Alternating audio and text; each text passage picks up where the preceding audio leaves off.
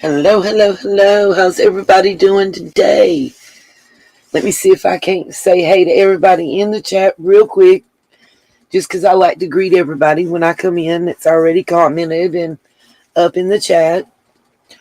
And I missed you guys. Not been feeling the greatest, but got a lot of personal jazz. But anyway, what's up, Muffin Top Cherokee Girl Fee and me? Nothing much, Karen. Oh, I hate this thing. It keeps messing me up. Sassy Brenda. I started to say hey to myself, y'all. PJ's Wish. Welcome. I hadn't seen you in here before, so welcome, PJ's Wish. Annette Graff.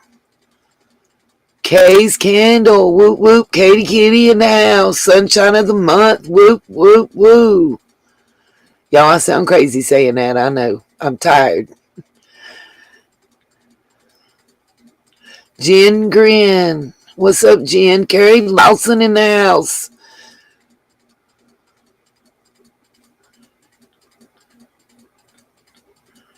Make sure I got it right. Tamarack. Hello, hello.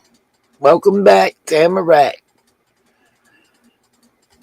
So, guys, real quick, give me a 7 in the chat if you have seen the new, just came out like, I don't know, 10, 15 minutes ago, video that Ron Upchurch put out. It wasn't the one he promised, which I'll get into that. If give me a 7 if you saw the new one. Give me an 8 if you saw the short that he put out earlier today. Those of you that saying 7 in the chat that seen the one he just put out. Katie said it was nasty. I'm not going to lie to y'all. I laughed my arse off. Especially when he was talking about Molly and the glare. I can't front. Because he said she was famous for screaming in front of Brian Laundrie's house. And he said the glare looked like gold dust. From wrestling. That was funny. The rest of it, I get it. What's up, Melissa Olson? Welcome. Okay. Not her shirt. Right, Katie. Listen, I ain't even arguing that point. It was just funny. I can't stand the glare either. So when he said that he didn't know that Gold Dust had a YouTube channel, that part was kind of funny. I wasn't ready for that one. I thought it was kind of funny.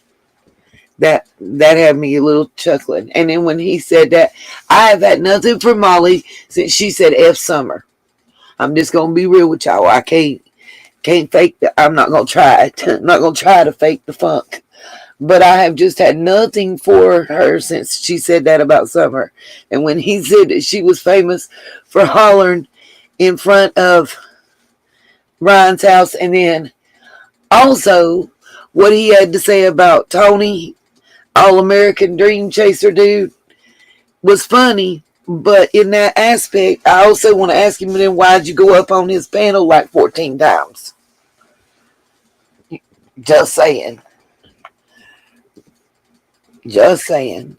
And you can talk crap about me if you want to. I ain't talking crap. I'm just asking straight up questions. So, right. No, Katie, I got another thought on that too. He dropped that video and he got an album coming out.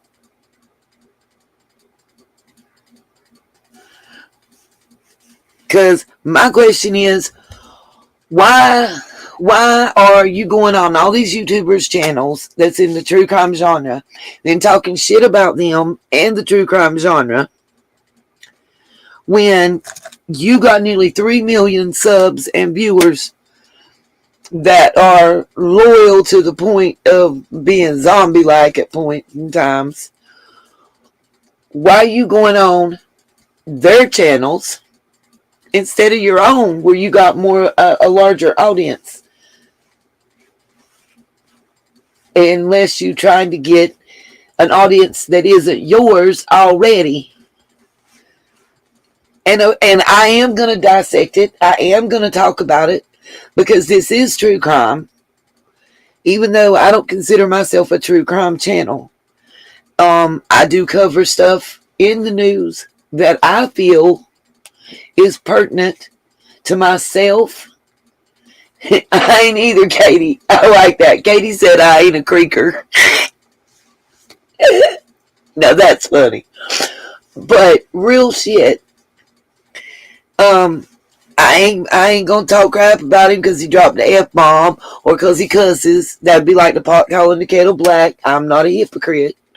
Not talking crap about the fact that he theorizes, because that's what we all do.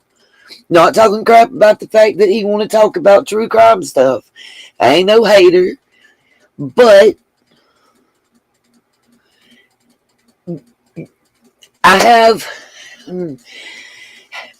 said it about the Tony guy. You know what I mean? Like, it wasn't a good look. For me, he was rubbernecking, two-facing, whatever you want to say, fangirling. Because right before Ryan come up there, he with this anime chick, practically talking shit. He's saying that Ryan acting like he on drugs and everything else. And then here comes Ryan up on his panel. And oh, Ryan, oh, God, we got a super chat. Welcome, Ryan. Yes, anime, apologize to him. Let him talk. Bruh, 5 seconds ago, she had, the sun and the moon set at her feet. Like, which one is it? You know what I mean? That part.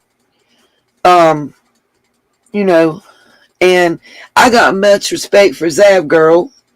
So I ain't talking crap about her. I've watched her channel several times. I ain't got no beef with her. That's right, Katie. 500. That's what changed his tune.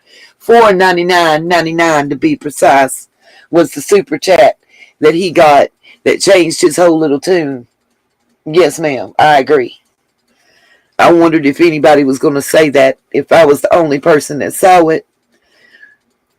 But enough about that. Enough about that. And I do have some videos queued up to watch.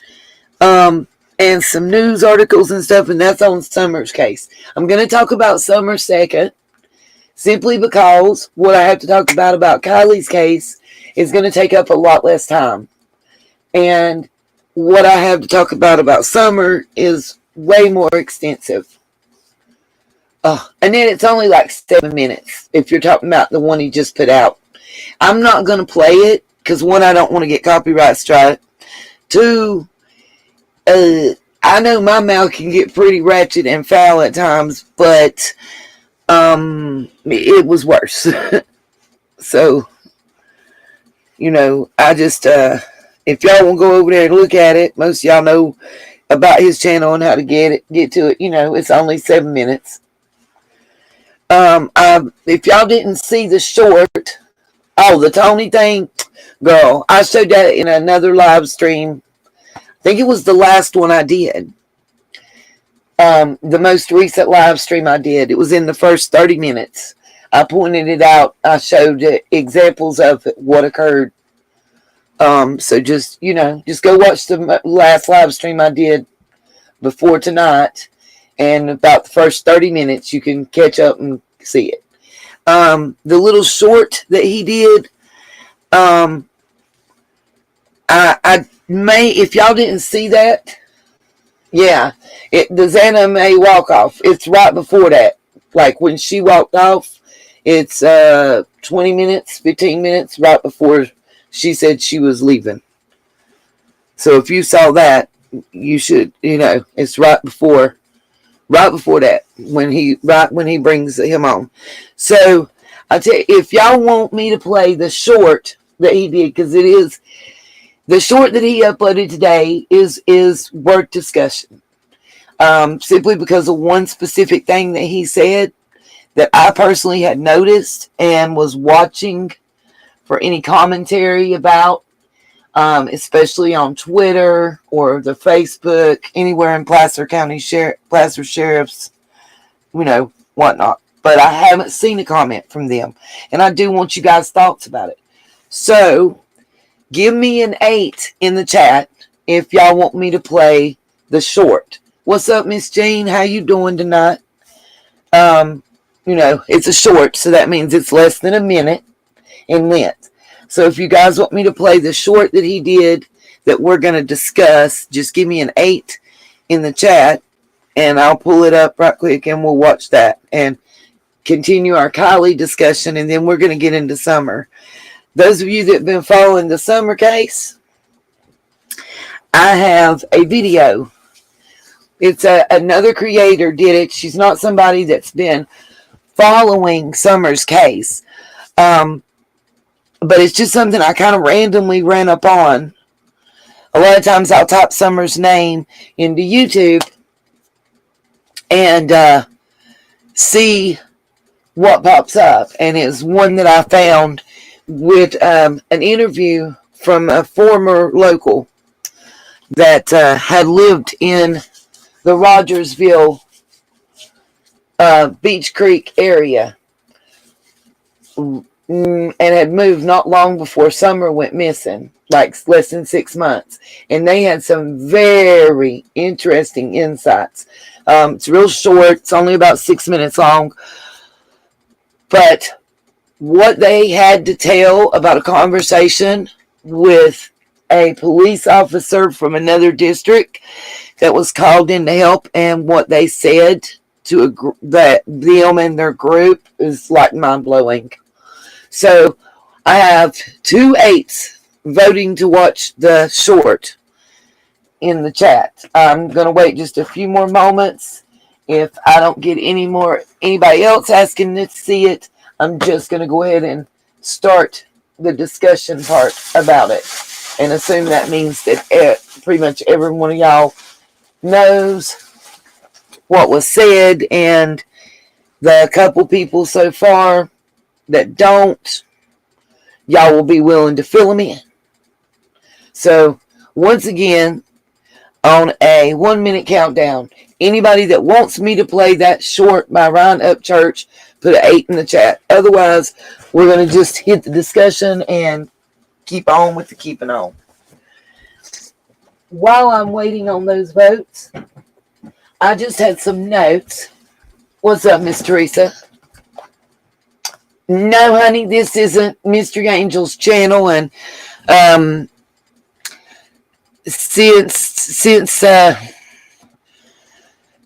Chip came out with those racial slurs, I've not really been involved with that channel, but thank you. Have a good one. Yeah. Anyways, like I said, wow. I'm giving y'all the 1 minute. I was going to go over the couple little thoughts and questions I had concerning Kiely's case. Just a couple random thoughts and questions. And then we're going to look at a couple pictures and move on to Summer. So far, only 2 people that wanted to see that short. So, yeah, it was a big deal, Teresa. A big deal. It was all over true crime. So, yeah, I don't know. It's been, gosh, I don't know, 7, 8 months ago. Yeah, but anyway, and really not relevant. We subscribe here to what most other channels do, which is if the creator isn't mentioning that channel or other creator, we tend to not, or if that creator's not in the chat, we just tend to not bring them up, pretty much any YouTube channel you go to. I even noticed True Crime Rocket Science is the same way in his live chat, because he's very, I'm trying to think of the word. He tries to be very much by the book, I guess is the word I was looking for, the phrase. But yeah, his mods were telling folk um, to not mention another creator's name in the chat unless they were actually in the chat or he was talking about them. So, and do remember, if you type in all caps, Streamlabs is going to automatically probably time you out. That's not us. That's not the mods. That's not me. Okay, I'm looking for my glasses if y'all wonder why I sound cray cray. I don't know why I never have them in hand when I start a live stream for some reason. I think it's old age catching up. But anyway, I digress. I've been working on art today. I have no idea, Teresa. None. Once somebody talks pure crap about me and tries to put me in a situation that could have legal repercussions, I pretty much cut them out of my life. I subscribe to what my mama used to say, and my nanny, and if I ain't got nothing good to say, I just don't say nothing at all. We are talking about Kiely's case, and we are talking about Summer's case tonight. That's our topics of discussion. Bye, honey. Have a good one. Thank you. It makes me sad too, Annette. And I don't mean to make people mad or angry by saying, here's the deal, guys. When you as a creator in a live stream, and it's happened a bunch of times, and you mention another creator's name, especially one that you may not be on great terms with for whatever reason, whether it's you choosing or them choosing, what generally ends up happening is somebody clips out a part and cuts and edits what you say, or runs to another live chat that's concurrently going on and says, Nita just said da da da da, and starts drama. So the easiest way to avoid it is to not have that person's name in your mouth. It's not anything personal to any of you guys. I'm sorry Miss Teresa took it that way. But I would rather, honestly, and y'all, God forbid me saying this the wrong way and it come across wrong. What's up, true crime and other stuff? I would rather one person be mad at me because I tell them I don't want to discuss something they're bringing up than somebody run and start drama between me and another creator. You know, that's all. I'm just trying to avoid drama and do my job. You know, so let's talk about this, because I had a few questions, and these are questions in my mind, and some of y'all might have answers. These are questions that I had about Kiely Rodni's case. My first question is, and this is just based on previous cases and stuff, even local cases here.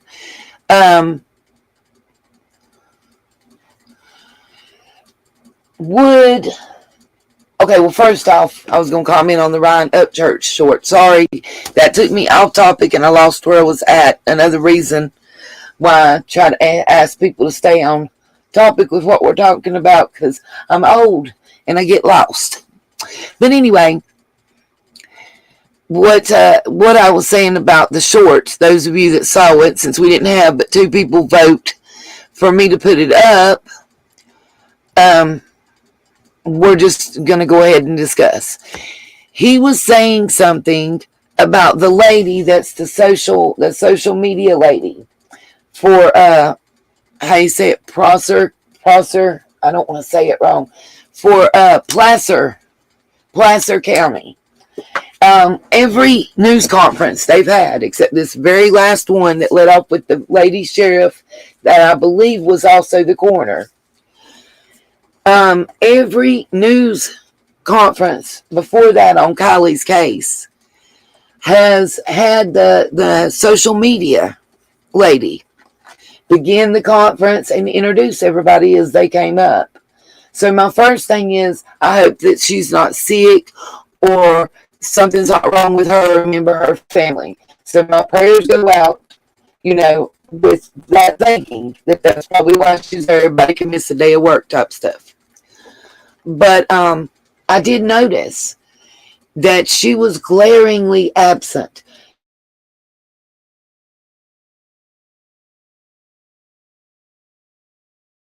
even off to the side or out in the audience. So I wondered what you guys had thought about that. Was I the only person?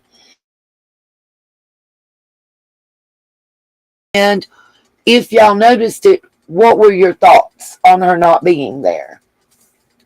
And why am I buffering?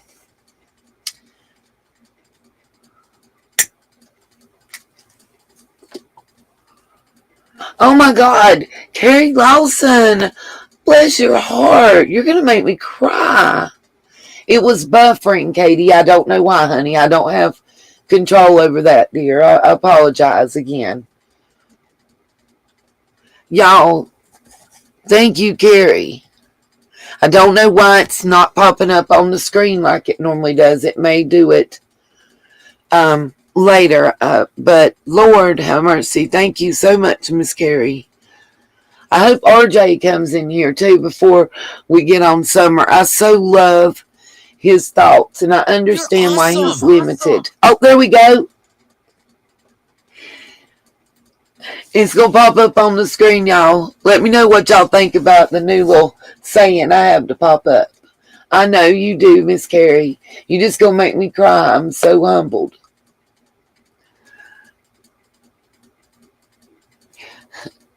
Now with you and Johnny's donations, I'll be able to get a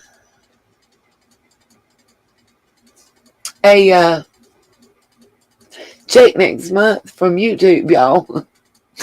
Oh, I'm going to cry. Thank you. I'm just so humbled and thankful, darling. Annette said, didn't know till later, but Placer missing person closed and death investigation now in Nevada City.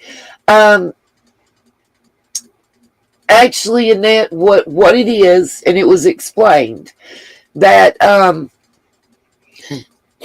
thank you, Muffin.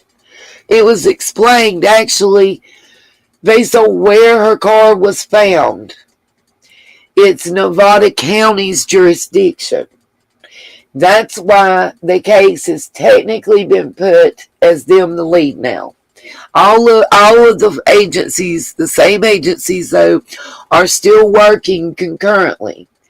And actually, the investigation of the accident itself is being headed by California Highway Patrol.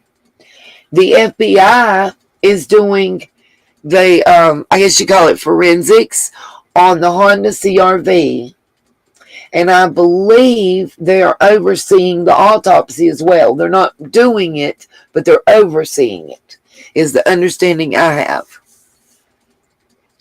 So kind of technically, it's in the jurisdiction of Nevada County.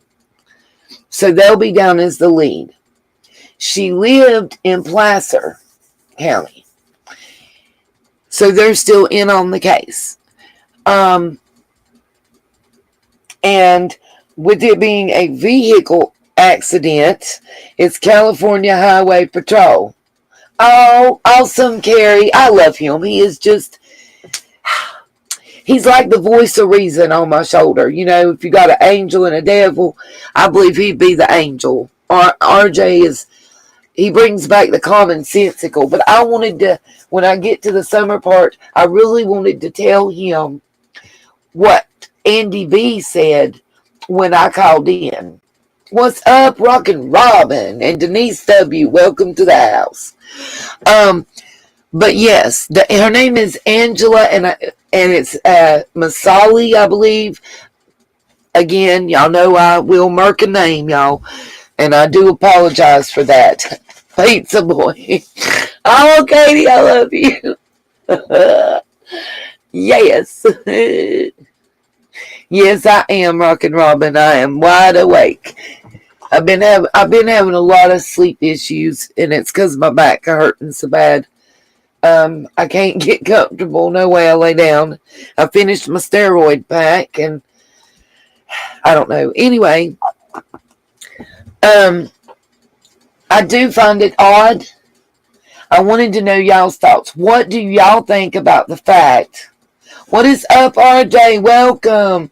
RJ, I want to as soon as I get to summer, which is going to be, bear with me for about 8 minutes more. I found an obscure video that had some very interesting information that was passed along by law enforcement to this individual about the search and the Wells property, as well as when Andy B was live the other night, I called in and asked him about that 2009 bust, and I want to tell you, along with everybody else, what his response was, and I call bullshit. But anyway, real quick, I wanted to know what y'all thought about the fact that the social media lady had not appeared at this most recent press conference. And here were some other questions / thoughts, just my personal questions and thoughts on Kiely's case, real quick.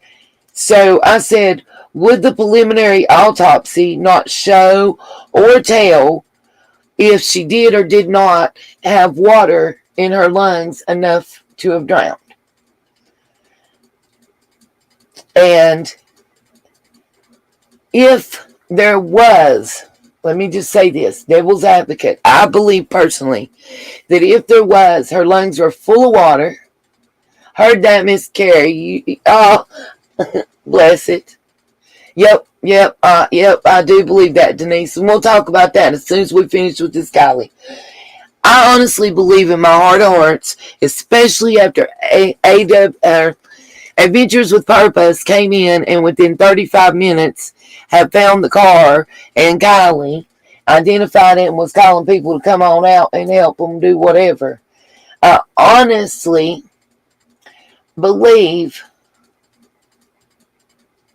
yeah, Denise, yeah, well, I'll discuss that in just a minute, I promise, Denise, as soon as we get there.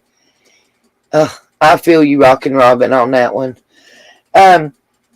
If her lungs were full of water and they could say even 75% chance or better that drowning was the preliminary cause of death, I think they would have busted the doors open to every news conference they could, because so much speculation and innuendo could be shut down immediately if they were to say her lungs are full of water, the preliminary cause of death is drowning. And that's not something that I am, as far as I know, from what I know of past autopsies and everything else, that's not something that you have to wait on the answer for, like the toxicology results and stuff. And if I'm wrong, y'all please tell me I'm wrong. But I just feel like with everything that's going on, if her lungs were full of water and they could say 75% accuracy or better that the preliminary cause of death was drowning, we would have heard that immediately. That would have been Tuesday night or Wednesday morning. You dig? The other thing was the phone and the laptop in the car.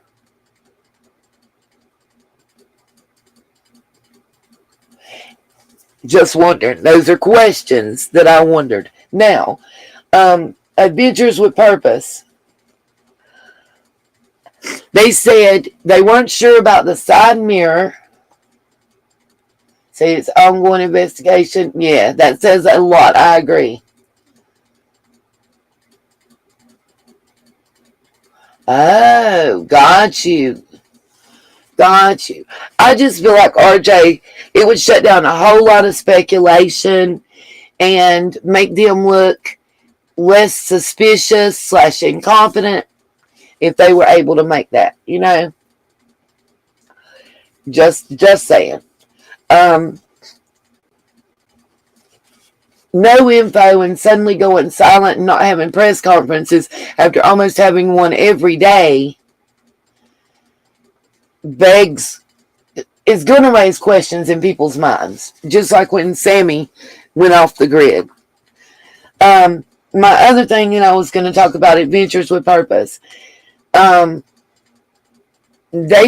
my understanding, I do have a source close to their camp. I'm just going to put it that way. Can't reveal much because it'll, one, take the source away, and two, could cause them issues. But I have a source close to their camp, and they have the statements I'm going to talk about were, I believe, on the interview they did on Law and Crime Network. I can't show it because they will hit you hardcore. God, absolutely, RJ, absolutely. They said they couldn't definitively say one way or another about the outside side mirror, whether it was broken or not when they, first found the car. Because honestly, they probably weren't paying that any attention. But if you've ever watched their videos, you will know that they, nine out of 10 videos that I've watched of theirs of cars that they found, they check to see if one of the things they say to each other, along with the tag, trying to get an emblem off of the car that identifies the what company made it, is they check windows. They'll, the windows are up, the windows are down, the silt's 3/4 of the way up to the ceiling, blase, blase. You always hear them say about the windows. And that my source tells me, and as I believe they answered the question on the Law and Crime interview, the driver's side window was broken when they came on the car, and we could just see the window in the back, on the back door, when the car came out. If you've seen the video and the pictures, you could see that window was down before they put the blue tarp on. Looks to me like it's the child safety windows that won't go all the way down. Hey, Miss Justice, welcome. That won't go all the way down, but it looked as if it was rolled down all the way. The understanding I got is that both rear windows were rolled down that much, as far down as they'll go. That's the understanding I have from my source close to Adventures with Purpose. Other than that, they're really not going to make any comments on the case because it is an open and ongoing case, and I believe they're going to start doing more open cases at the invitation of families and the department that has jurisdiction over those cases. So, that's, to me, that's awesome because they do a great job. It's not easy to do. It is at times a very thankless job. They don't get paid. They are total volunteer. Like, nobody paid them to come find Kiely, to drop everything and come to find her first. There is a couple pictures I want to show real quick. Let's see. It's an email I sent myself where I downloaded them. So let me just get that open, and I'm just going to share it right quick, and then we're going to move on to Summer's case. Simply because there's a video I'm dying to show you guys on her case. And while we're looking at these pictures, okay, hold on.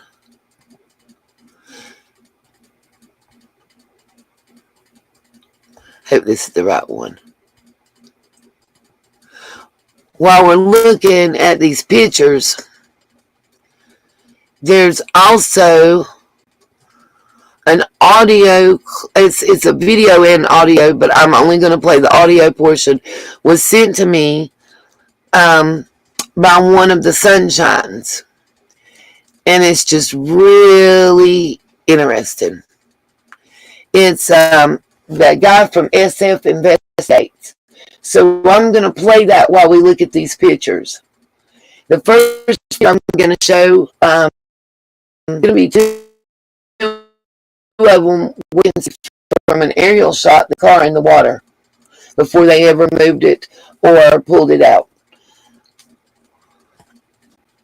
Come on.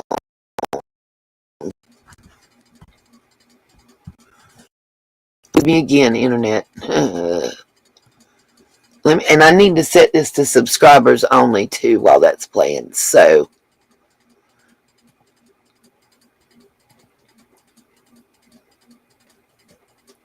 why is this moving so slow today, you guys?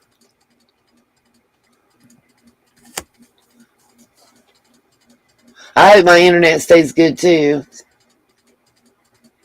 Really, RJ? It's really weird. Let's see. Shocked. Okay. Where it was. This is just like a minute clip. In the water. I did not think the car was in the water. I thought that they cleared it. I was shocked where it was. I mean, that buoy in the pictures I saw, it looks even a little further out than it was. I mean, I was there the day before, and there was. This is the gentleman from SF Investigates. Thank you, H squared. Oh, you good, RJ. Yeah, I agree in that. Okay. There was a couple swimming with their dog right on top of the car. I mean, right on top of it, the whole day. So it was right there, and I did not think that the car was going to be found in there. I thought that, especially when there was the news that they cleared the other lakes, and I was like, okay, it's just a matter of time, and then, bad news. Okay, final question. Sorry. I can't figure this out from pictures, but I got a sense of you're driving down the road, and then on the right is the entrance to the party. It's like a long dirt road, it seems, that leads back into the middle of the woods. I did not think they were going to find that car in the water. I did not think the car was in the water. I thought that they cleared it. I was shocked where it was. I mean, that buoy in the pictures I saw, it looks even a little further out than it was. I mean, I was there the day before, and there was a couple swimming with their dog right on top of the car. I mean, right on top of it, the whole day. Okay, sorry, I was trying to get that cut off and it wouldn't.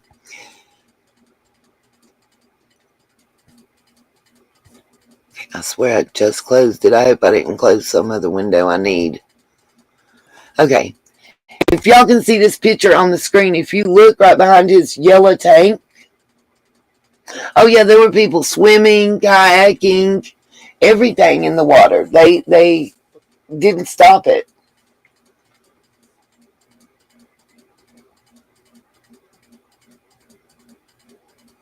I don't know what H squared. I don't understand what you're talking about. The pictures, let me find it. Yeah, I agree with that, Rockin' Robin. Where did it go? I just saw a comment by H squared that I didn't understand. Hold on.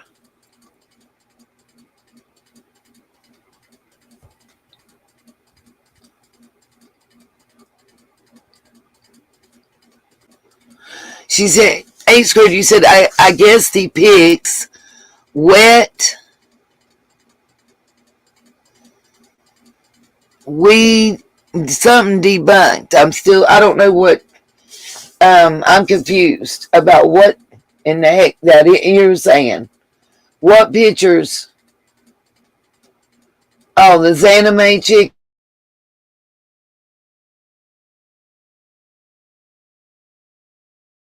Behind his yellow scuba.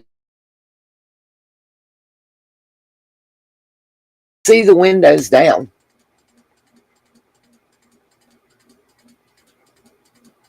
No, the back glass is down. It's like the child safety glass to only go down so far. Yet the RJ, the two videos were from a party, I believe, in Michigan.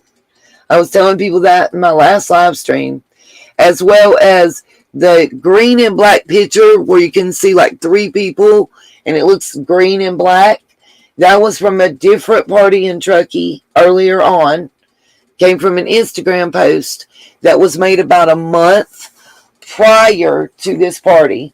It's a private Instagram, as well as It's either Michigan or Minnesota, RJ. I can't remember, honestly, but I know it's a state that starts with the M up north. Sorry.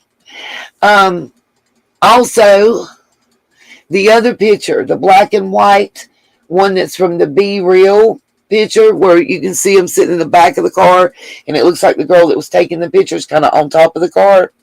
That also was from about a month before. It had already been posted on the Instagram. They're putting the tarp there. Okay. So my contact with AWP before they got kind of gagged had told me that Kiely was in, the way he said it was she was in the rear on the driver's side. Thank you, Carrie. Carrie said it is Michigan. So yay. For once I got something right, y'all. Oh God. But they said in the rear on the driver's side. When I tried to clarify, they couldn't talk about it anymore. I'm not sure if they meant in the rear hatch or the rear seat. But they said rear and driver's side. Now, if the car flipped, nose down, butt up, as it went into the water, and there's not a seatbelt on, she could have honestly, depending on how fast she was going when she hit the water and everything, devil's advocate here, not trying to have wild speculation going on, it would have been very easy to have gotten flipped into the back seat or even the back hatch area, in my personal opinion. Especially if, she was asleep, fell asleep driving, or highly intoxicated, passed out driving, and all that's possible. So let me say that. I would think more the back seat than the back hatch if that happened. But again, the tarp does support the statement that I was told. I was looking more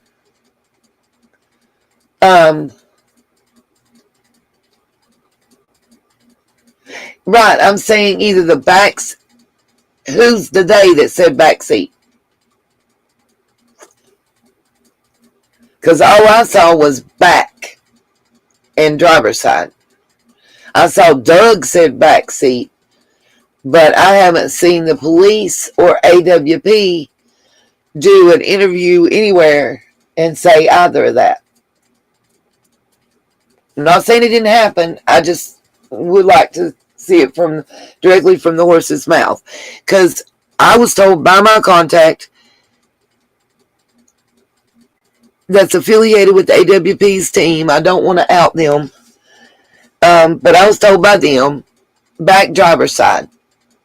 When I asked specifically back seat or the hatch area, at that time the response I got was, I cannot expound upon that anymore at this time. So that's why I'm saying it the way I'm saying it. Right quick, I want to run through the rest of these pictures I've got. Like I said, if you look behind his yellow scuba tank, you can see that window is down. Let me see if it'll let me blow it up anymore, and I'll get it there. It just distorts it. But if you see, you can tell that window's down. I blew it up. Hopefully it'll show on your screen shortly. You can see that the back window is down on the driver's side. And if it's child safety windows, a lot of models, that's as far as they'll go down. They won't roll down any further. And it's just a child safety standard thing.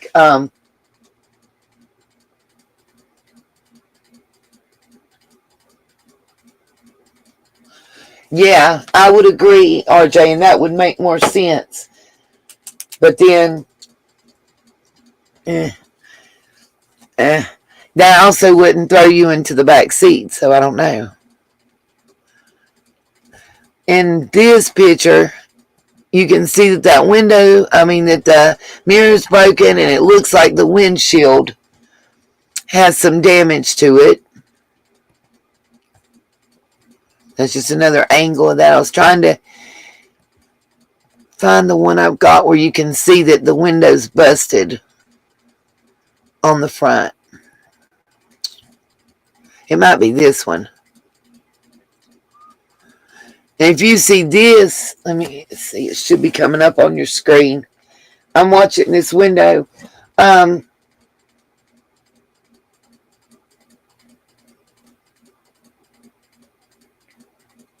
Oh, 8 squared. So why would she be seatbelting in the back?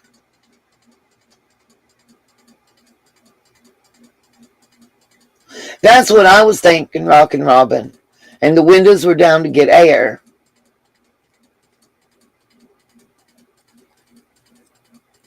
I don't know if you guys can see clearly in this picture, but again, look at the yellow scuba tanks. You can see easily that window is down. You can see right here, if y'all can see my cursor, here's the yellow scuba tank. Here's the window. You can see where it's rolled down. It's not busted out, it's rolled down. And then if you see the front window, you look right here in the upper right hand corner, you can still see a piece of the glass hanging in there where it was shattered. And the understanding I have is that it seemed to have shattered inward. I guess there's pieces of glass maybe laying in the floorboard and stuff where the shatter was inward, like from the outside in. You can also see there's another little piece of glass hanging, and there's some you could see along the edge here, but it's just not clear in this picture. Yes, I believe she was small enough that she could have fit through the hole in the back. Yeah, absolutely, Rockin' Robin. What's up, GG7? It does look like that driver's side door has a dent. Where the dent's at and that mirror hanging, if it did a barrel roll, it is possible, though. The mirror was broke when it rolled side to side, barrel roll. And that mirror and the pressure could have made that dent.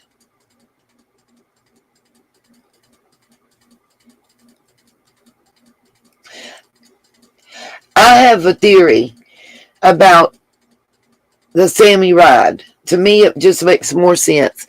I think it was reported by multiple friends that Kiely was ready to go home. She wanted to go home. No, I don't think so, Karen. It wouldn't have busted the window because, look, the mirror's busted downward, not upward, downward. So the mirror, the way it's broken, was broken downward to dent the door right there where the mirror's hanging. It wouldn't have went up and busted that window. And I honestly don't think that before the window would have busted from that side mirror, if I went and looked at a Honda CRV, it was a 2014 model, it was black, and I looked at those mirrors. Those mirrors are very, very weak. I'm going to be real with you. They're not sturdy like most mirrors. And it's a thin arm that sticks out. If that mirror would have shattered before it would have shattered the window, in my personal opinion. I may be wrong. But, you know. And RJ, I definitely believe she could have fit through that window in the back seat. Again, devil's advocate. You're underwater. You're intoxicated. You're disoriented. Thrown around. You know. It would have been hard. Absolutely. On newer model cars. Absolutely. Yeah, the windows being down would cause the car to sink faster, I would think. And probably float less. So in this picture, you can see a lot of the damage. You can see the windshield. You can see the mirror. You can see the dent in the door. You can see the broken window and the rolled down windows. Now, I understand that the other rear window was also rolled down. So let's see. if I had any other pictures. I think that was the last one. Let me go back right quick to the first. This picture right here, you'll see the people standing on the shoreline, and you can see Kiely's car underwater. And this is before they lifted it up to bring it out. I'm waiting on it to get back there. I don't know if you guys can see it or not, but I've got my cursor actually over top. That's her car.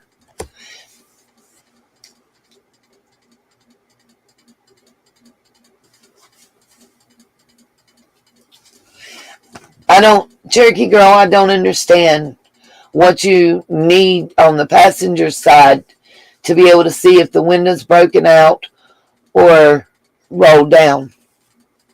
But okay. That's Kiely's car that you can see visible from the air.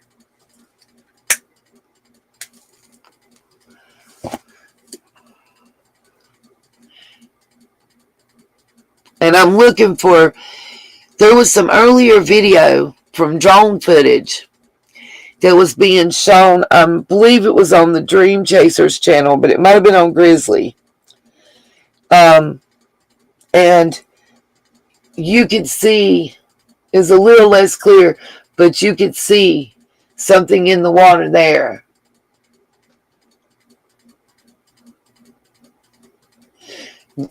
True crime and other stuff, that's not far at all. For a car to have been in a forward motion when it went into the water, that's not far at all whatsoever. Annette, the drone shot that I'm speaking of is one that was taken like 3 days before AWP got there. And it shows, just like now, the car in the water. 55 feet from the shoreline. By the way, there is a boat ramp there. RJ said less than 20 yards. Okay. Because I was told 55 feet from the shore and 14 feet deep in the water.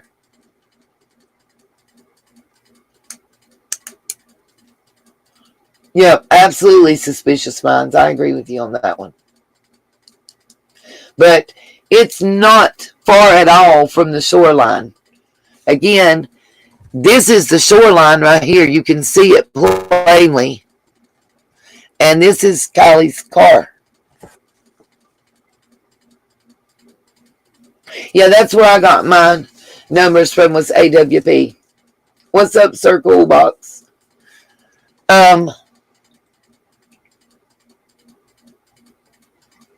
Got you, RJ. Yeah, you and I are in full agreement. It's not far at all.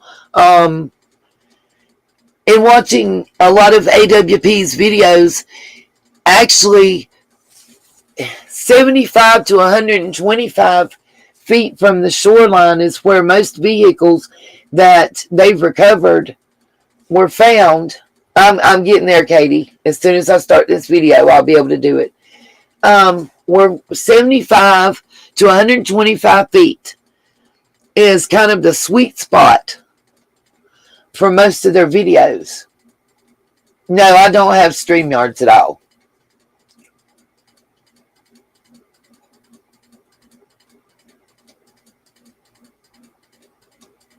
Yes, Rockin' Robin, yes. He called in to, I know, 2 different channels. He was on Grizzly True Crime and the American Dream Chaser. And he actually emailed the drone footage and they showed it on one of the 2 channels. But that video's been taken down.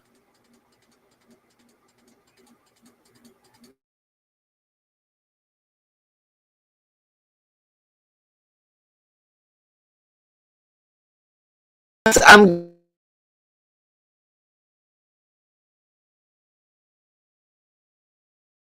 to covering Summer's case. I have a little short video that I discovered from another YouTuber that I really want to share. She only has 123 subs, so go show this lady some love. Sub her up. The name of the channel is The Pink Dahlia. Yeah, exactly. Nothing much, Karen. What I was going to say too about, while I'm getting this queued up, what I was going to tell you guys, and I lost it again that quick. Damn. Oh, okay. So at 11:30, when Kiely was allegedly texting her mom about coming home, it was said she wanted to come home. Sammy said she asked Kiely, yeah, I'm going to drop the link, Suspicious Minds, but as I play it, don't worry. Anyway, as I was saying,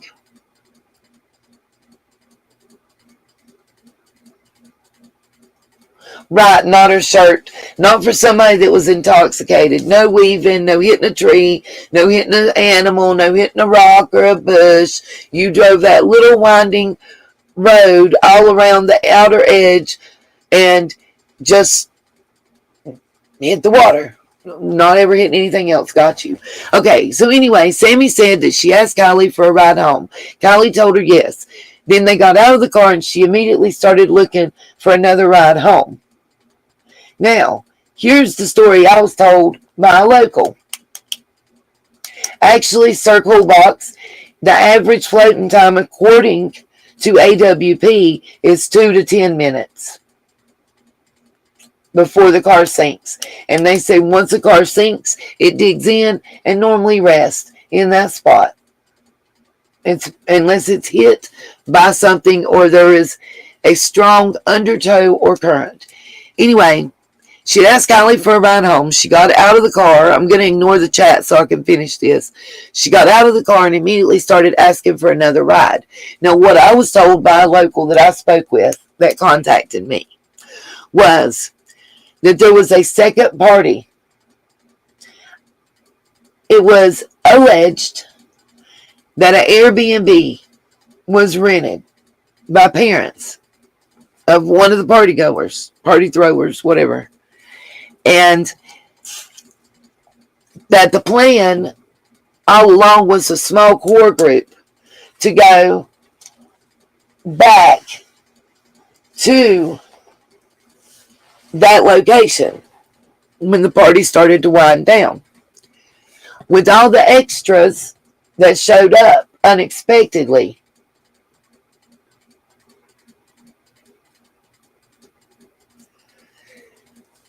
they decided to leave earlier. And out of the 200 to 400 that's been alleged to be at the party, there was about, I was told, 35 to 40 that were invited to go back to the, we'll call it, after party. Well, listen, Circle Box, go and tell Adventures with Purpose that. I'm not an expert. They are. And they said 2 to 10 minutes. Now, back on to what I was saying. It's okay. If he's not subbed, he'll be out the box in a minute. Anyways, as I was saying, it would make more sense that Katie, chill. I got this. I'm glad you did, Circle Box. Would you like me to play?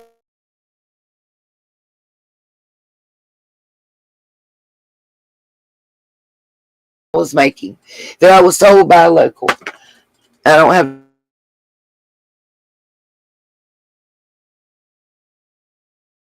She got out of the car and went directly and started asking for somebody else to drive her home because she thought Kiely was too intoxicated. What I was told by a local adult, and it wasn't Ronnie, was that there was another party. Only certain people were invited. around 35 to 40 from all the people that were at the party that were invited to go to the after party. You can talk all you want, but I'm not going to be able to answer you. I want to keep on track with what I'm discussing is all. Anyway, it would make more sense if she asked Kiely for a ride to the after party and Kiely said, I'll give you a ride home. I'm going home. I'm tired. I want to go home, whatever. And Sammy said, okay, well, I'll let you know if I need a ride or not. I'm going to see if I can't find a ride to the after party. She found a ride to the after party. That's why there was the mass exodus of cars at 12:30. They were leaving to go to the after party location.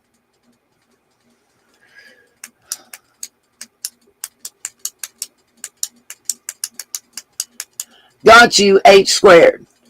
What I'm quoting is what AWP said in their video. Actually, it's a good one to go watch. If somebody will drop the link. They have one on there where they're showing them busting through the glass. They tell you not to bust the windshield, to pick a corner piece to bust on a window glass because it'll bust much easier and quicker. They demonstrate the tool with the seatbelt cutter and another tool that they purchased for $30-some and give tips on how to escape a car. I think it says this video may save your life. And you can see their two heads sticking out the window. Anyway, the mass exodus at 12:30 was those that were leaving to go to the other party location. I got you, H squared. I was just trying to tell people what video that I got the information from. I believe the name of it is This Video Can Save Your Life.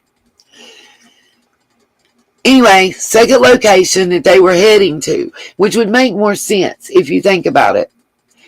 Why would she ask Kiely for a ride home? Kiely would say yes. She'd immediately get out of the car and be asking for somebody else to take her home. It'd make more sense if Kiely said, no, I'll take you home, but I'm not going to the other party. So she got out immediately and went to, to ask for somebody else to give her a ride that was actually going to attend the other party. Okay, as I said before, now on to Summer's case. And I want y'all to see this video. It's called A Conversation About Summer Wells with a New Friend. And the name of the channel is The Pink Dahlia. I saw that my mods had been dropping the link in the chat. For those that didn't see it, let me drop it again right quick. And thank you, H squared. And they also, when they were talking about how quick a car would sink, it depends on if it's a newer car, an older car, what size car it is, whether the windows are up or down. The average time is somewhere between 2 and 10 minutes.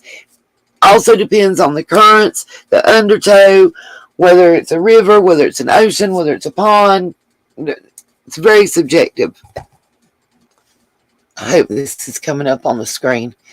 Let me mute myself and play this. I've got it queued up to where the conversation starts with this guy. It's really interesting. I really want you guys' thoughts. Give me an 8 in the chat if anybody's seen this video ever before. Give me a 7 if you've never seen it.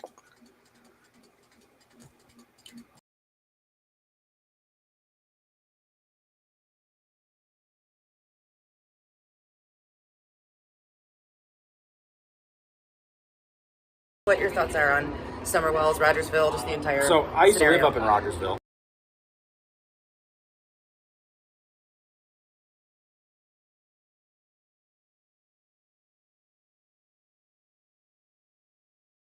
Tell us what your thoughts are on Summer Wells, Rogersville, just the entire So I used scenario. to live up in Rogersville, so Okay. I know the area. The last conference I was at in Townsend, Tennessee, afterwards a lot of us went out to eat. And during the course of the conversation, the gentleman and his wife at the table behind us started asking us questions about what was going on, and I started talking to him. Come to find out, the gentleman was a law enforcement officer who had been called in to assist for the Summer Wells case. Okay. And I won't say, what department he was with or what agency. Yeah, you don't have to worry about that. But he was telling me that it was very suspicious, but there was a lot of focus on the family.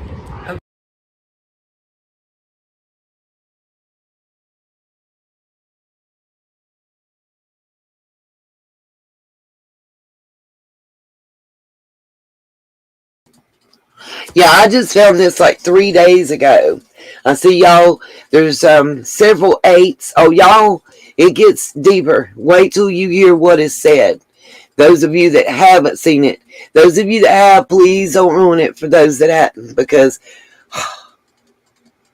oh, RJ, just, if you're not sitting down, sit down. Light them, smoke them if you got them, because you're going to want them. And don't take a drink for what's about to come up here, because I had to listen to this about 4 times before, because it blew my daggum mind. Shout out to Pink Dahlia for this one. Like, y'all, those of you that seen it, y'all know what I'm talking about. Wow. Of what happened. Mm-hmm. And without getting into the crazy details of it, the general consensus is the family was involved somehow, whether directly or indirectly. They know what's going on. There was some discrepancies about what they were allowed to search for and what they weren't allowed to search for, as far as one of the big things is apparently on the property there was a lot of 55-gallon barrel drums. Really? On the property. And in their search warrant, they were supposed to be allowed to search them, but word came down from higher.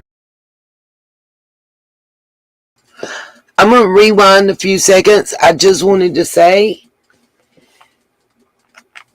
listen to this, guys. Why should there be any discrepancy? Welcome, Sherry Swimmer. Why should there be any discrepancy about what they're allowed to search? Period. On the property. Oh, y'all ain't even, I'm going to rewind a little bit. Those of you that are wowing and wanting, you ain't even heard the kicker. You ain't even heard the part that's going to make you say, WTF. Real shit. I'm like, whoo.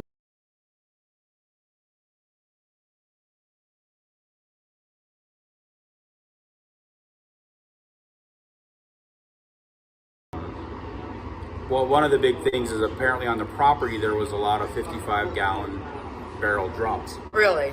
On the property. And in their search warrant, they were supposed to be allowed to search them, but word came down from higher up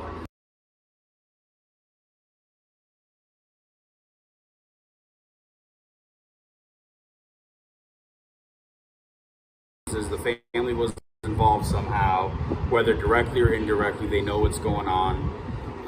There was some discrepancies about what they were allowed to search for and what they weren't allowed to search for, as far as one of the big things is apparently on the property there was a lot of 55-gallon barrel drums. Really? On the property. And in their search warrant, they were supposed to be allowed to search them, but word came down from higher up that they were not allowed to search the barrels at all. Okay, folks, I'm getting chills on my arms, and it is 100 degrees here. So that's new information. That's, or at least to me, was not released at all. I don't recall any of it. Just in case y'all didn't hear what was just said, I'm going to rewind it and play it again. The higher ups, the uppers, the search warrant said, but then they weren't allowed to search. Let me rewind and let y'all hear that again. Just in case. Because I want to make sure I didn't hear that incorrectly. RJ, I pray you didn't take a drink. I hadn't seen you comment, and if you can't, I understand.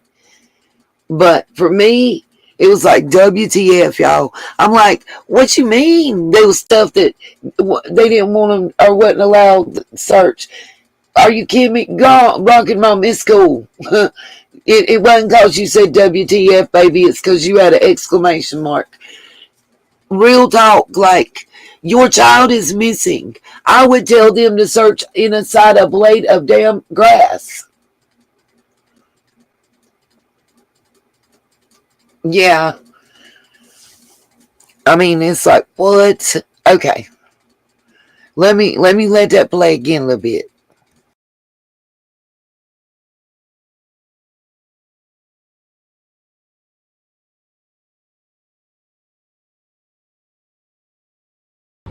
And without getting into the crazy details of it, the general consensus is the family was involved somehow, whether directly or indirectly. They know what's going on. There were some discrepancies about what they were allowed to search for and what they weren't allowed to search for, as far as well, one of the big things is apparently on the property there was a lot of 55-gallon barrel drums. Really? On the property. And in their search warrant, they were supposed to be allowed to search them, but word came down from higher up that they were not allowed to search the barrels at all. Okay, folks, I'm getting chills on my arms, and it is 100 degrees here. So that's new information. That's, Yeah. or at least to That me. was not released at all. I don't recall any of us talking about that. We've talked about mines. We've talked about abandoned wells, sheds. Many things. 55-gallon drums being on the warrant, and okay, that's interesting. Apparently, what the drums were was when the family would use the restroom, they would use 5-gallon buckets and then empty the 5-gallon buckets Not into shocked, the drums. but okay, go ahead. Right, septic issues. I mean, it happens. Well, and the more you know about the household, the family. Okay, yes. Anyway. Yes, right. Whatever. I'm not trying to be judgy. No, it just is what it is. It is what it is. But that's what the 55-gallon drums supposedly were the repositories of all their waste. Instead of just dumping it in the woods. Instead of just dumping in the woods, they put them in these barrels. Let's save it. Let's save our poo. Yep. Okay. Interesting. Okay. So that was the big thing that he was telling me about, was they were basically tied up as what they were allowed to do as far as their search. There were areas they weren't allowed to search and things they weren't allowed to check into. There was a lot of suspicion directed to not necessarily the family themselves, but maybe some criminal elements involved with the family that had something to do with it. Yeah. The idea being that the family probably knows what happened, at least in general. Mm-hmm. And to speak also with that, there's another gentleman I know that I spoke with. I'm going to switch sides because this arm's getting tired. Who is search and rescue. And he was called out there with a cadaver dog. Okay, yes, tell us about that, because we've had a lot of questions about the dogs. When he got there were no 55-gallon drums on the property. Really. And so I haven't been able to establish a timeline as far as when each individual was out at the property, but obviously there was one point where there were 55-gallon drums, and then they were gone within just a couple of days afterwards. Okay, so, this is fascinating. Yeah, absolutely. Seriously, Justin, because this is stuff this is at least new to me. Now, I'm not saying it's new to every person on this platform. Yep. But that is the first I have heard, and I have been there, and I've dug into this. Not as deeply as maybe some of my friends have, but I've not heard that, and I thank you for sharing that. It's really fascinating. Absolutely. Let me ask you this, and I don't want to be leading, but there's really no way to ask this kind of question without it being sort of leading, but any thoughts on trafficking being a possibility in this? Yes.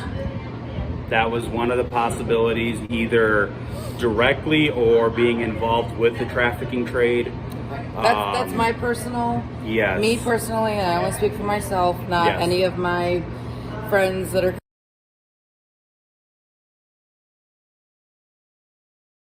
Sorry, it was hung up and I couldn't get it to let me unmute until just now and pause. Yeah, burner barrels, exactly. That's what I knew of as well, RJ. So somebody's asking, what could you do, or how would you dump the barrels or get rid of it? You can use it as compost. if you're growing anything, it would be a great compost. You could also burn it. I don't know if human waste burns. I don't know on that one.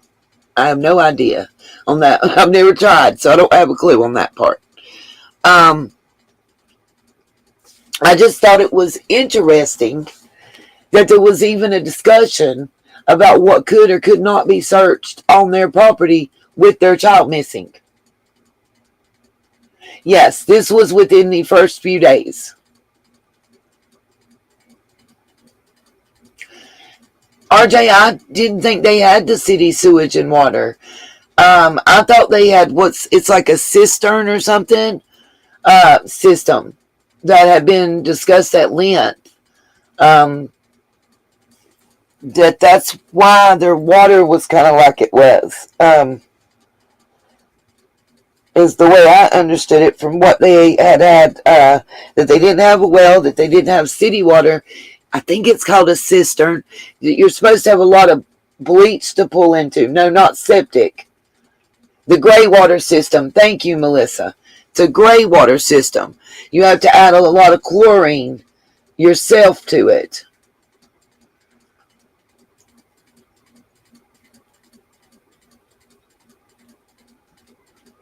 See, I don't know, True Crime. I've never done that.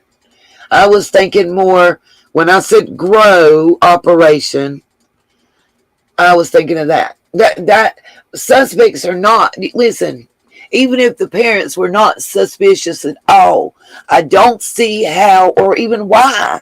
Let me say this. I don't understand why the parent with a missing 5-year-old would say, you can't search this or you can't search that. I don't understand why it would be a discussion.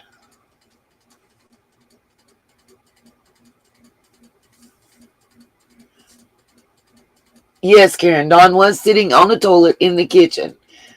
I don't know about the 5-gallon, but that's one toilet, and you got 4 children and 3 adults. That's 7 people in one toilet. I'm just saying to you, 7 people, 1 toilet. We got 2 toilets and 4 people in my house. Do you know how many times that I got to pee, even at 3 a.m. and somebody's on every toilet? Right. H squared, you are correct. There are a lot of compost toilets out now. Yeah, it wasn't a bathroom. The bathroom is actually in the kitchen with no door. Jose even talked about it. My whole question is, screw what was in the barrel, what was supposedly in the barrel. Around here, a lot of times those metal barrels, people put their trash in them and burn it because it's like a controlled burn. It's not going to burn the yard up. It's not going to get away from you if the wind's bad or whatever. And they have the metal lid that you can throw on top of it and smother the fire out. My whole question is, why would there even be a discussion about what could or could not be searched on their property? I'm thinking like a mother. Okay, little man is 4.5 now. Okay? If, God forbid, something happened and little man was missing, do you think I'm going to give 2 shits about what they search? You can search my personal bunghole if that will help you get it moving and get to helping me look and find him. Okay, we can look between the cracks of my fat roll I got somewhere. I don't care. I don't understand. That's the part I don't get. That's what I'm saying. Why would there even need to be that discussion about what you can or can't search? Is my thing. It ain't even what it is, or what, it's why would there even need to be that discussion? Exactly, H squared. I firmly believe that, and I have since the early stages. Straight up, he's a snitch. Well, as they said, Rock and Robin, just here, the warrant included everything. Again, my question is, why, as a parent with a 5-year-old missing, would you be even having a discussion about what you could or couldn't search on the property? That's my question. Period. Yep, along with JSB, absolutely. Okay, now that was all of that one. That was it. Now I was gonna say this because RJ, I thought, oh, RJ, you'll have to message me then and let me know because I'm curious. I have just felt again if in here I'll even put the banner up so it's clear that it is personal opinion only that I'm about to say. Oh, if my computer will just cooperate. Bless it. Hey, outdoor life. But that's just a question I'm asking. Why would anybody say you can't search? Personally, RJ, and RJ may not be able to say in the open chat, and I respect that. I'm going to say that publicly. I respect RJ and his thoughts and opinions, being a local, being educated, and everything. Oh, I agree, RJ. I called it a trap house. That's what I called it. So I fully agree with you right there. Fully agree. Well, Gigi, correct. Who's to say he's telling the truth? And I would go with you 1,000,000% on that. But this is not the first time I've heard it. It's the first time I've heard about the barrels. Anything to do with barrels.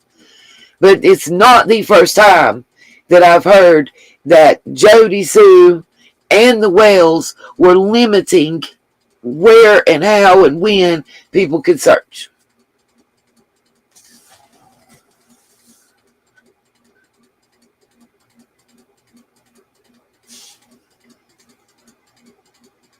Right, RJ. Bingo. How do I'm trying to think how to I say this. Yeah, I think so too, Melissa. I'm trying to think how I want to word it. I don't Siama is not the proper term. A snitch to keep from you having to go to prison in due time. You get caught, so you tell on somebody else to get your ass out the hot water. And I think anything went up on the hill. You said trading post, and that would pretty much describe it, as far as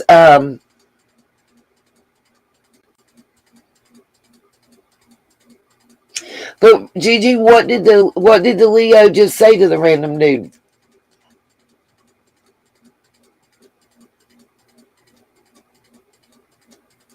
Right, that makes sense. That makes sense, RJ. I get it. A horse farm. I get it. I don't mean to laugh, but it was just a mental image that I got. I've had one individual, a woman contacted me. I know she went on Ziggy's panel because I didn't put her up on my channel because I wasn't able to authenticate and verify her information.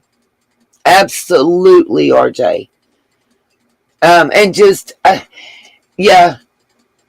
Her daughter, adult daughter, 18 to 19 at the time this occurred, had, I guess you wouldn't say run away, had run off, and was traveling with a group of others, age ranging from 16 up to, I think she said 27.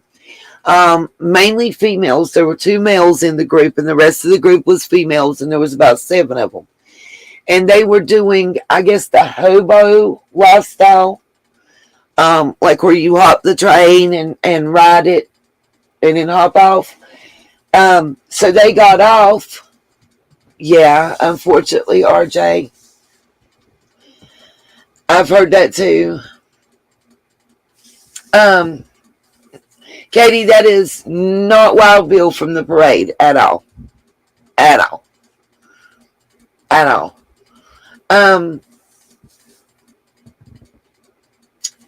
Anyway, the girl was like hopping the trains with the group. There was about 7 of them. 2 were male, the other 5 were women, were females. The ages ranged from 16 to 27, and that's a group of 7.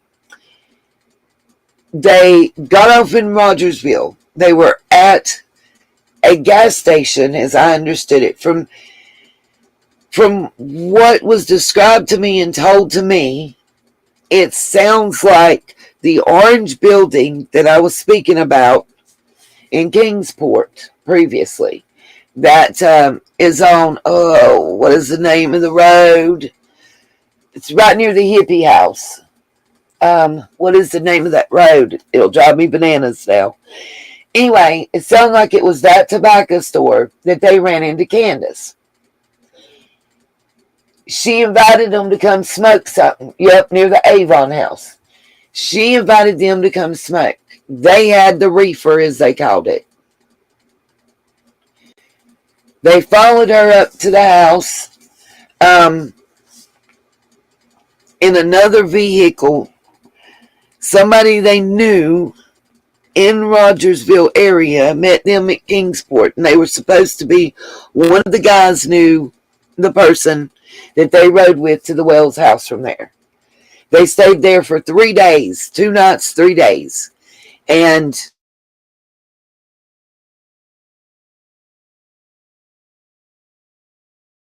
weed smoking. Oh God, what is the drug, you guys, that's she said Transformer triple stacks. I can't, is it ecstasy? I think it was X, she called it. They were doing that. There was various drugs available. Methamphetamines, the H, heroin, ecstasy, marijuana, and alcohol. They alleged that there was some teenagers between probably 13 to 15 that were also up there partying. Maybe true crime. I'm not sure, darling. But this was the mother of the girl that would have been 18 to 19 at the time they were there. And there was 6 other people with her. And they were invited to come.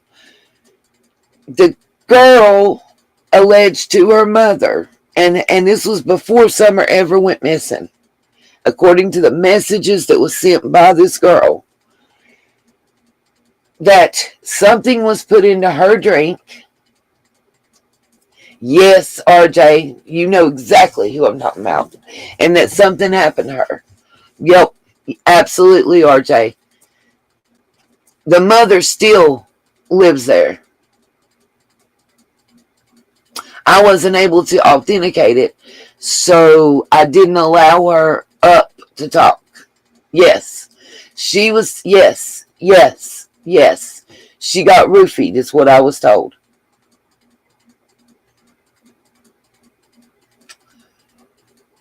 And that something was done to her while she was out. The girl had been using the heroin. That's why she wasn't staying with her mom and why she was there.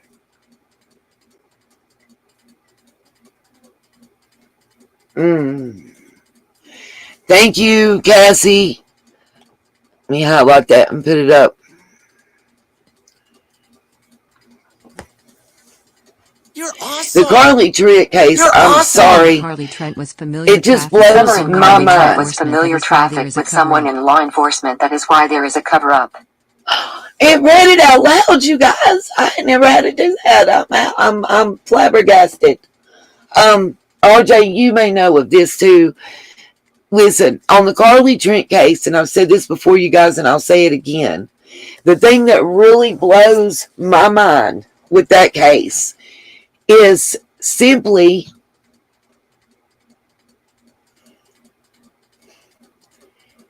the uncle, as I understood, saying it, did not say anything in court. Ronnie sat beside him. Yes. See, RJ, that's what I would have expected, exactly what you said. Because the way I understood it, she was down with the get down type thing. Anyway, the Carly Trick case, the uncle, Mr. Simpson, Ronnie Lawson was sitting beside him in the courtroom. As I understood it, Mr. Simpson didn't get up and say anything, not in his defense or not in his defense. And he took what's a no-low contend-day no contest for 25-year flat sentence. Like, that's just unheard of. I'm sorry, but it is. Like, I have searched, and I have not been able to find, not just in Tennessee, but in the U.S., I have not been able to find another case where, I mean, no mitigating circumstances talked about, no trying to hey, y'all do this plea bargain and y'all knock 5 years off. None of that. It was a 25-year flat sentence, and he never spoke about it. And mind you, this uncle and his wife, as I understand it, had previously had custody of Carly when her parents had been deemed unable. And he had just recently, James, her father, had just recently gotten custody of her back when her uncle picked her up at school. And I think what he said was that there had been a car accident involving the father, and it was an emergency situation, and he was picking her up to go, I guess, meet the ambulance or whatever at the hospital. But that, to me, that was like, what? And then when I see Ronnie walking in and out with Don for his DUI, I was having a deja vu moment. I don't know about y'all, but it was just like, wow. And he was the fall guys. The scapegoat. I don't know, RJ, if you saw Andy B's live where I called twice and spoke to him, and I didn't ask easy questions. I asked Andy Bernard in his live stream, the first question I asked him was about his charges from 2009. I was even very, very specific that up until 2014, when you were charged with that specific charge about not registering a prescription, that it was associated with meth. And got you, RJ. And his response to me was that all of those charges that he got and she got in 2009 were associated with an indoor marijuana grow operation. Then he mumbled something about chemical altering, something about chemical additive and chemical altering is why he got that charge. And I said, that's odd to me, because my research shows that in the year that you got that, the only reason that you received that charge is because they had a registry associated with methamphetamines, and that it had to either be possession of, manufacturing of, or sale of. And he was like, no, I had an indoor grow operation of marijuana, and that's what it was from. So at that point, I felt, and like I told him, he is a survivor. I do believe that he was mentally and verbally abused, and he admitted to striking Jody Sue in that video, in that live. So he is also guilty of having been the aggressor as well at times. And that fits in Got you, RJ. Well, if they're not okay and you want to send me something in an email, I'll be glad to show it. If you can't, if you want to come up or if you want to call me, and speak on it that way, so it's not me stumbling around, you know what I mean? By all means, I welcome, you know. Um, yeah, hydrophonic. Um, yeah, thank you, True Crime. To me, it didn't make sense either. I agree with you on that. Um, I thought it was very interesting. Those of you that were in that live stream, someone else asked him, and I'm going to be talking to that person hopefully tomorrow if we can get it together. Ask him a specific question about when he used to work at a pizza place. And it wasn't his verbal response as much as the facial response of both him and Becca, as well as the response of covering the camera real quick when that question was asked. I did find that quite telling and interesting. I don't know how many of y'all saw that, but that was odd to me. So we've lamented or talked about how, we've heard many times from many different areas of Hawkins County how broke they are, how they're out of money.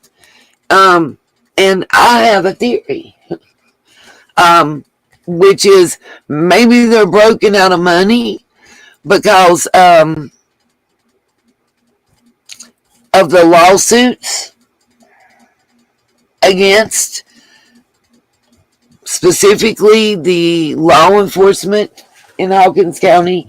And when I say that, I mean the Hawkins County Sheriff's Department as well as the Rogersville Police Department.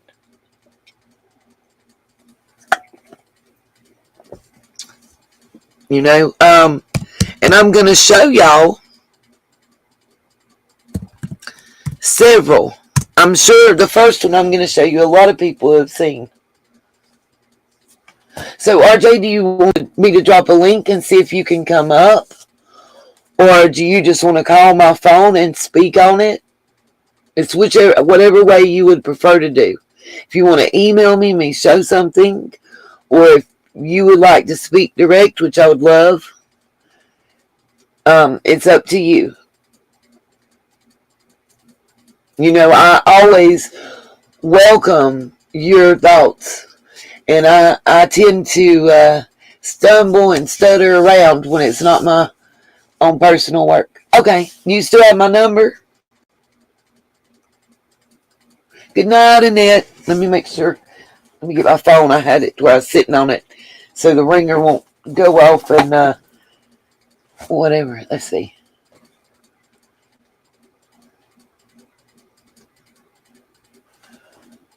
Okay, got you, RJ. I have to potty, so I'm going to take my phone with me.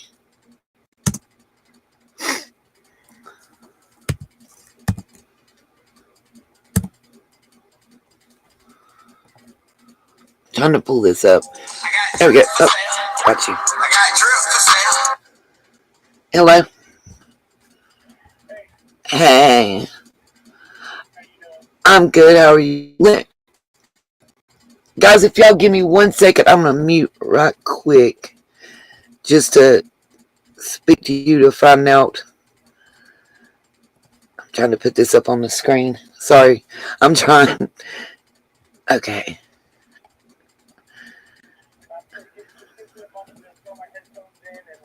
Okay. Gotcha.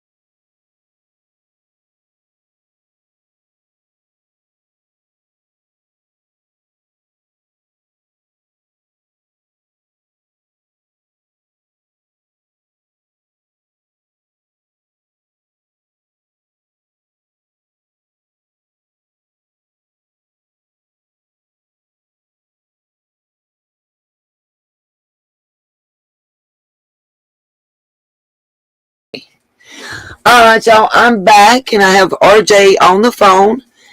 I'm going to put the phone up to the microphone here in my little stand I've made.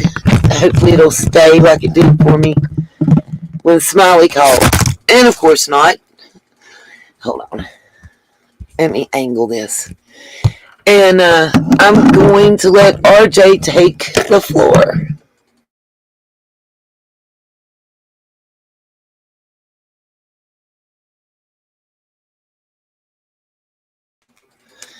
Everybody give me a 1 in the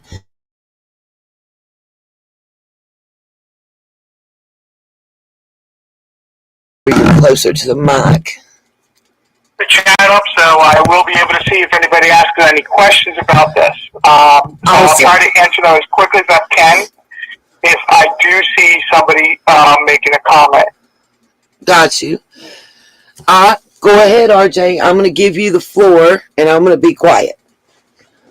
Okay. So the issue comes down to, from what I can have been, what's been researched, is that the charges that Andy had in time frame. I'm not going to give the exact date. I don't remember the exact date off the top of my head.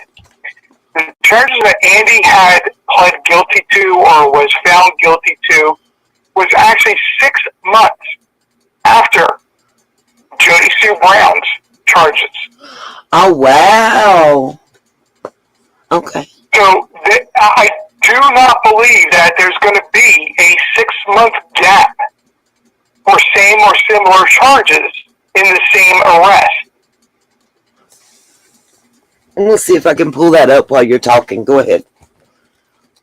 You have to, if you search for Jody Sue Brown's records and then search for Andy's records, this is when you will see there is a 6-month gap in there.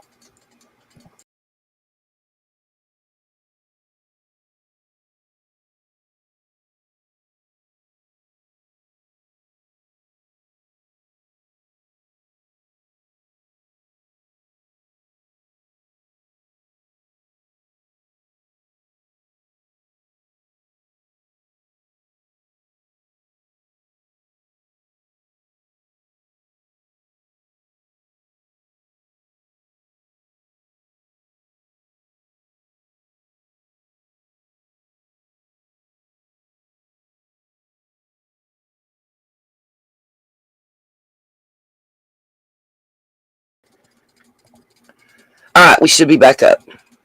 Okay, so when we had an issue there, we just stopped at saying that when you search for Andy record and you search for Jody Sue Brown record, you'll find that 6-month difference. And when you search for Andy's record, you actually have to search for George Andrew Bernard. Yes, I did find that. Okay, that's actually Andy's full name, and that is when you will find that 6-month difference in when the charges were decided or pled guilty. Whatever the finality is, I don't know. I just know that these are the dates that they appear. Got you. But I believe George's was actually something like September. And or October, somewhere in about there, and Jody Sue Brown was 6 months previous. I'm trying to find it and pull it up while we're talking. No worries. Got you. Okay. That is, and it was Sullivan County, right? Discrepancy is happening. And it was in Sullivan County, right? Hang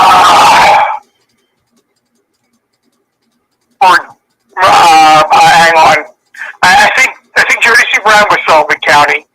Yes, they were both Sullivan County. Okay.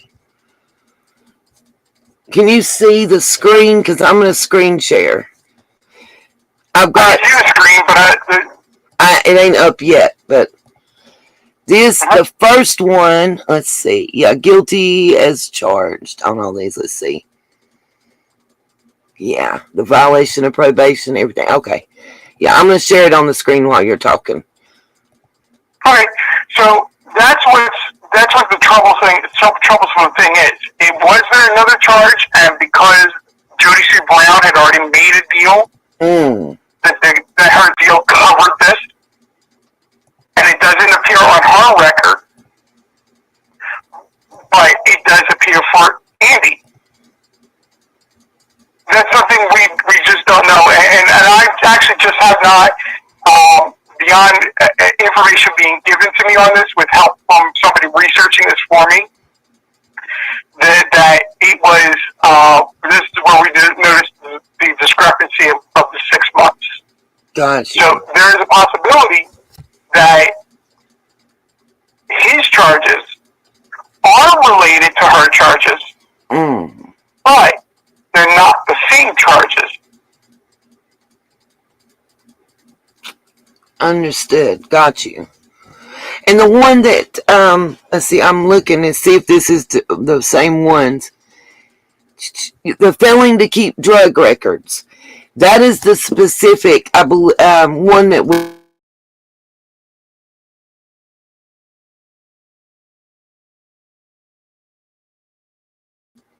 I see that, yes.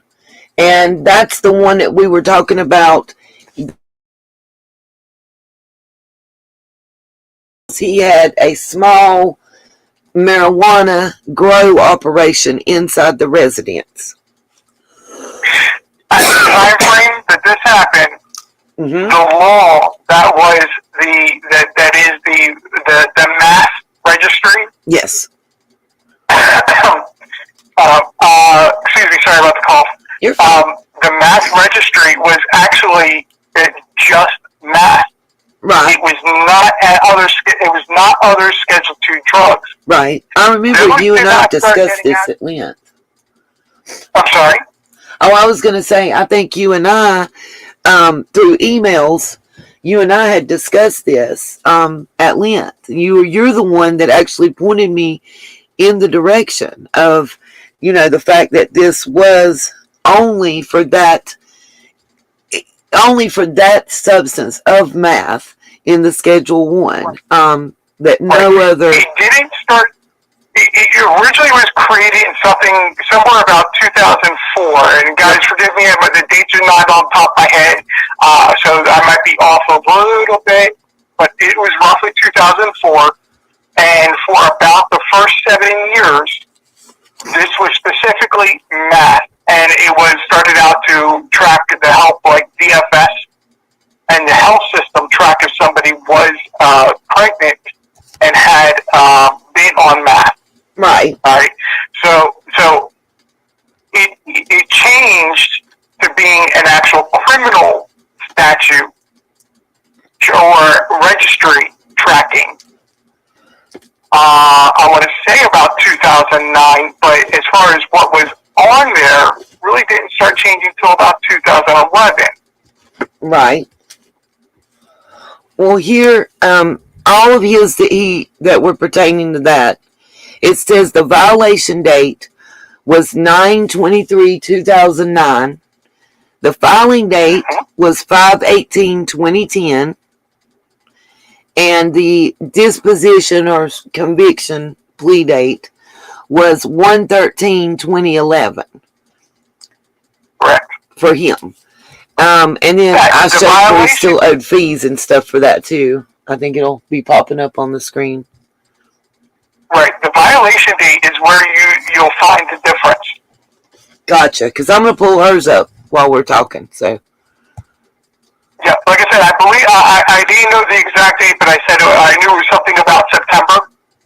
Hers was actually 6 months prior. I'm going to pull her up right now.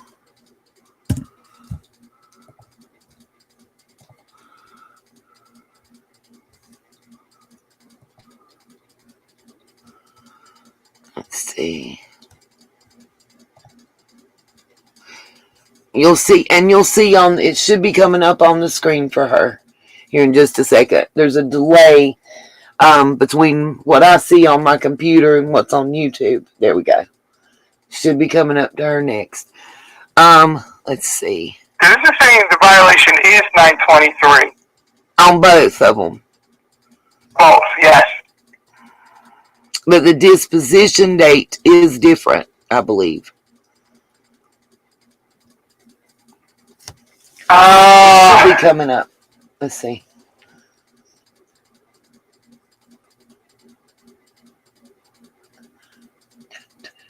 So the information that I was given that the actual arrest was 313. See, I can't pull. I have looked with these dates that show on the filing, violation, and disposition. I have went back through newspaper articles, you know, like the crime report and all that, and I can't find a notation in the Kingsport, Rogersville Review, any of those newspapers. I have not been able to find where this took place. And I was told through an anonymous source that they won't be outed, so I'm not going to out them, that there was a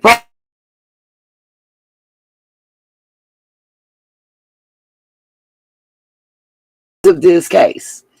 If being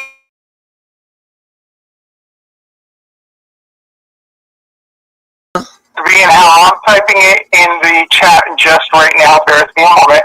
Okay. I'll go ahead and put her last name in.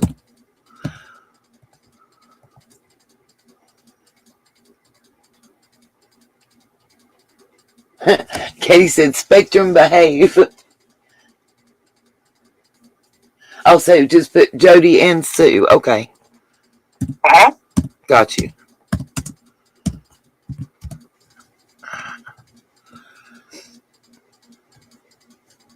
Says no result. But let me change the court. I found, you'll see what it should pop up. Let me show you this. Because there's a different charge that was acquittal. Come on, find now. There we go. Gotta see which. I think it's the one that says 2009. Let's see. Nope, it was the other one. Okay, I need to get back.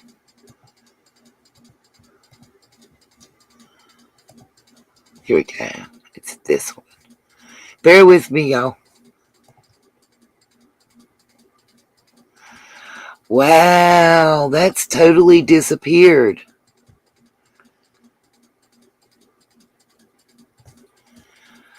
What? Yeah, I'm seeing that too.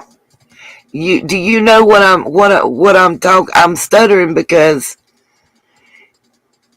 it had the acquittal and it was there, and I'm not the.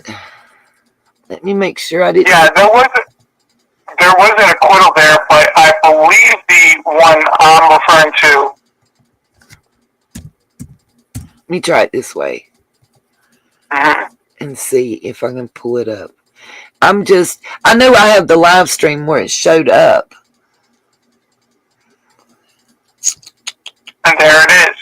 I think it's 3/13/2009, disposed. Let's see. I see 330. At the bottom of the list. 3/13/2009, Gotcha. status is disposed. No, that's the failed to. Let's see. Let's go back. She's got so darn many. There's another 2009 in here that's the 924. Let's see if that one's it. Yep, this is the acquittal one right here. It should be popping up on the screen any second. I see acquittals, yes. That one, now him and her both. What is the difference between, because Tennessee states it different than North Carolina. It's got general sessions and then circuit court. Which one is superior and which one is district? General session is going to be your locality. Your circuit court is going to be your state court. Gotcha. So in the general sessions, they got it was an acquittal. And you'll see it's there's the registry one. She's got the drug seller possessed delivery, the paraphernalia, the maintaining a dwelling, and the drug sell, possess, or deliver felony. And the schedule, it says Schedule 2 drug violations. Let me see if there's any more. And you These are not the same charges that Andy faced. No, he didn't have these. He didn't get these. She got this acquittal first. And then they go, you'll see it goes to circuit court. And it's the ones we were just looking at. This is why I'm saying that I believe that being on this, being already on this, and having a deal already in place. Mm-hmm. Because don't remember, JSB is shaking in her boots because people are going to be getting released from prison in the next 2-3 months. Yep. That she rolled on. Yep. I firmly believe that. That's part of what JSB's issue is. She rolled on people that were actually somebody you would want to avoid. That lived in the hollers in that area. Yep. I think I know exactly which bust that you're speaking of. I may not know which individual because there were a number. If it's, I think I've spoken about that bust before. If not, then it's one of the ones that I have keyed up to speak on tonight. I'll tell you that. Because there's about 6. There's 4 lawsuits against the sheriff's department and the police department. And I have the actual court documents for, as well as about 4 different large busts. One is tipster, or my word probably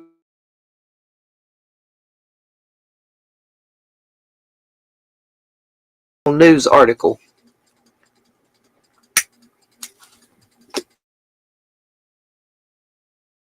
Little Dev, no, they did not lose any property. See, that was the question I had, because I was told the reason they're charged in Sullivan County is that at the time these charges happened, they were not living on Ben Hill. They were living on a different property that was also owned by Andy's family. Mm-hmm. And that property was seized and sold. So, I don't know about any seizure and them being sold. I believe that the property has always been in a different family member's name, and they have been allowed to live on this property. Yeah. But it wasn't Ben Hill, it's a different property. Correct. And it was in Sullivan.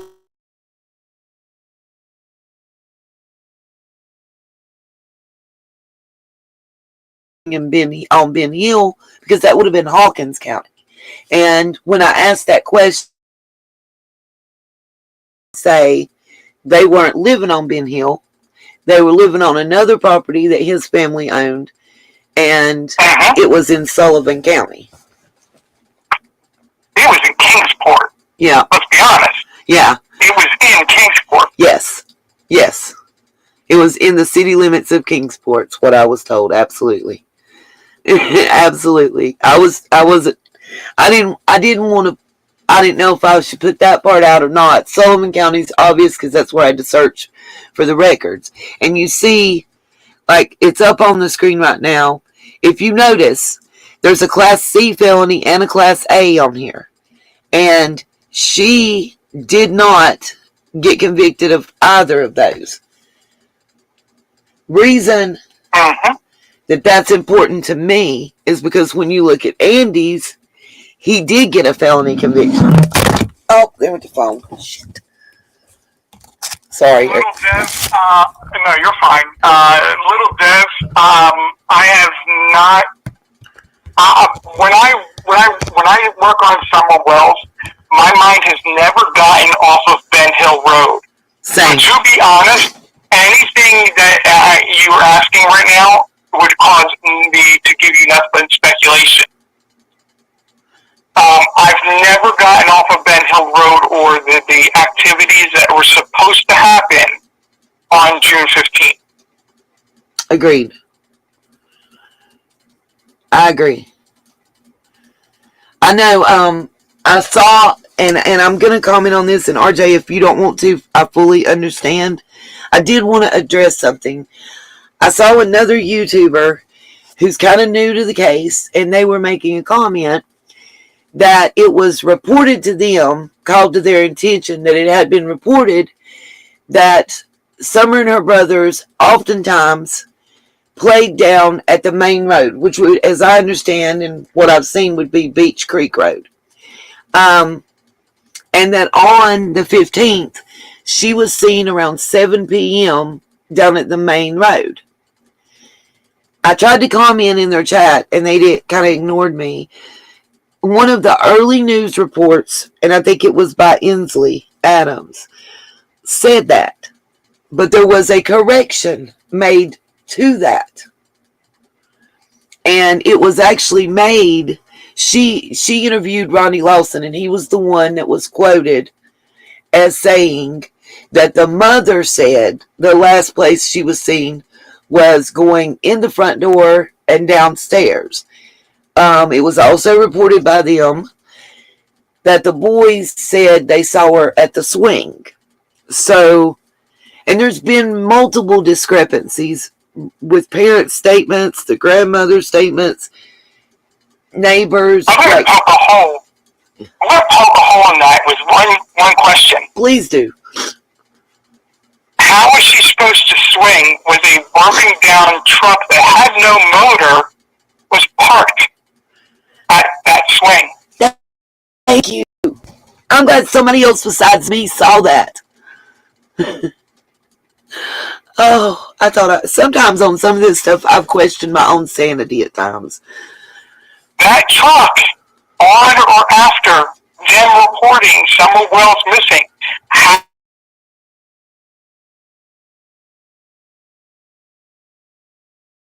was also reported. Spoken out about it. It's been reported.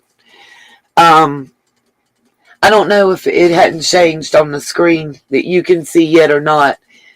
What really struck me funny too about this, RJ, and it should be popping up on the screen, where it's got fees, and I clicked on that, and this is true for both Jody and Andy for the charges they had. I don't know why it's not caught up to me yet. It is so moving slow. I don't know if your screen is showing the fees yet or not. But yeah, I see the assessment amounts and the receipt amounts. The amount due part is what is amazing to me. Because this case is what? 10 years old from the adjudication date? And that I don't know if maybe they've just not updated, you know, and taken it out, but to still owe these fees and others, it's showing, and I would think that they've just not updated, but it does show amounts that were paid. And you know, to be fair to both Jody and, you know, Andy, to be fair to both, I'll pull his up and show that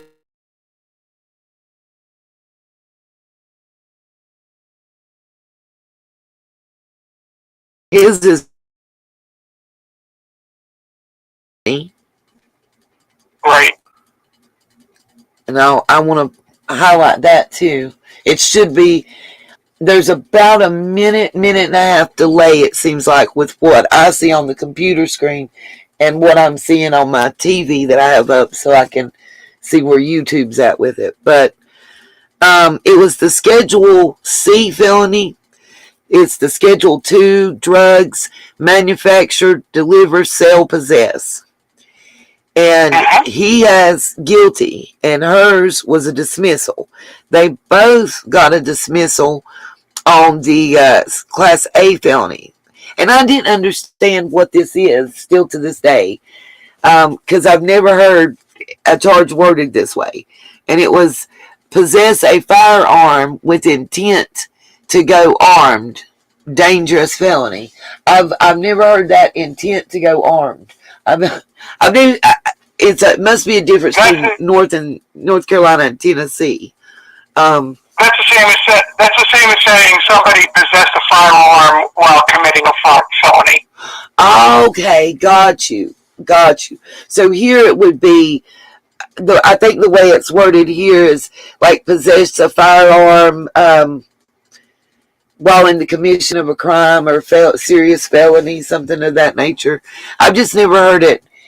Whether or not they pulled it out and used it or threatened a person with it is a whole nother story, but they still had a firearm on them.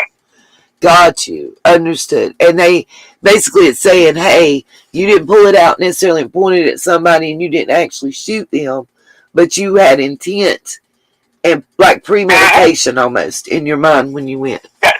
That makes sense. Yes, and Little Dev asked a question, what do I think happened to sum up? From my best understanding and from everything I can put together of timeline of that day, I honestly believe that her fatality was related to a heat illness, and the family covered it up. And that's where their criminal side of it begins. And see, I'm torn. I guess the mother, the woman in me, wants it to be that it was planned and they made up the story because she had to, quote unquote, get gone because they knew that Child Protective Services were closing in. They knew that she was going to have to start school, and they had a fear of certain activities coming to light. And by the way, I'll just say this. Along the bottom of the screen is scrolling my personal opinion section of the broadcast. So that is just a little reminder to anybody that comes into the chat and that, comes in at this point, that they were showing these records. Now, that's not opinion. These are court documents that are available to anybody free of charge online. But the discussion and opinions being stated are just that, opinions. They are our thoughts and opinions based on what we know of the case. I just wanted to clarify that. What I'll say is all this talk about what JSB did or what Andy did about what involvement in certain illegal substances that they may have sold. Yes. Or they may have ran over to 110 Ben Hill Road. I believe you and I actually had spoken about this. There was potentially a cocktail. Yes. That she was given of Benadryl. Yep. Other substances that in the summer, unless a child was sick, which a melatonin was in there, and there was another substance. I don't remember the other one. You've talked about it extensively. Yes. Yes. The combination of the three of them, there's never been a study, but it could have made her be more vulnerable. Absolutely.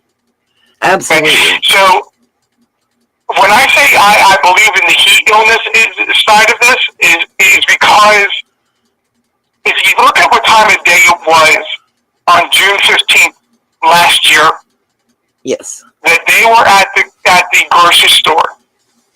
Now, they had said they were only there for 5 to 10 minutes. Yes. I never believed that, and I was at Justice for All. Yes. Went to that grocery store and actually interviewed workers and found a worker that was there and said they were there more than likely 40 minutes. I had said I believed it was closer to 35 to 40 minutes. Uh-huh. Well, I and think... the time of day that it was, and the temperature of the day that it was, the heat of it was in that car would have reached close to 117 degrees. Absolutely. Absolutely. This is why I say and believe it was a heat illness related sickness that happened.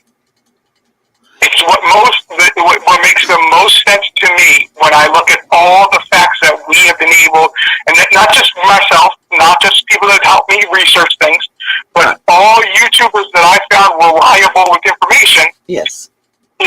It's what makes the most sense. Well, I know H said, around approximately an hour, it seemed like to him. And he and Summer allegedly stayed in the vehicle while Grandma and Candace went in. Now, I went to that store. I didn't videotape myself getting out and going in and going through. But it's a grocery store, y'all. Pretty similar to any other grocery store makeup and setup of. Now, she stated to Chris McDonough that she got some cheese and milk and I think another item she named. But if you remember, she also said that Summer and the boys helped sort and separate and carry in. How many people would it take to carry in 2 gallons of milk and a pack of cheese? And frozen pizzas. Yeah, I mean, how much sorting do you have to do and carrying in? You know, and the worker that I spoke to, it was a young lady that was a cashier. She was at the line that they went through that day, but she does remember seeing them because she said that the 2 women were kind of snapping back and forth at each other. Like not arguing, but they were just kind of snappy and snarky with one another.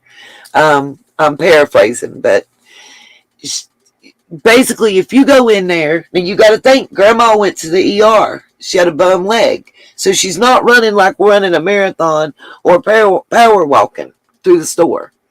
So they have to go back to the dairy aisle, which is quite a ways into the store. It's not like near the front. You have to go to the dairy section and get the milk, get the cheese, and whatever items, the frozen pizzas in the frozen section. Then you have to make your way up. Be honest? Yeah.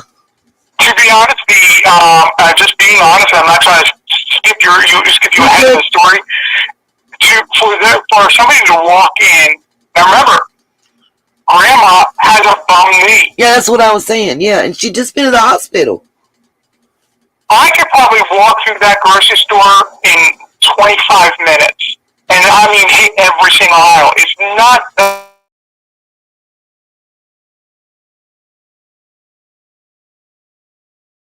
your basic grocery store. Okay? It's a little bigger than a Dollar General on the inside.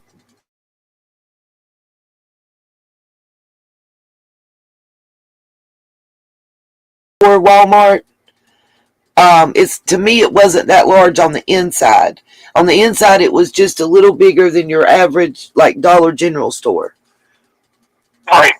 Yeah, when you say you go in there and get lunch meats, you're going in there, if just give anybody else a reference, if they have a store like this near them, it's the size of the grocery store that you probably go in, and when you go to grab lunch meat, you're looking at the selection you can get 5 for $10.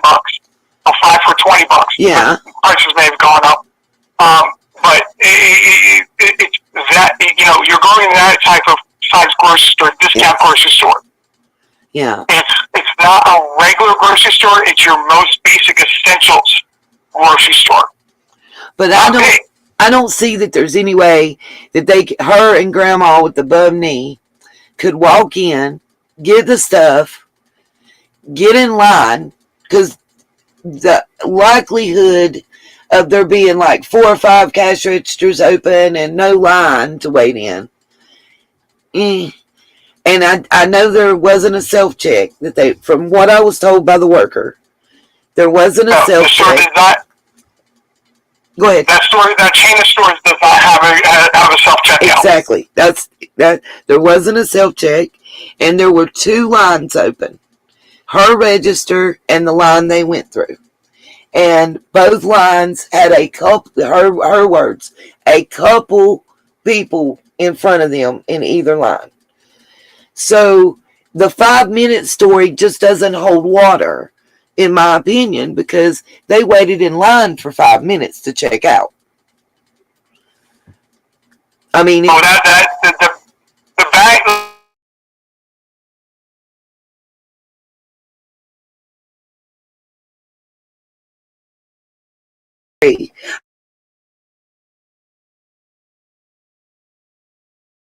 The minimum time, based on me being in that store and seeing where stuff's located, and factoring in that grandma had a bum knee and that there was a couple people in line, I don't see that it could have been less than 20 minutes in any shape or form. And that's I had said way back when about that grocery store, and I don't remember what live I said it in. But I said reality was it was more like 35, 40 minutes. I think it was on John Q's. I'm sorry? I think you were on John QQ's channel. I think that was the first time I had seen you on another channel. I actually brought it up possibly on his channel, but I'm saying like I really deeply went into it on my channel. Awesome. I'll have to go back and look at that. I want to see that live. You guys, if you haven't checked out RJ's channel, not just saying it because he's up here and on the phone with me. If you haven't checked his channel out, go over there, sub him up, but look at the lives. Go back and listen, because he has a perspective that I've not heard. You know, I've checked out Matt because he's another local, but you give a perspective with very logical and thought-provoking. You know, it gets your mind working when you listen to. But it's very logical. Everything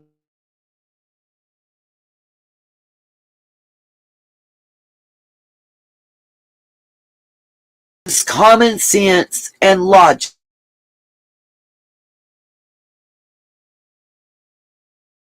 I haven't seen from another channel on this case. You know. So, one video I would love people to go check out, and it's ironically John Q is on my channel on it, and it's probably about the most viewed one I have. It's called Their Truth versus The Truth, Okay. or The Truth versus Their Truth, something along those lines. I go into a lot of research on who the uppers are, and that's still a question that's kicked around. Yes. Since September, over a year, almost a year ago, and just a few more days. Absolutely. Yes. I go into a lot of research that I found a dissertation that somebody wrote in college about the structure of not only the school system, but I show you how they're relatable to how the church itself with the SDA church. So that just give you an idea of, just give everybody an idea of what length of information I go to would be that video.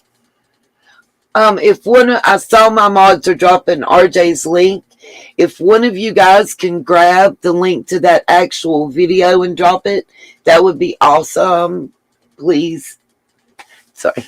Just begging, asking my mods. They're dropping the link, by the way, to your channel, but I wish if they could to that specific video. Turkey Girl's a rock star. Isn't she though? As soon as I come in and say hello, yep, she is on it with saying hi to me and making sure everybody knows about my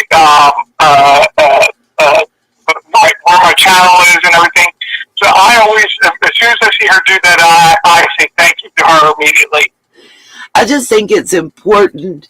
I personally, and Cherokee is, we have a Facebook group for our mods.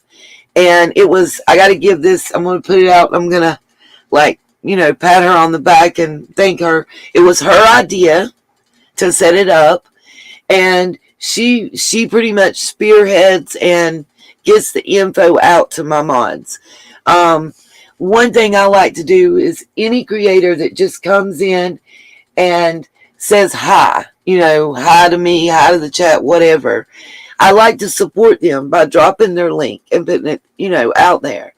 I just think I prefer, rather than the drama and arguing, I prefer the uplifting of one another, Absolutely.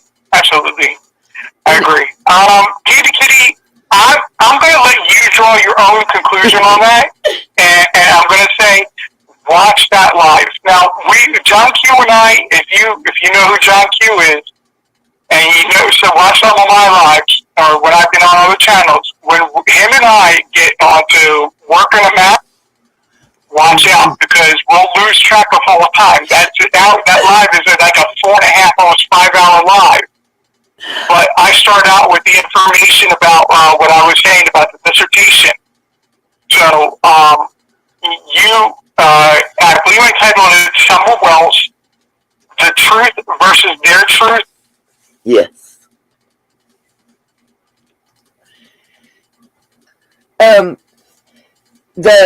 Katie, that's what he was saying. It's the name of the video on his channel is The Truth versus Their Truth. I think, Cherokee, if you can you grab the link to that specific video and drop it in the chat? If you would, please. Oh, thank you. Carrie Lawson's got your back, RJ.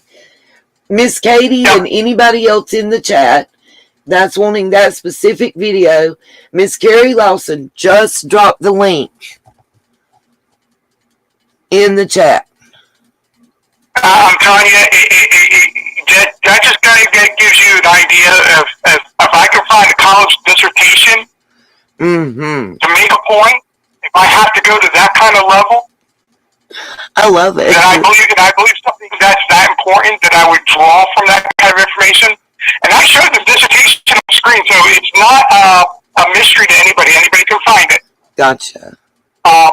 If I have to go to that level because I heard something or I thought something and I found something, I'll go that far and research. That's awesome. I'll make sure it's all within the facts of the case. Absolutely. And I tested the link just now. And Carrie, thank you, Carrie. Carrie's another rock star mod. Somebody, when I was told that she was modding for you, I was like, oh, great.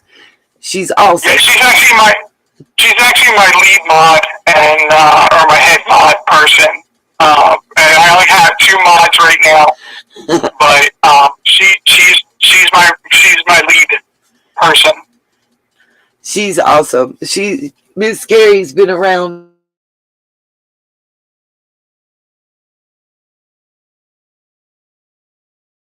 We were talking about Summer's case.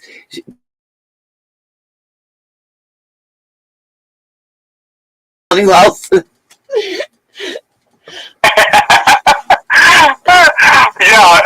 Her and I a long time ago had a conversation about that. So I can vouch for her 100% on that. She is not related. It is just a coincidental name in this area. Yeah, and that's what I told her. I said, bless your heart. Because I know, I imagine with this case, every time she goes anywhere in YouTube in a chat, that she probably has 9,000 people coming at her with, are you Ronnie Lawson's wife or daughter? I can just imagine. Bless her heart. Yeah, there's been a few people that have questioned that, and I can vouch for her that she's not. Well, and I mean, not related at all. Even, and Carrie, Lord forgive me for even putting your name or saying this, but even if she was, she's still allowed to have opinions that don't necessarily align with his. You know, she might be his fifth cousin twice removed. That, you know, that doesn't mean that she's necessarily going to agree with him. I personally, RJ, don't make a comment if you know it's for the best for you on this. I think what I'm about to say. I would beg that, I know he just recently was reelected. I would beg and plead, somebody please run against him in the next election, if it's safe to do so. If I lived there, I believe I'd throw my hat in the ring just to give, because I just think a changing of the guard all the way around would be beneficial to 90% of the population. You know, that's one thing. I'll go ahead and comment on that. Okay. And other than the things that you have said and you have pointed out, as far as the budgeting things and things like that, Hawkins County is a big county, but it's a bunch of small towns. Mm-hmm. And it's very, as I always have said, it gets country very quick. Yes.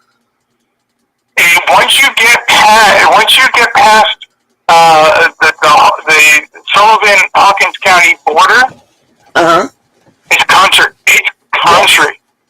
Yes. You Just feel driving on like the road, you're driving out in the middle of the sticks. Yep. I noticed that the first time I visited.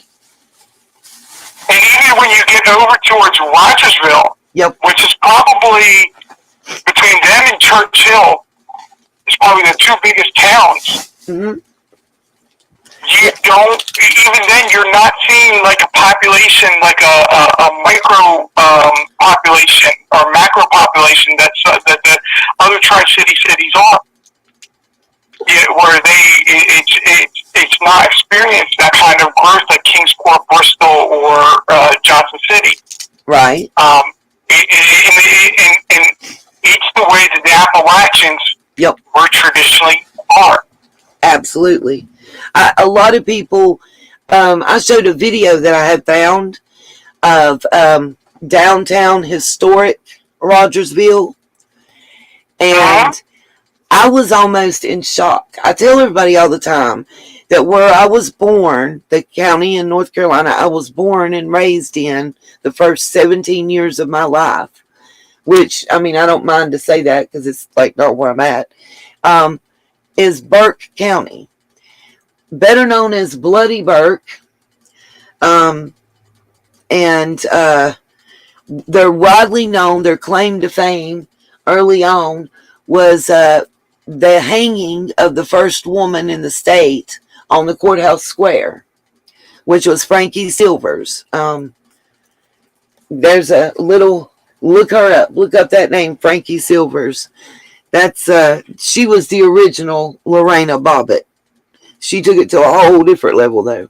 But that was where I grew up. That we're known still. They're still known as Bloody Burke. And it was during Prohibition days that name came about. There was a lot of juke joints outside in the county, and literally people's houses, garage, stuff like that.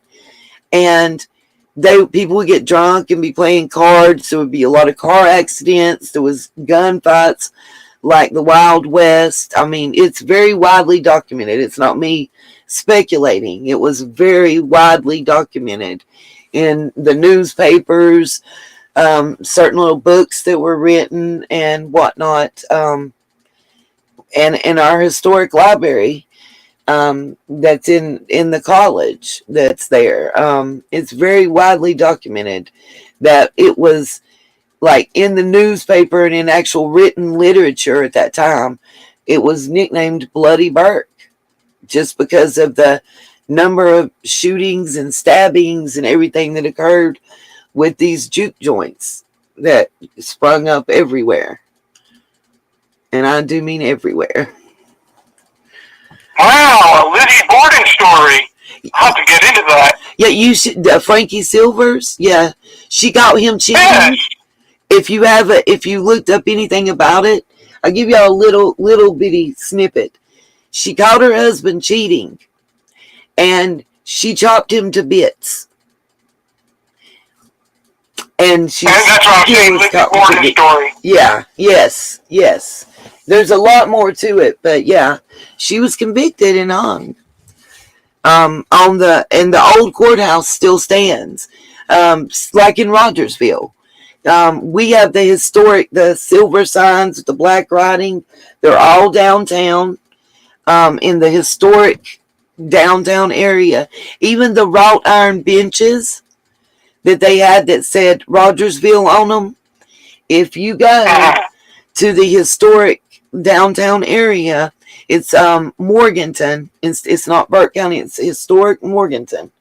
If you go there, they have the same wrought iron benches that say Morganton, and it's got the Appalachian Mountain Range carved in over the word Morganton in those. But it's the same benches, similar murals like that were painted on the sides of the building. Very similar.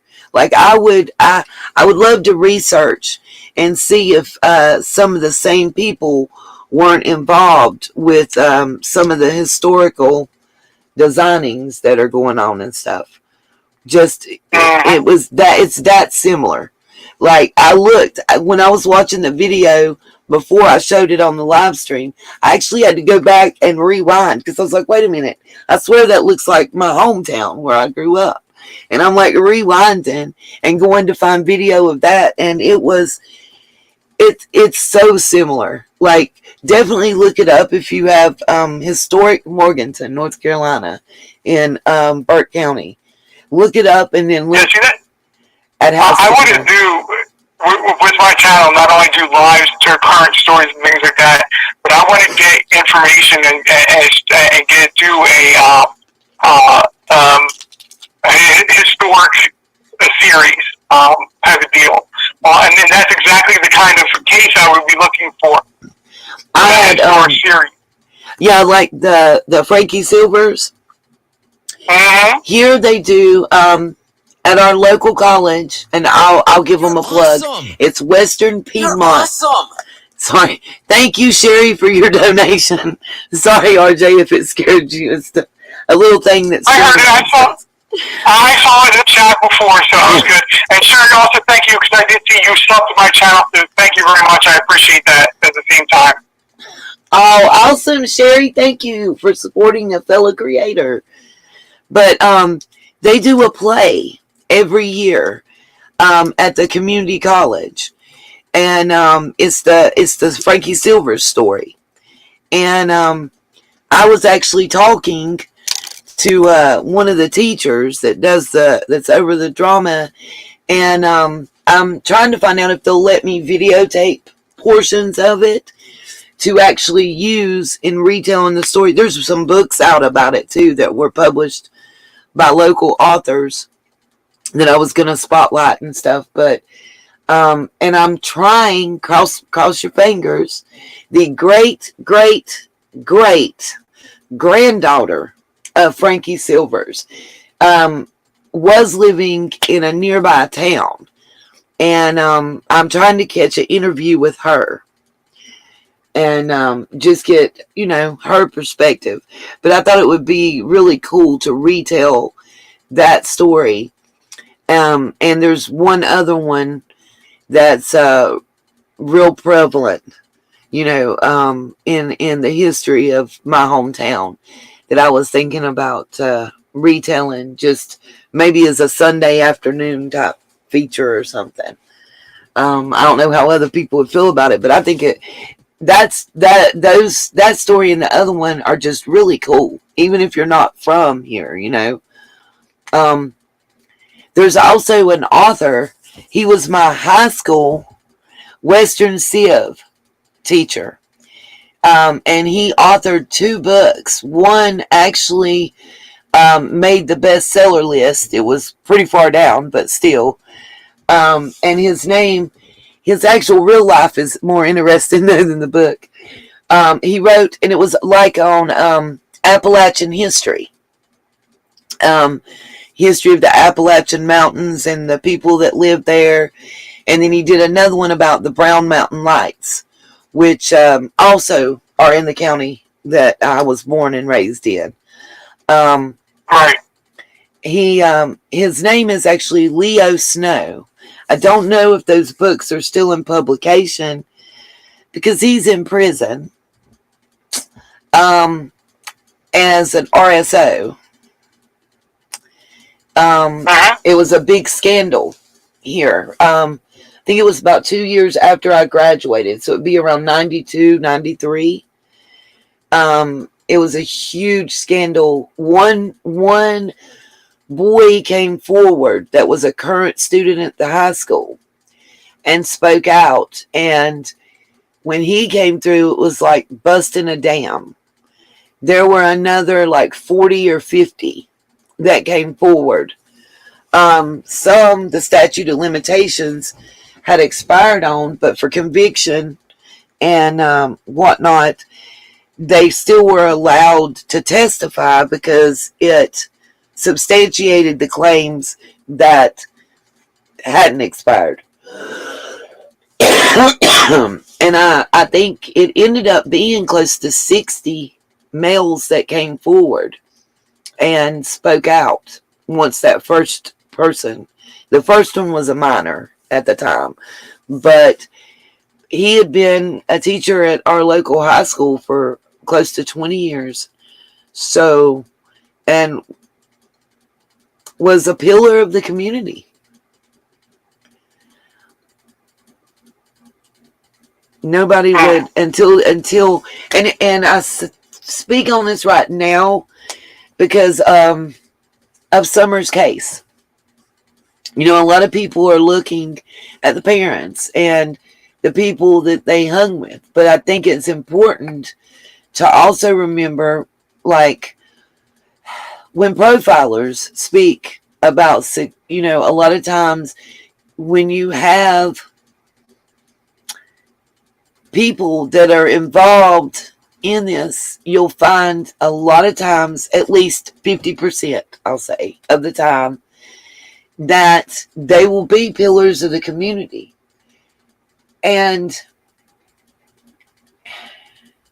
part of it may have to do with access to what they like, for lack of a better way to word it, you know. If you're the track coach or the coach of the Little League basketball, baseball team, or you work with the Cub Scouts or Girl Scouts or boys, you know, whatever, and not to give any of those, you know, not to give a bad name to any of those organizations. It's not about them, it's about the individual. But how do you get access to juveniles if you're a single male or a single female? You know, you have to involve yourself in extracurricular activities to do that and not look suspicious.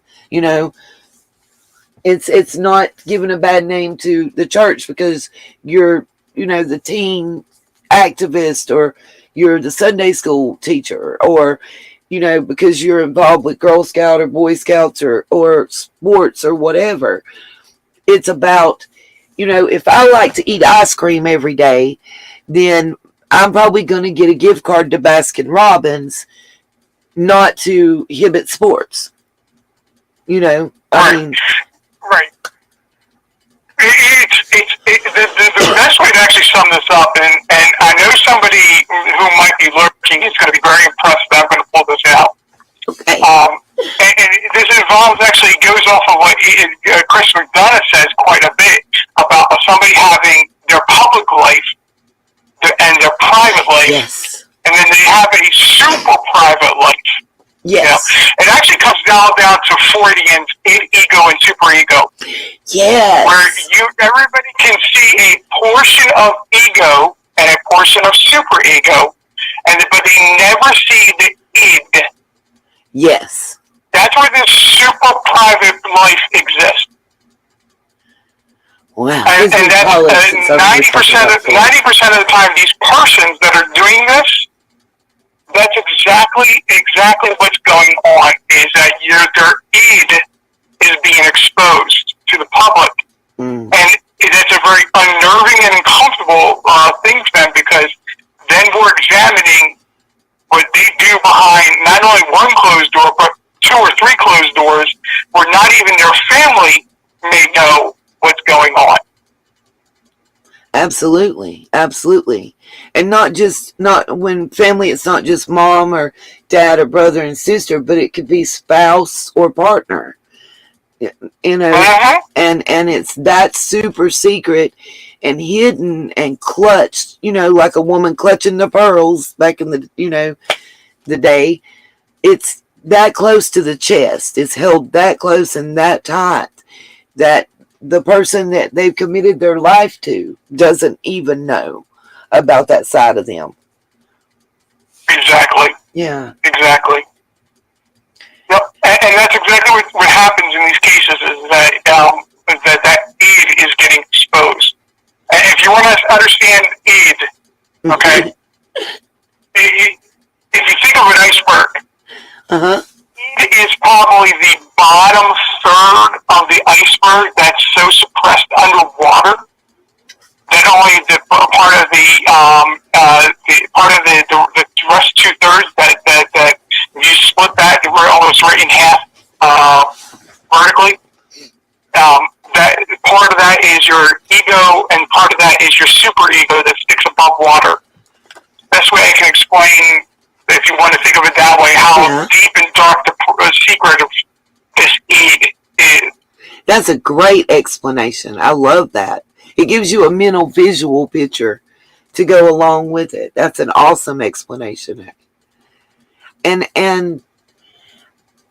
there was a point I was going to make, and I forgot what I was going to say that quick.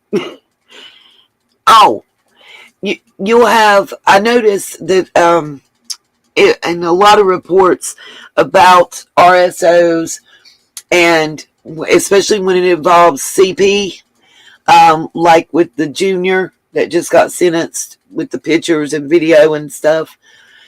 It's like 6 years. Yeah, that's nothing. That just is sickening.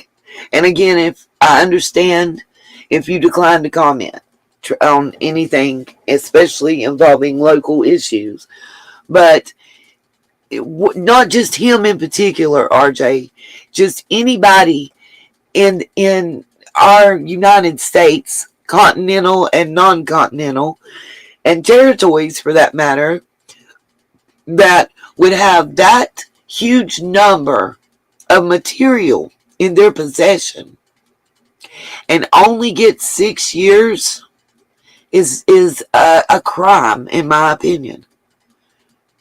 How long did Josh Duncan get? Yeah, oh gosh. The Duggars. Ugh. I'm sorry, I thought I was coming with the wrong last name, but you know exactly what I'm talking about. Yes, I did. How long did he get? Is it even finished yet? I believe it was a plea deal. Yeah, it was less than 10 years, wasn't it?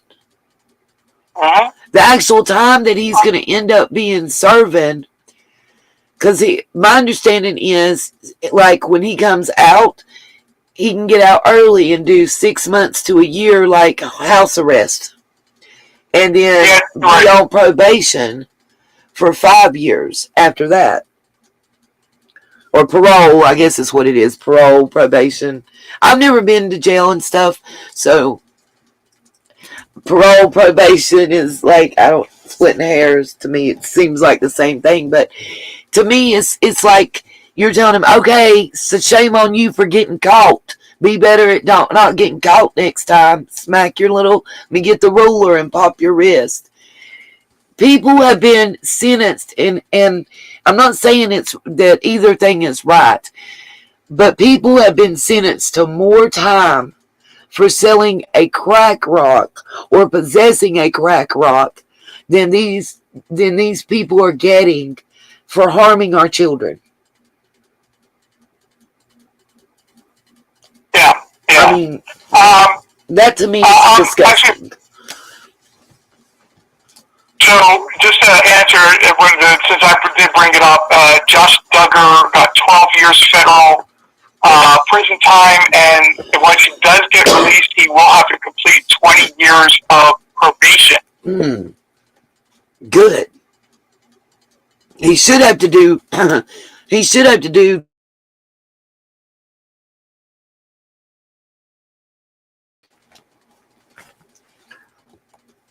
Which. Yeah, this is where there's weird areas, and weird as in like it's just uncomfortable law topics that people that keep having to happen.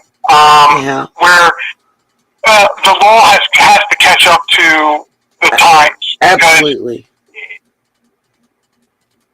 The methods that they're using to find this equipment, trade this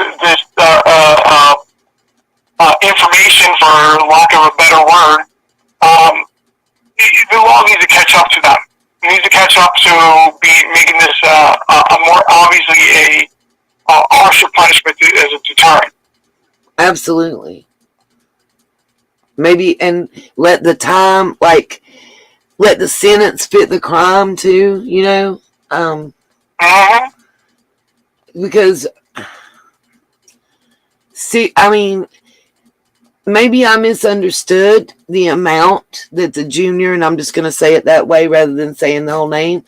Maybe I misunderstood the amount of material that he possessed, but my calculations, it was over, each count was like 1,000, and there was like 10 counts or more, so it was purported to be over 10,000 images that he possessed. And I'm like, I mean, the amount, I know I have like 1,200 images, just pictures alone, involved with Summer's case.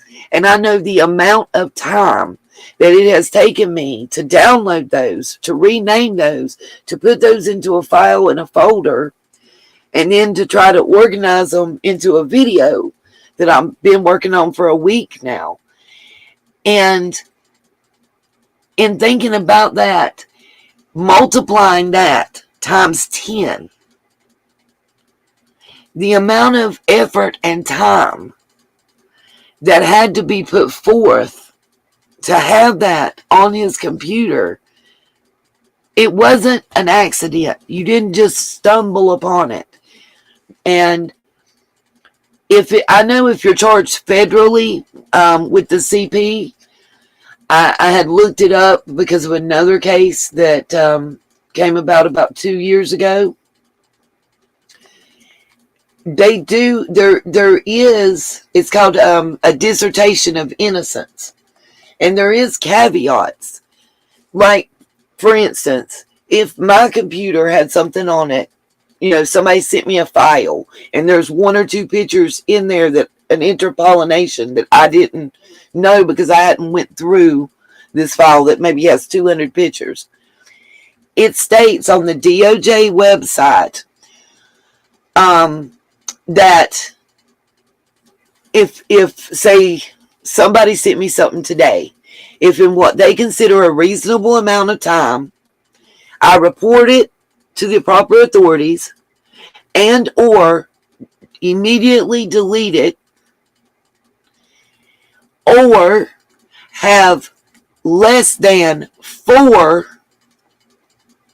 images, video, mail, whatever it may be, it's all of them combined, but less than 4, I can be found innocent, like not even have to go to trial. So you have to have 4 or more. It's also they have to prove that you didn't know that there was embedded files, yes, and you never accessed those embedded files, and they were just as you were basically used as an unknowingly used as a mule. Absolutely. For this, where this was that somebody put this onto your computer, and it was it actually redirected through your computer to somebody else. Absolutely. But it was not with your knowledge of doing so. They do get caveat for that. I agree. Right. And like the Duggar, I think it was, I want to say it was either the FBI or Homeland Security, but when they were speaking about the files that were found at the car lot, one of the files, and the name of it was printed in the article, but I can't remember, but one of the file folders containing multiple images is one of the most traded on the dark web and internet combined. And it's the way that they explained it in the article I was reading, and you may know more about this than I do. It involves metadata and tags. Like if I send something now to RJ and somebody sent it to me before, it's embedded in coding.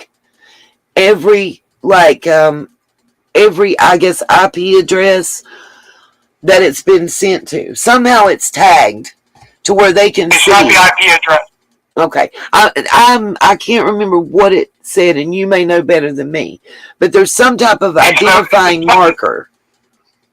Right, it's called a MAC address, MAC address. But it's not the IP address, because the IP address can be changed. A MAC address is actually a number assigned to the hardware in your computer system. Gotcha. And that's how they can trace it.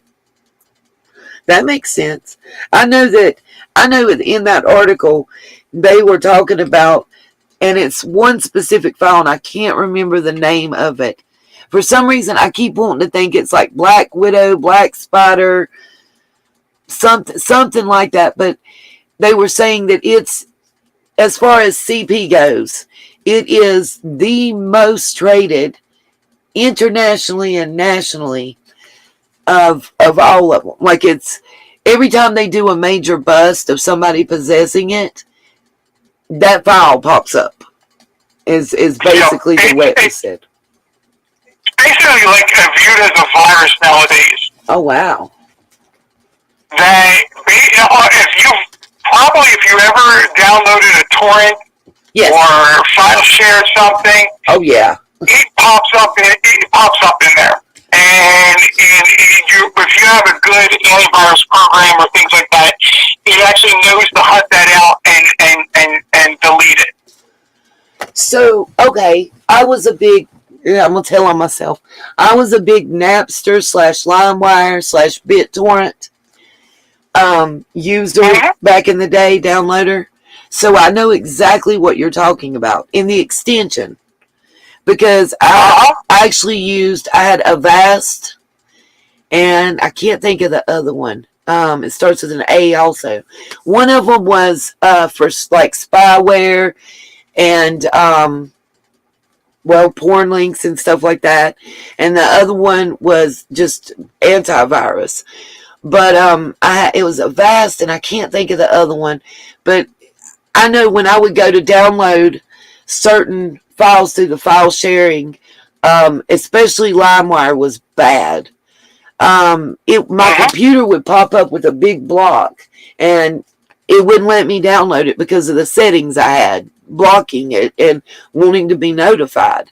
And I'm gonna tell you right now, I say this publicly, I still do a lot of stuff on the web and whatnot.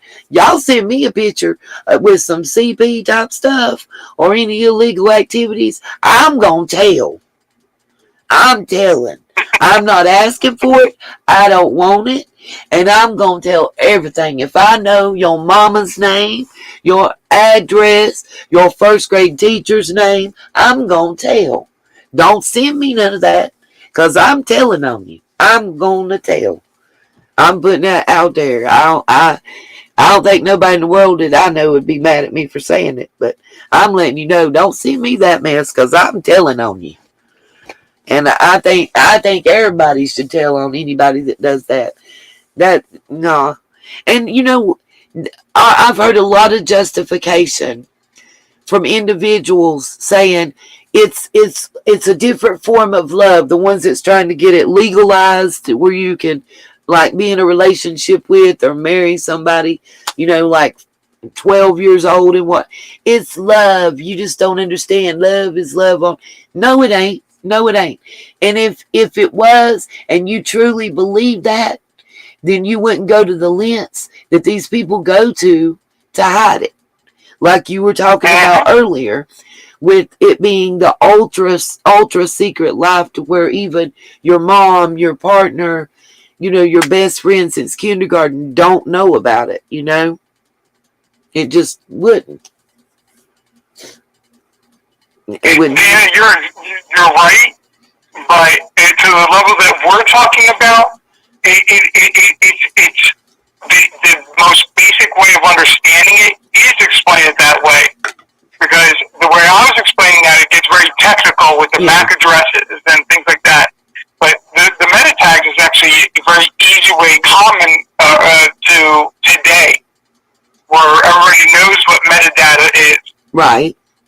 But to simply say somebody it's linked to somebody's MAC address, well, I'm sure about 5 different people went and Googled MAC address just off of mention that, because they had never heard of it. I have before. How do I say this? In the days, I started out on a Tandy TRS-80 from Radio Shack. Was the first computer I ever had.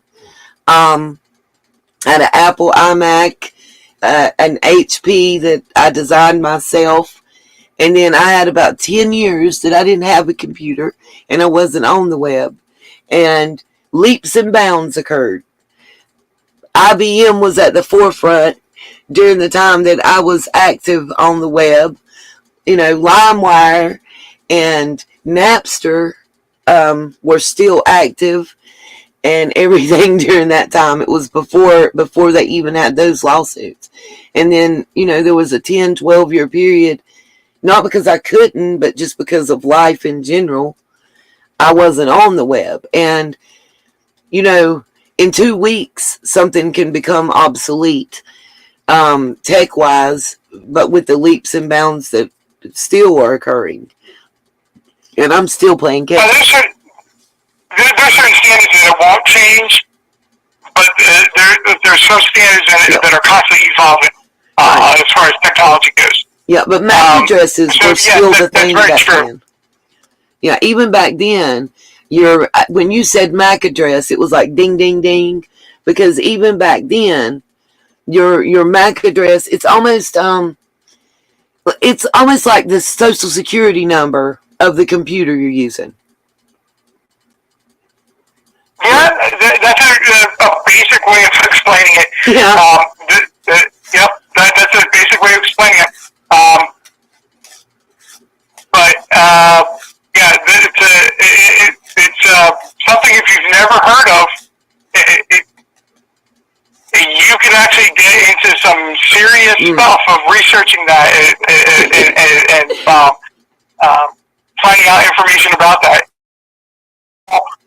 How they trace where this information comes from, where it's going to, lands up, it is all through the MAC addresses.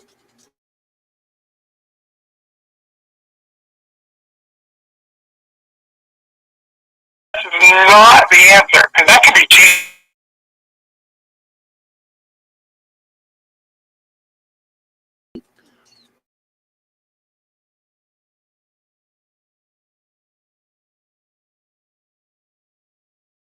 Is IP address.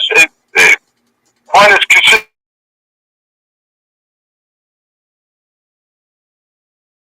system. Turn it on. You're going to get a different IP address almost every single time. Yep. This is what I'm saying, that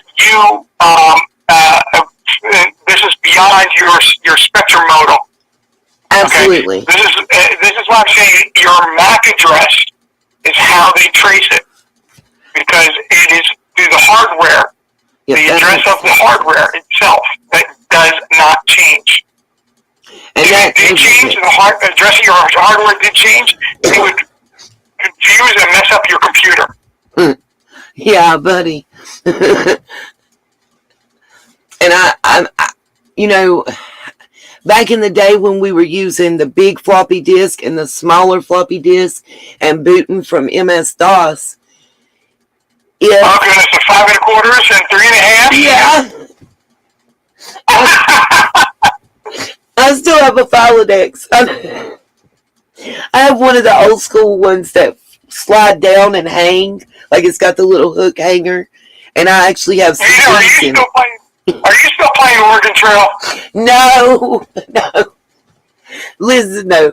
My Apple iMac, the ones that everything was contained with the screen, the big bubble, and you could get different colors. I had it fixed where my operating system, my Apple operating system, I had 9 and 9.5, 10, and 10.5. I could switch back and forth between those three. I was running Mozilla Firefox, and I had so many of the Nintendo games that I could play. That's why I had to switch between operating systems, was to support certain games. Donkey Kong Country, Castlevania, I had all those. All those. The Super Mario, I could actually play all of those. From the Nintendo, I think it was Nintendo ES. It was the second Nintendo that came out, the second generation. I had all those games on that computer. It was awesome. You could use the keyboard or your mouse, but yeah. And but I didn't have Oregon Trail. I didn't have it on the bin. Oh man. Anyway, yeah. Wow, we got way far away from Silver Wells for sure tonight. We did, but in a way we didn't too, in a way. Because the MAC addresses, along with the metadata, IP addresses, and location tags and stuff, are actually things when they're checking, for phone calls and text and communications that were sent out in conjunction with her case. Those are things they're going to be looking at all those things as ways to identify and verify. Right, especially with the warrants that they had or received. Oh, what was it? almost 8 months ago now, where they had were doing a data dump, basically. That they were getting permission to search, and it was remotely searched. They were doing things for like searching YouTube and other places for information on Summer Wells' case. And I believe, and I don't have proof of it because that actually was a sealed warrant, from my understanding. May have included dark web. Well, and to speak on that, there was a video that I showed some of my viewers by another YouTube creator, and he gave me his permission to share it. I have to look to see his name. It's Jamie or James, something like that. But he did a dive into the Summer Wells webpage. And I didn't know, this is how long I had been away from the internet before I came to YouTube. I did not know that I've never done the dark web, never been on the deep web, dark web, whatever. And I didn't realize that one way to distinguish was the suffix, after the period. Like we do .com, .net, .gov. Those are the most common extensions that are used when you go to Google or DuckDuckGo or wherever and type and look for something. A lot of people don't even pay attention because it's .com, .net, .gov. Those are the three most common for me personally. Well, and most people, if you use Google Chrome, all you have to do is hit Control Enter, and it takes care of it for you. What, little man? We saw we waved at you. Are you sleepwalking? No, I tried to come you to say, I wanted to say, we saw we waved at you. Okay. But I wanted to I don't want Sorry, to sleep with RJ. Mommy. I don't want to sleep with Mommy.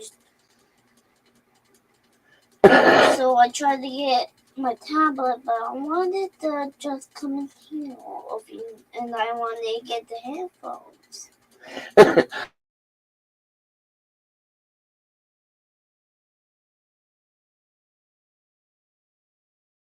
Right quick. If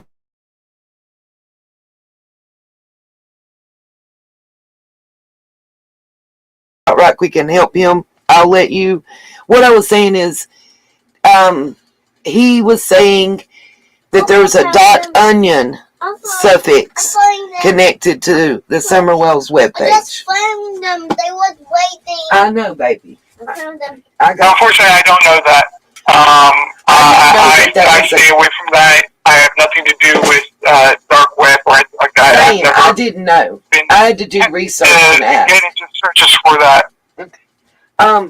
If you want to talk, or if you hang up, no, not you. Nini's going to take him to the other room right quick because I don't want him in here for these topics. So I'll be right back, you guys. Come this way.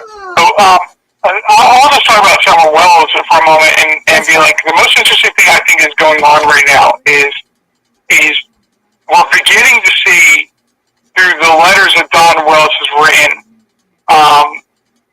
is preparation for him to be out.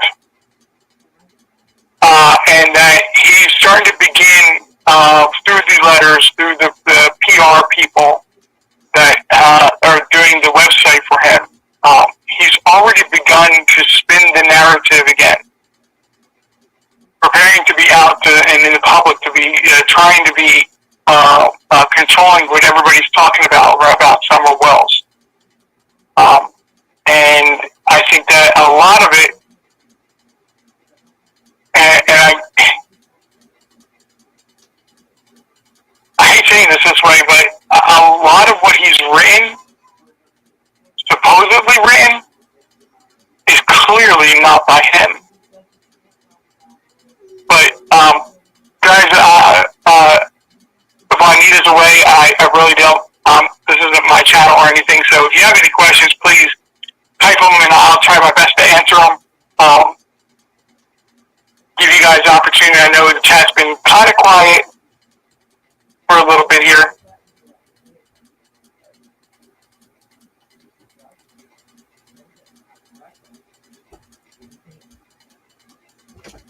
Thank you, Mountain Top. I appreciate that.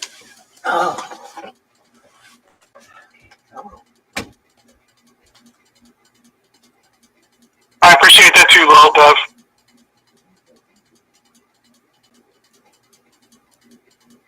The most important thing to do is listen, and listen with an open mind, no matter if you disagree or agree with it. Listen with an open mind, because it can change it's something that we pick up on as being a small detail, and it lead down to a bigger piece of information. You know, that can be important.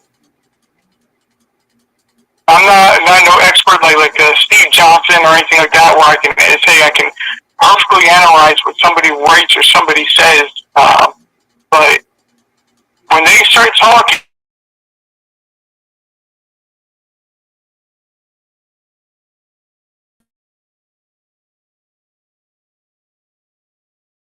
that can actually be more important than what they do say.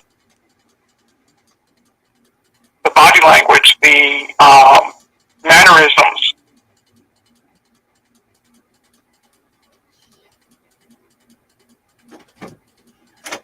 Okay.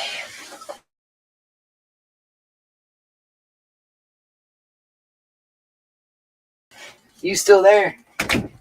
I am here. Okay. Kitty.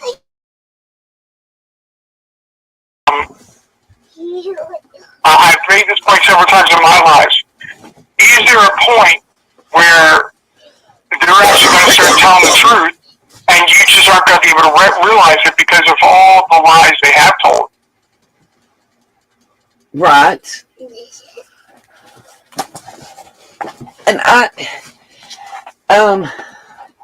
it amazes me the amount of lies that they've told in this case, and that it doesn't seem like they've been called on the carpet for that. And there's Little Dev, Little Dev, not to cut you off, but just answering Little Dev's question because I kind of opened it up to their questions and okay, cool. to help fill the time in a little bit. I'm not 100% sure about Andy B. I want to hear more of him speaking and what he says before I actually really judge that person or try to get a feeling on what they're saying. But the other persons on Ben Hill Road, I 100% on both. You think, you said you 100%, you think that involved or just getting that 15 minutes fame? No, I 100% agree with Little Dev on both. I haven't reached any sort of conclusion on Andy B yet. Yes. I really need to take a look at what he has said. And I've not done that in any length of depth to do so. Understood. But the others that are involved from Ben Hill Road, I'm saying I 100% agree with what Little Dev is saying on both. Got you. I mean, I'll take that further, and this is Nita's world opinion. I think that, and I'm with you on the Andy B. I've not heard enough from him and know enough about him from reliable sources that don't have an axe to grind with him to make a determination as far as what I personally think about him and his involvement or lack thereof. But his ex-partner, Miss JSB, and what I'm about to say is no reflection on RJ. This is totally Nita's thoughts. I feel that she had more involvement with the family than she made it out to be in the beginning.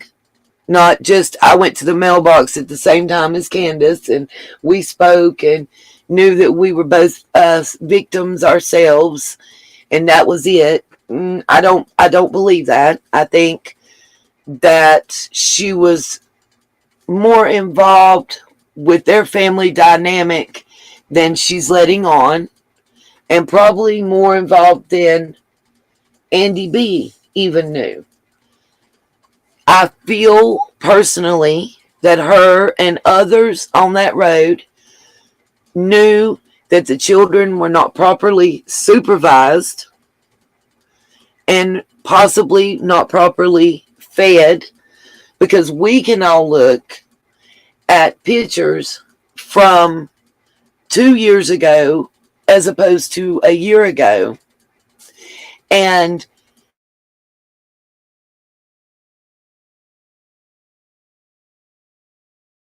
children and the parents look.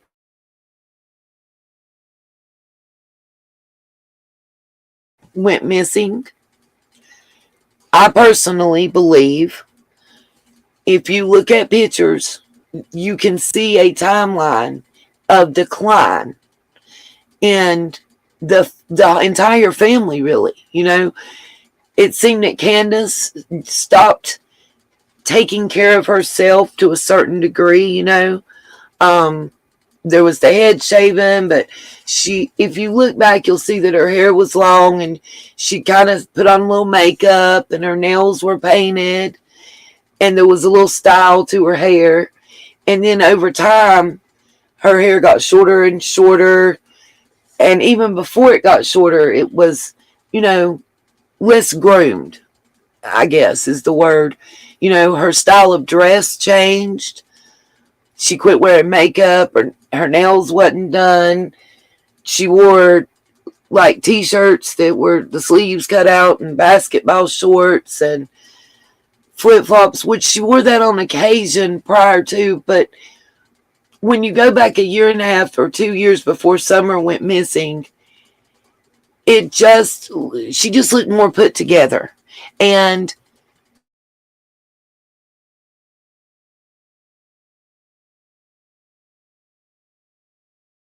like average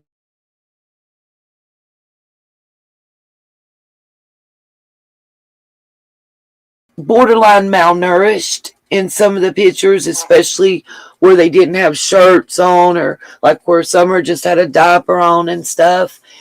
You know, go ahead. In the case of Summer, by herself, I'm not including the boys. Okay, Um, I respect that. she has to go through in the photos that we've seen, Yeah, leading up to and including when she was 5 years old, before she went missing. And I believe the best picture of that example would be when the pictures that were there at Gatlinburg. yes, Um, um, she went through, it appears to me, she went through a growth spurt. And at a child of that age, you start to lose baby fat at that time. The old phrase, the child lost his or her baby fat. yeah, It really is that their body was storing up extra fat for a growth spurt, because it needed the fat to break down to support that growth spurt. okay, That happened around almost 5 years old. So she went through that, and that could, and I'm not saying it is, I'm just saying it could explain why suddenly and quickly she went from being, I don't want to say a chunky child, but she wasn't as thin as a real child. right, To being a much slender child. That could also be part of the explanation, is what I'm trying to suggest. I can accept that without, being. I look at, there's a couple pictures, I guess, and again, I'm going to say as a mother and grandmother, that kind of were like a punch to the chest to look at. I don't know if you've seen the one where she's sitting in the leather chair and her head is completely shaved to the scalp, and it looks like, at least from the waist up, that she's not wearing anything, and her eyes are kind of like red and sunken in around them. To me, that was very disturbing. That picture, and the fact that it was posted on social media by her mom, to me was very disturbing. I can't. If one of my children had looked that pale with red rimmed eyes and dark circles underneath, and I'd made a post similar to that, it would have been saying that we just got out of the hospital or we're on our way to the doctor. I mean, and maybe I have a different mentality. Maybe, it has to do with the way you're raised or brought up, or the influences that she did or did not have in her life coming up. I'm not trying to single out Candace. I'm just, to me, that picture was alarming. And I completely understand what you're saying. I'm just saying that it's plausible. Yes, that it could also be a result of this. Yeah, and I give you that totally. I never even thought about it that way. But I get that. I totally get that. And if it was just her that had that decline, I would say, okay, I'll go with that.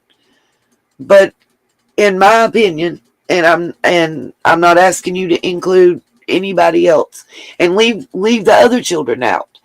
Just looking at the year and a half prior to her going missing, just looking at the pictures and videos on social media that were posted by mainly the mother,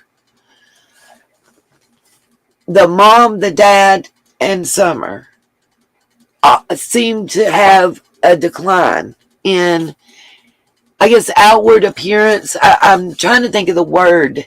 I keep wanting to say grooming, but it's not just that. I mean, I guess in the care they took of personal self. It's just general care. Yes, yes, yes. General care and well-being type thing. You know, not just for her, but for the adults as well at that time. For me, I would almost want to say it would seem that one of the parents maybe was going through a period of depression just for lack of, if that makes any sense. Because like I said, I went from seeing pictures of Candace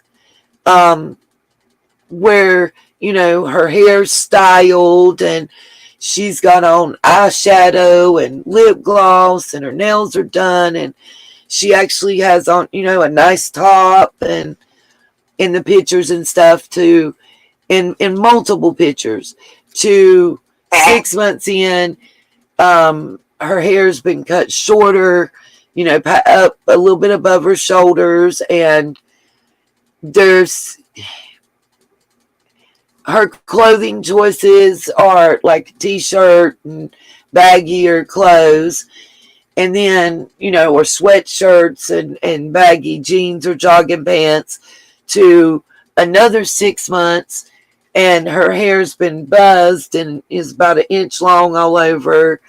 She's got either a t-shirt with sleeves cut out or just a t-shirt that looks a little on the raggedy side, and, you know, some loose-fitting basketball shorts and 2 different shoes that don't, you know, tennis shoes that don't match type thing, and no makeup. I think a lot of that had to deal with the adults or supposed adults on that property. We're dealing with their addiction issues, and we're not dealing with them well at all.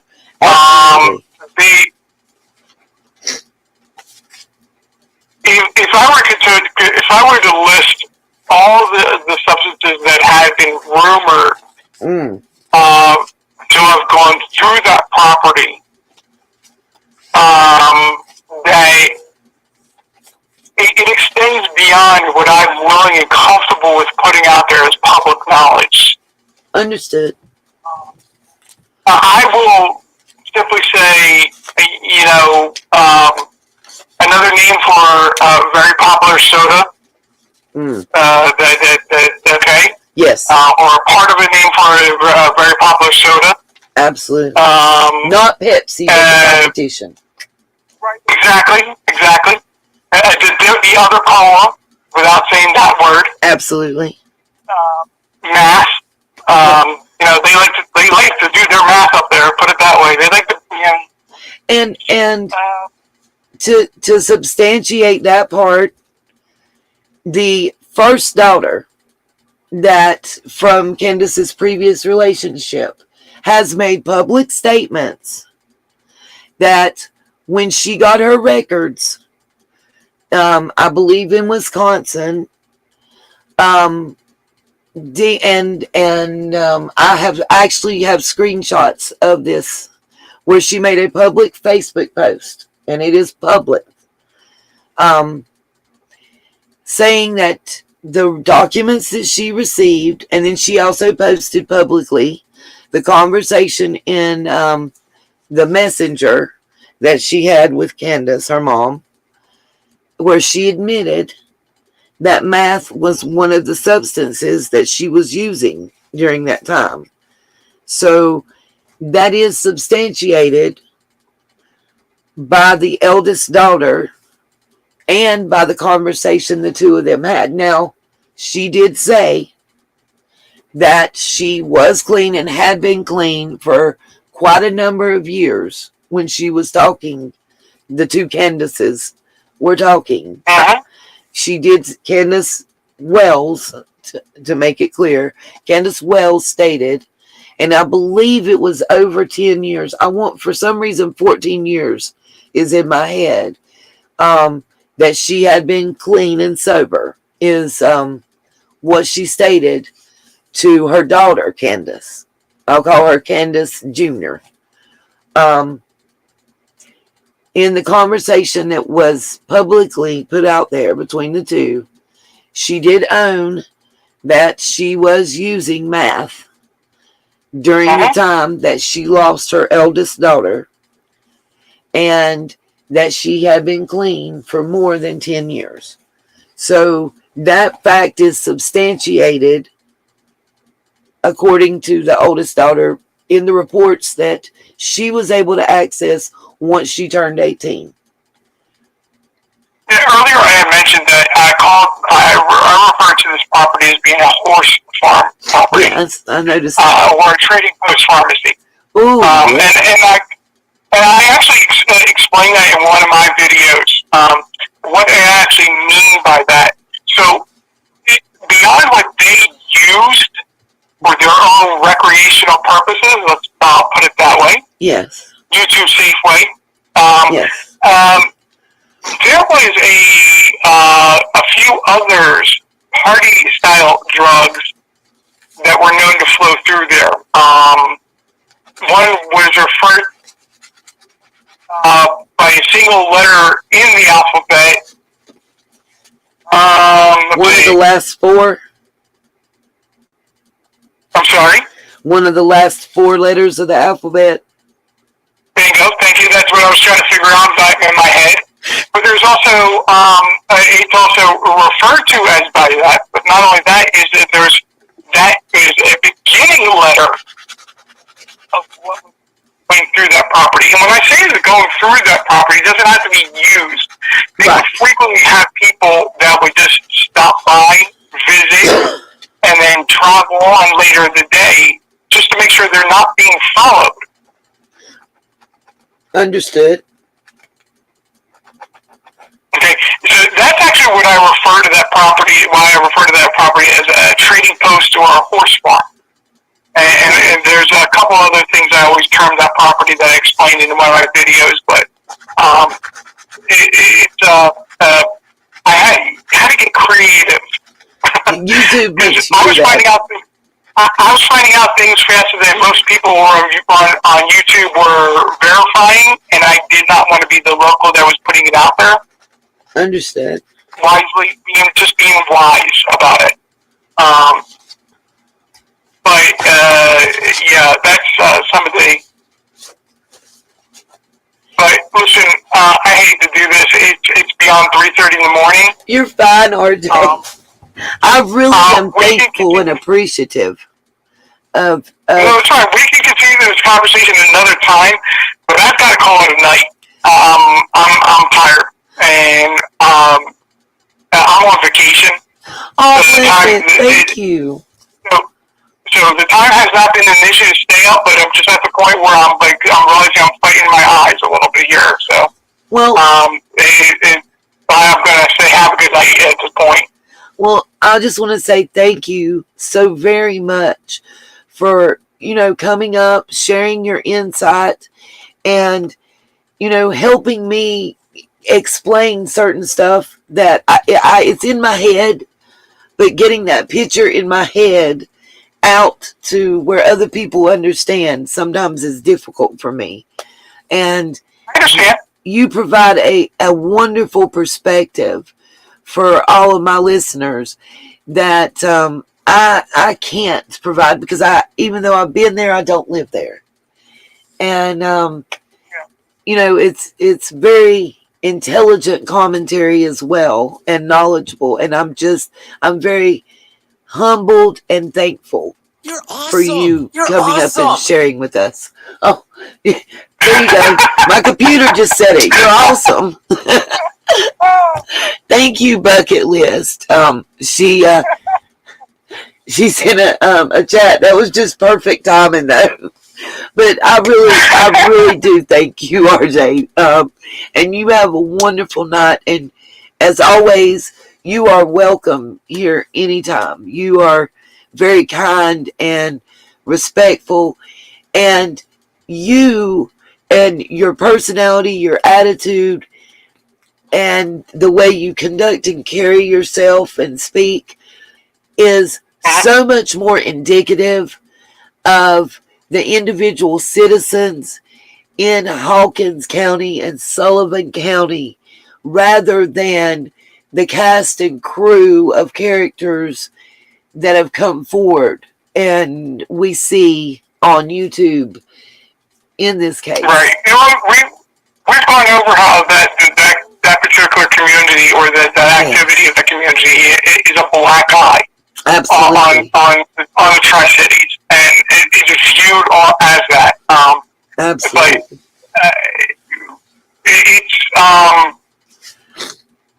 if you were to really break down and sit down and look at what Tri-Cities it's you have basically.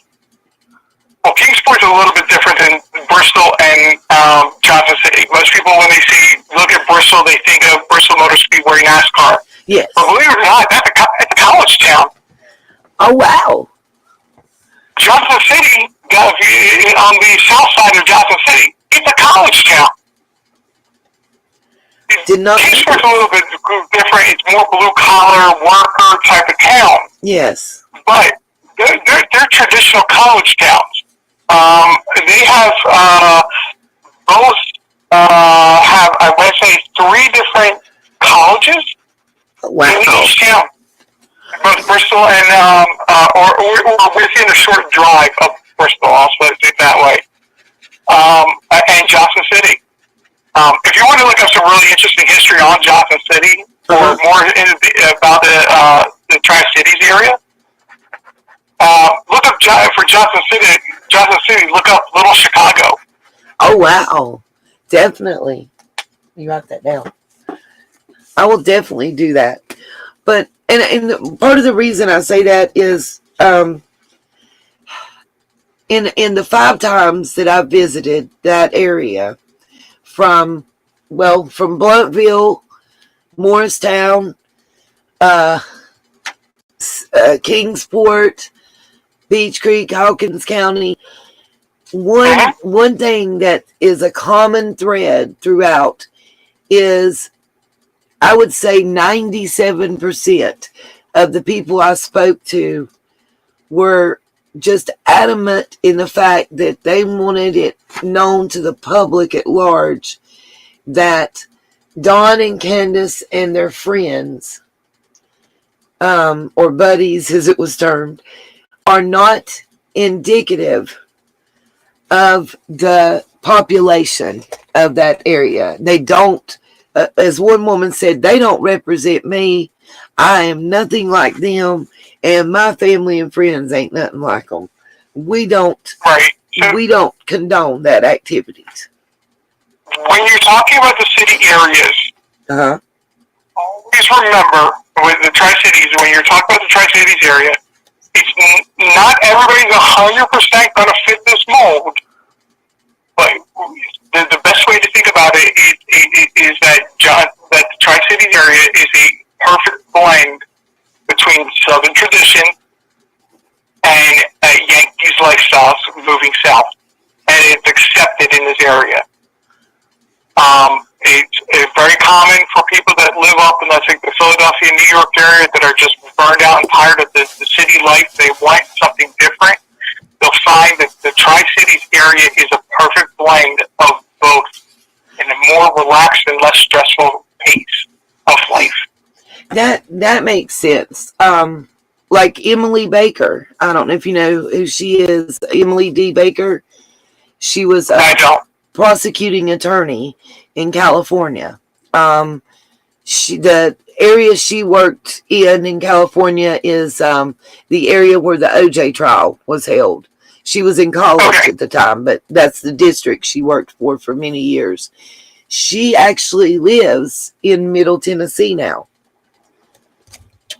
Her and her husband, who is a cosmetic dental surgeon, kind of famous in California for what he did for the stars and whatnot. They actually bought a ranch/farm style property in Middle Tennessee, and that's where they live now.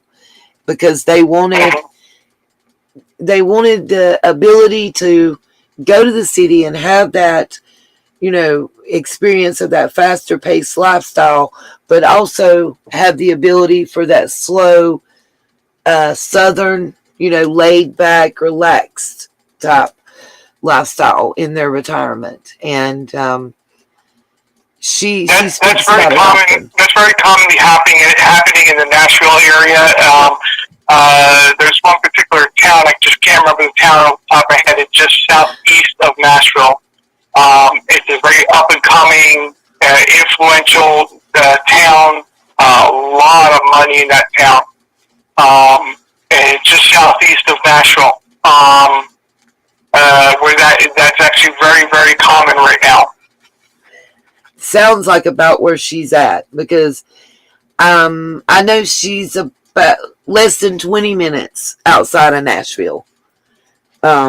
Is where she is, and a lot of people don't. It's a more relaxed, laid back type vibe in the South. Doesn't mean that a lot of people want to equate lazy, and that bothers me so bad. It's not that we're lazy. We're just not as high strung. I think, when it comes to certain things, we like to stop and smell the roses. There is a point, where you get to the dog days of summer that everybody does get lazy and things get still for a little while. But it's not the lazy that people think. It's just that they're not going to put that. They're not going to sit there and go and say they have to, put 125% effort into it. They're going to put 100% effort. It's just they're not going to do extraordinary effort or extraordinary extra because of how hot it does get. Right. I always like to, when we're talking about the areas of Tennessee, I always, like to reiterate, that's one of the things that most of the locals I talk to really were kind of upset about, the fact that the news coverage and YouTube coverage of Summer's case had given people the impression that everyone kind of lived like the Wells and their neighbors, and that's one of the reasons, or one of the below the surface reasons. I started to do my own channel, other than people encouraging me to do so. I wanted to get the perspective of somebody that lived here and be like, this is not this is portraying is not reality here. Right. It's not the reality here. This is what the reality here is. There's a lot of misinformation that was out there, and I'm not going to say only my efforts, but a lot of locals' efforts. Mm-hmm.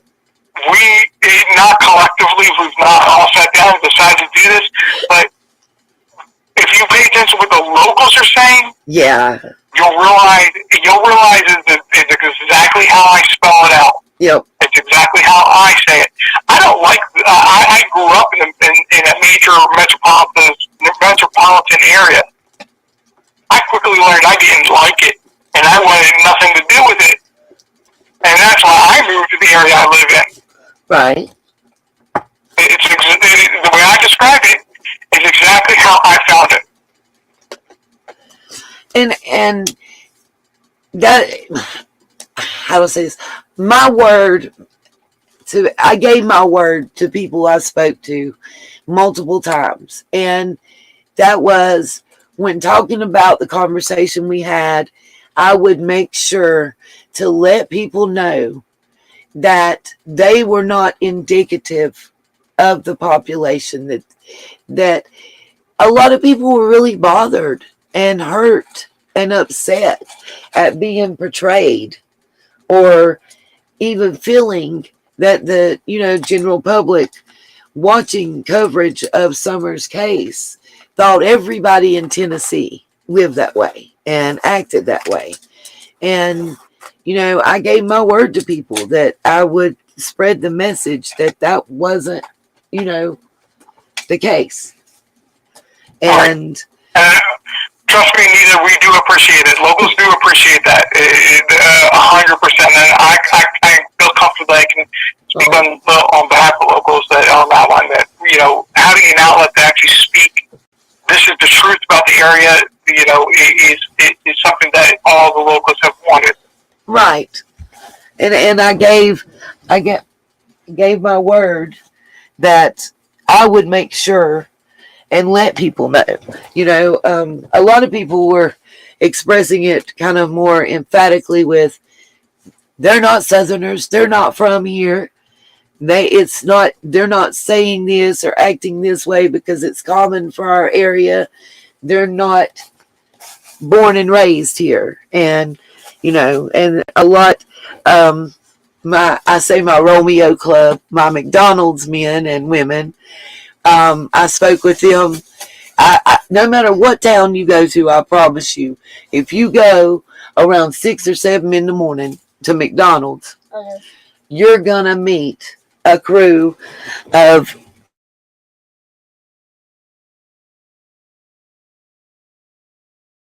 They have no problem with talking to any.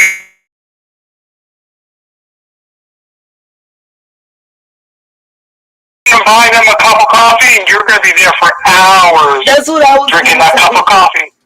Get the 2 for $2 and a cup of McDonald's coffee, and you're going to catch some refills, and you're going to get all the good gossip. And I did that. I was in Bluntfield. I was in Kingsport, and they were awesome. I was treated awesomely. I was welcomed. I was treated awesome by the locals.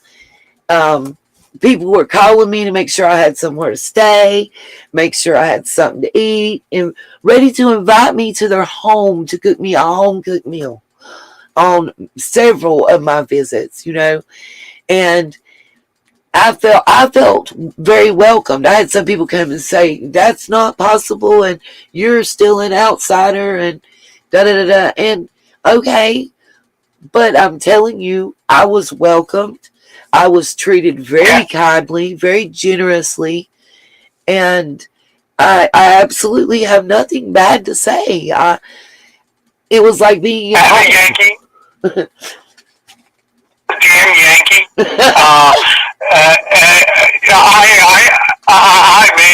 I was born and raised in a northern state. Yeah. But I live in the South. Right. By tradition, I'm a damn Yankee. But there's a difference, though, when somebody sees me versus somebody that refers to the person as a damn Yankee now. Absolutely. Because I give respect and I get respect from locals. So they stop seeing me as being a damn Yankee, and I'm just a person that lives in the area. That's all I am. Right. And you'll find it's I've tried to explain to people. I don't know if I know we've discussed it where I live and everything now. A lot of people are familiar with Asheville, North Carolina. I live very near to there, just not in the city because it's so expensive. You have to pay to breathe. But it's a very similar. Go ahead. Sorry. No, I was laughing in agreement, basically, about Buncombe County. Yes, and it's a very similar type, atmosphere. It's a very similar, like if you look at just the hills, the mountains, the trees, the roads, everything, when you're in the country area, it's very similar to being outside the city limits in Hawkins County, Sullivan County, Greene County, all those areas. Like, you literally, I'm driving and like, gosh, this looks like the road leading to my house, and the people are the same as far as that goes. Like, you come here, if you act and carry yourself in a respectful manner and treat people with courtesy and respect, you're going to get that right back, because that's how we And were they're not going raised. to care. And they're not going to care if you lived in a Yankee state or if No. you're from a Yankee state. They're not going to care about that No, at that point. absolutely not. They're not. That's not going to make a difference. If you act arrogantly and like you're better than, and you talk down to somebody, honestly, they don't care if you was raised across the street from them or raised in Pennsylvania. It's about how you carry yourself. And I think that Uh-huh. could be said probably most anywhere you go. But we say please and thank you and yes, ma'am, and yes, sir. Or, Nanny might have popped our tail when we was coming up. And, And that's why, and that's exactly why people, when you start talking to people about what happened on Ben Hall Road, they're like, oh, they're not our people. Yep. Because it's not the way it is around here. Right. But anyway, I'm gonna skedaddle on that. And I really do thank you for joining us, RJ. As always, you're welcome.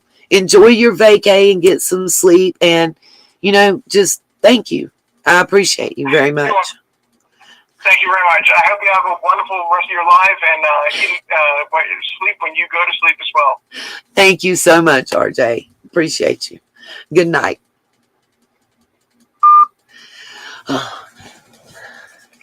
I do too, little Dev. I love talking to people from other places and knowing about their experiences and everything.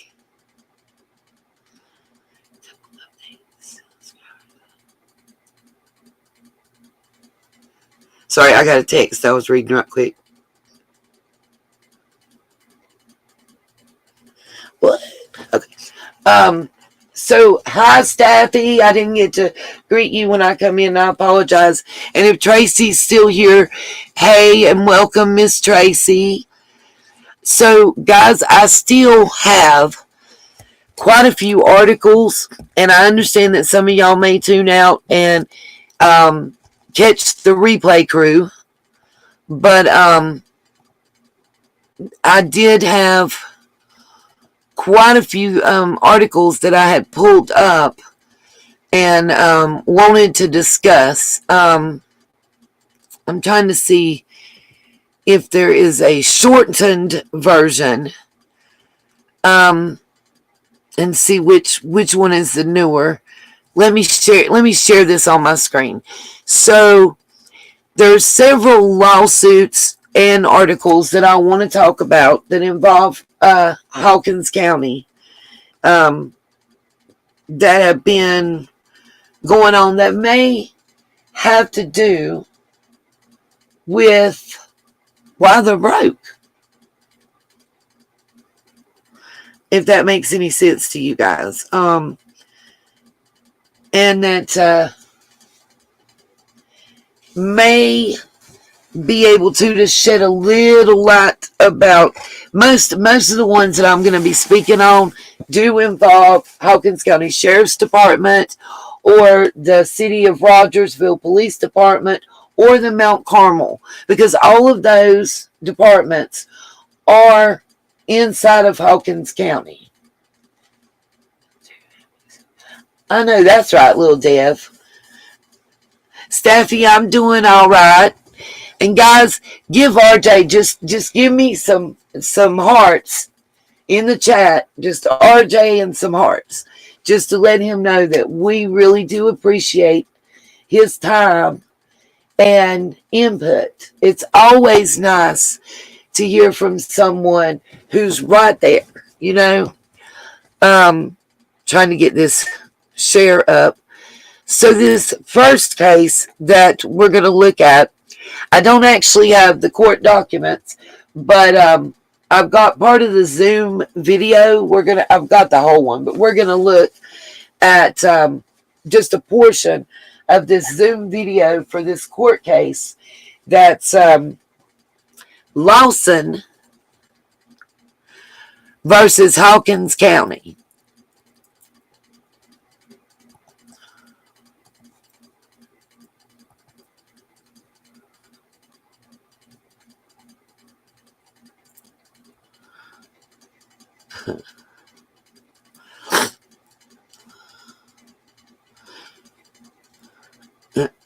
Most of these that pulled up.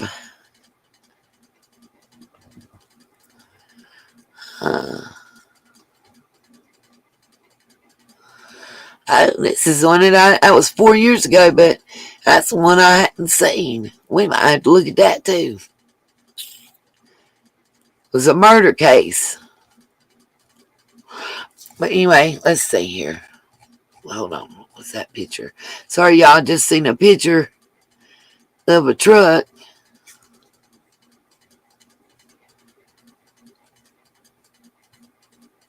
I thought it was truck. See, I scrolled too fast. Oh, it's a don't drink and drive video. Okay. Let me hit screen share.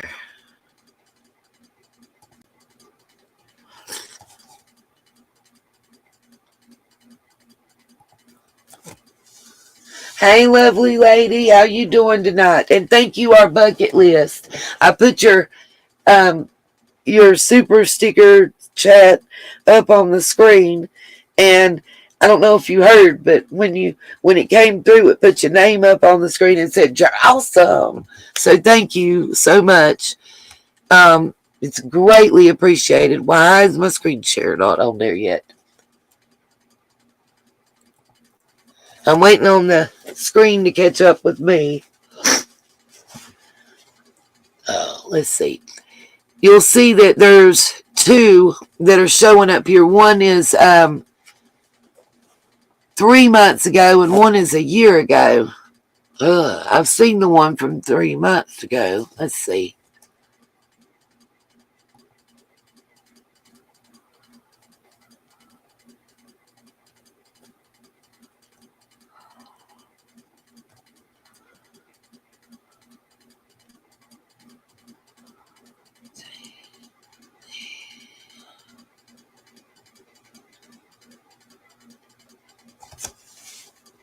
Okay, I might put my glasses on to read this.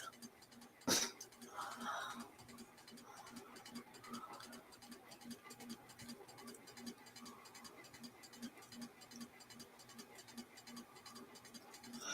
don't think that's what I'm talking about.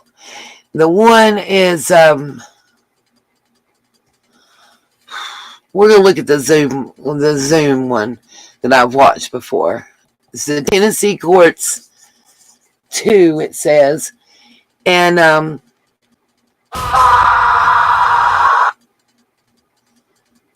me mute that so it can play and I can skip. The case is actually called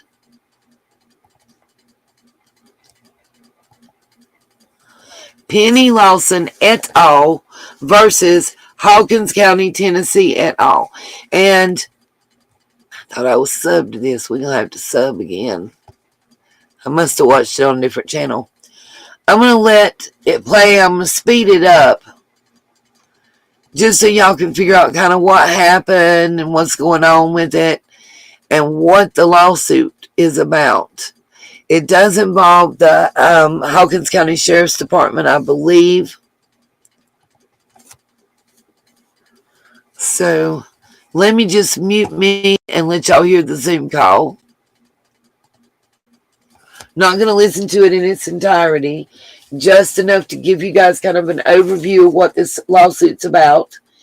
Then I've got about 4 articles and 2 of the court documents on the lawsuits as well.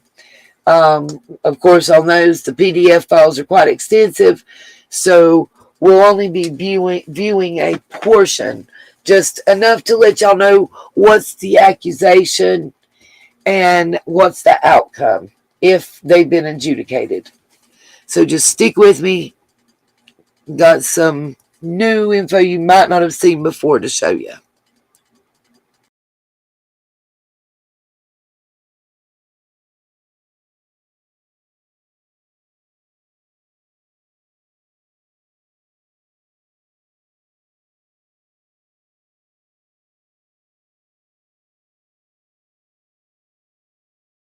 anticipate any technology-related problems, but if we should have any, just everybody take a deep breath and we'll pause and let our experts resolve it and get us all back on track. Mr. Kevin, if you would call the first case, please.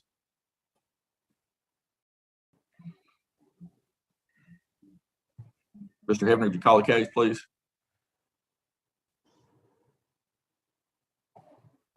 Penny Lawson et al. Versus Hawkins County, Tennessee et al.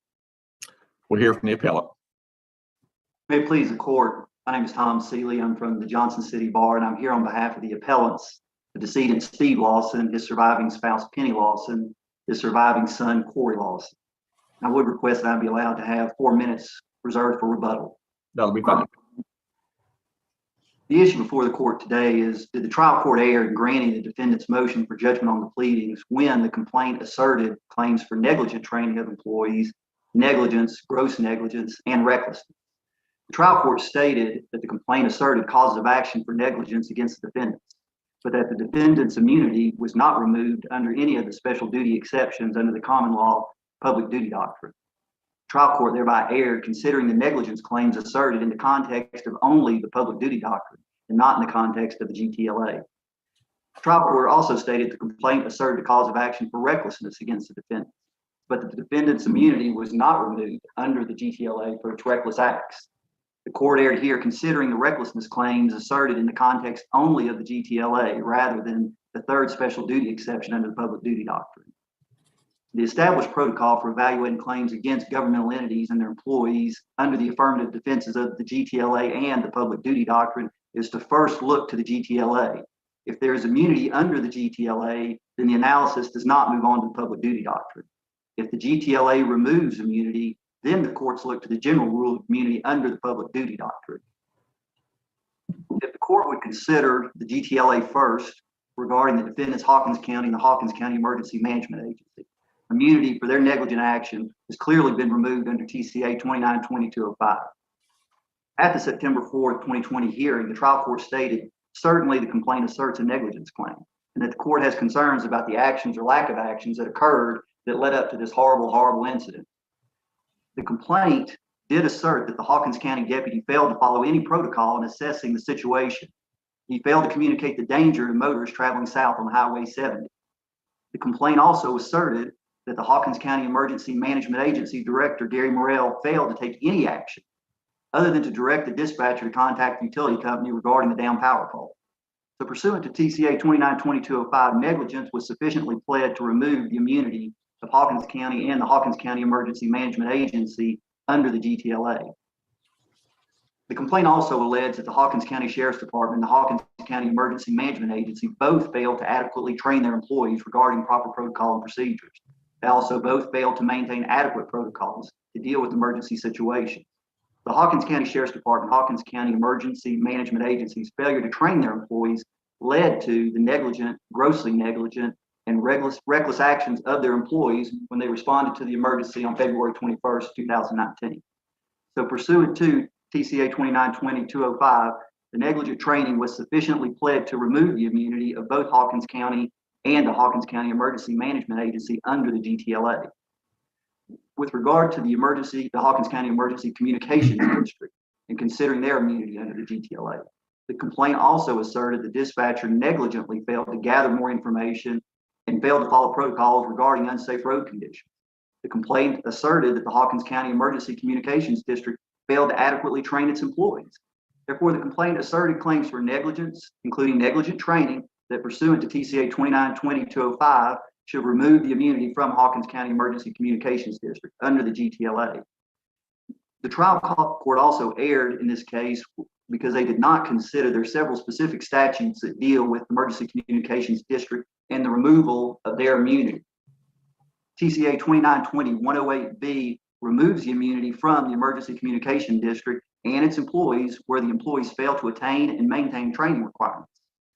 The complaint asserted that the ECD employees were not properly trained or certified. TCA 29-20-108E removes immunity from the ECD and its employees in cases of gross negligence and willful misconduct.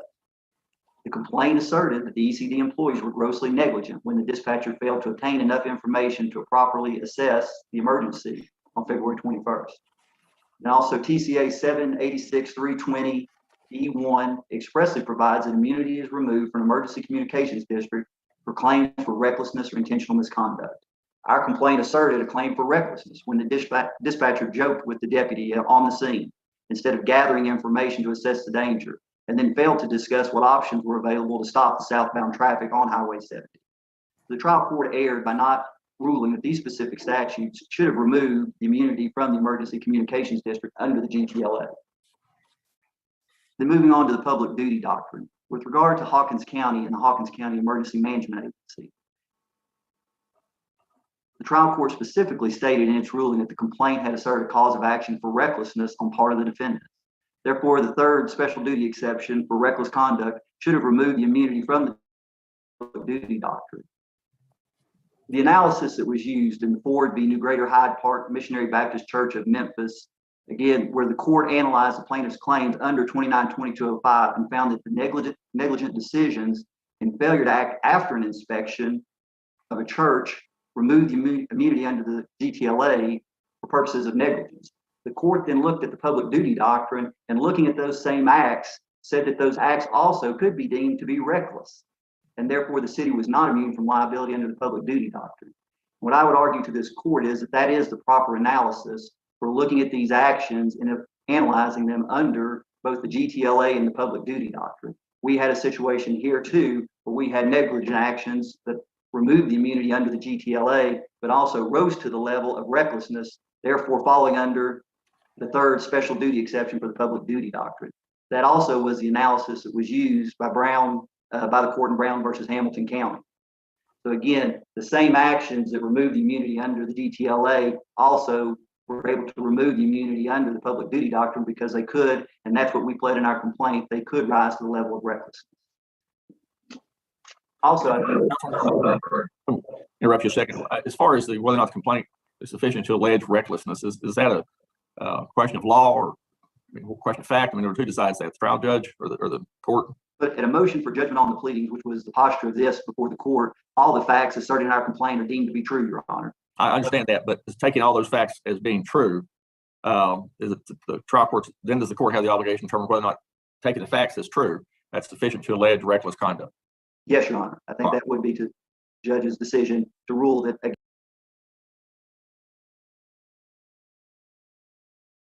again, that they would rise to the level of recklessness. And again, I believe we sufficiently pled that with the facts that were set out, where again, the dispatcher and the deputy were actually joking with each other about rocks falling on his car, rather than trying to assess the dangerousness of the situation and what actions could be taken in order to stop the southbound traffic on Highway 70.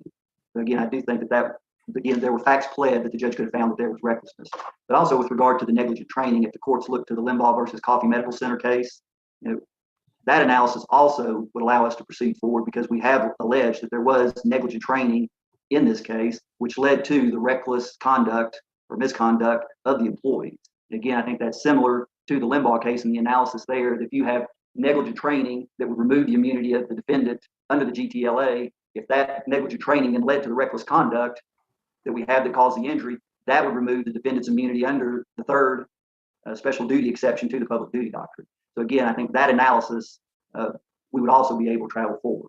And again, I think what occurred here and how the trial court erred is that it considered the negligence claims only in the context of the public duty doctrine. Then it considered the reckless claims only in the context of the GTLA, and also did not separate the different specific statutes that can remove the immunity of the emergency communications district under the GTLA. All right, thank you. You have your time for rebuttal.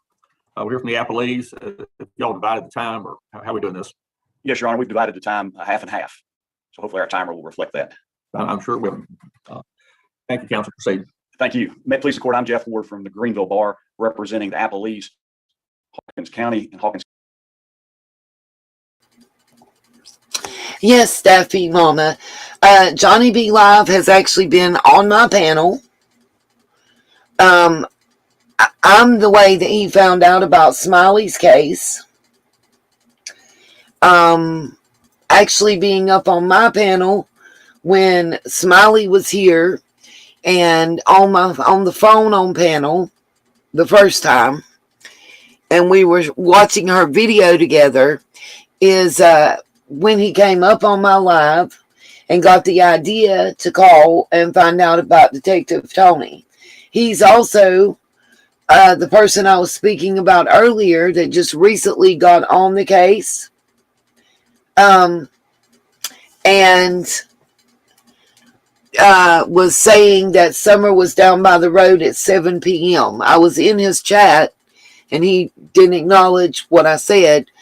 But I was telling him that that was erroneously reported and a retraction / re-report was issued on that. And he called a PI during that live stream, and the PI basically refused to take Summer's case and gave him the information for, I think it's, Chris and Trudy, the PIs that already work for the parents, and told him that's who he needed to contact. So, yeah, I don't know.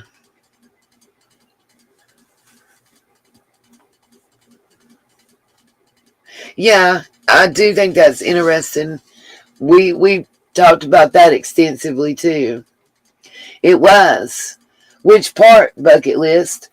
The letter from Hawkins County, or the Molotov cocktail in her backyard that she found, or the one that was thrown on her neighbor's porch on June the 15th?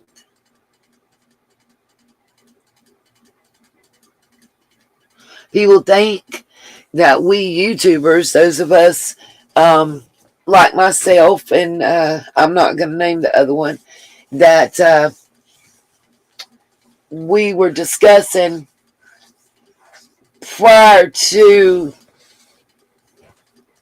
Smiley getting threatened. A lot of people came at me when I said I was threatened. Calls were made. It caused me to lose my job. A car was broken into. My family's been contacted. A lot of people thought I was making that up, but I'm not the only one. I think she looks like Candace. If you look at the baby pictures of Candace, and you look at the baby pictures of Summer, and you look at the baby pictures of Rose, and you look at the baby pictures of Summer, I honestly think she looks a lot like Candace in some of them with certain features, and she looks a lot like her father as well. I don't think she looks anything like Pam. Which Pam picture are you looking at? Because Pam's got, like, if you're talking about Pam Wells, she's got about 12 different Facebooks. And the one where she looks like who done it and why is what she looks like now. With the long white hair and the black glasses, black like horn rim glasses, and she's got on a blue sweater. That's what she currently looks like. Oh, you good, Staffy? I'm making a video. I've got over 1,200 photos of Summer or Summer and the boys. I'm not trying to include Summer with the parents. I just can't. But of Summer, and I'm working on a video tribute. It's my first time using the video editor, not the YouTube one, but an actual program. It's the first one I found that works with this Chromebook, first generation Chromebook. And I'm making this video of Summer because it's taken me so long to do it, y'all, because editing sucks. I hate editing. But anyway, they're only wanting like $10 a month. So if this Summer one turns out well, I'm probably going to pay the $10 a month for it. Yeah, thank you, Orange Marigold. I personally believe she does. I've seen it on YouTube. Pam Pig and Don Hurting Pam. This guy. Yeah, that would have been JLR, Staffy. Is that the one she's in? I think in his video, it's her in the blue sweater. I mean, I'm sure I can pull up a picture through Facebook real quick. Let me let this video play for a second, and I'll pull up a picture of Pam Wells, Don's first wife, and for Facebooks are public. You know, she still lives in Utah, by the way. Yeah, she's in her 70s, and with her arrest record in history, I don't know if you saw that video about that, but she's got recent arrests, darling. She's got multiple arrests if you look up her criminal history, and most of them are what I would call drug use adjacent or associated. You know, repeated shoplifting, theft, bad check writing, which is, I'm assuming, why my help's needed. But anyway, yeah. So, Staffy, how do you good, baby? You good? Just remember to say math, M-A-T-H, from now on, so YouTube and Streamlabs don't get mad at you. But they did it together. Just like I said about Jody Sue and Andy, you're not with somebody for that amount of years and you're not into what they're into. Them two was together for, Andy and Jody Sue was together for 25, 26 years. You're not going to be with somebody for that length of time and you're not into the same shit they're into. Or you're not okay with it. And I say that to her as well. Neither one of them gets the pass. You know what I mean? I have too, little Dev.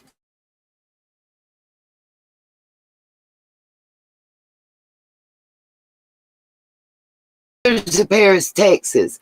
But is there a Paris, Tennessee? I've just wondered.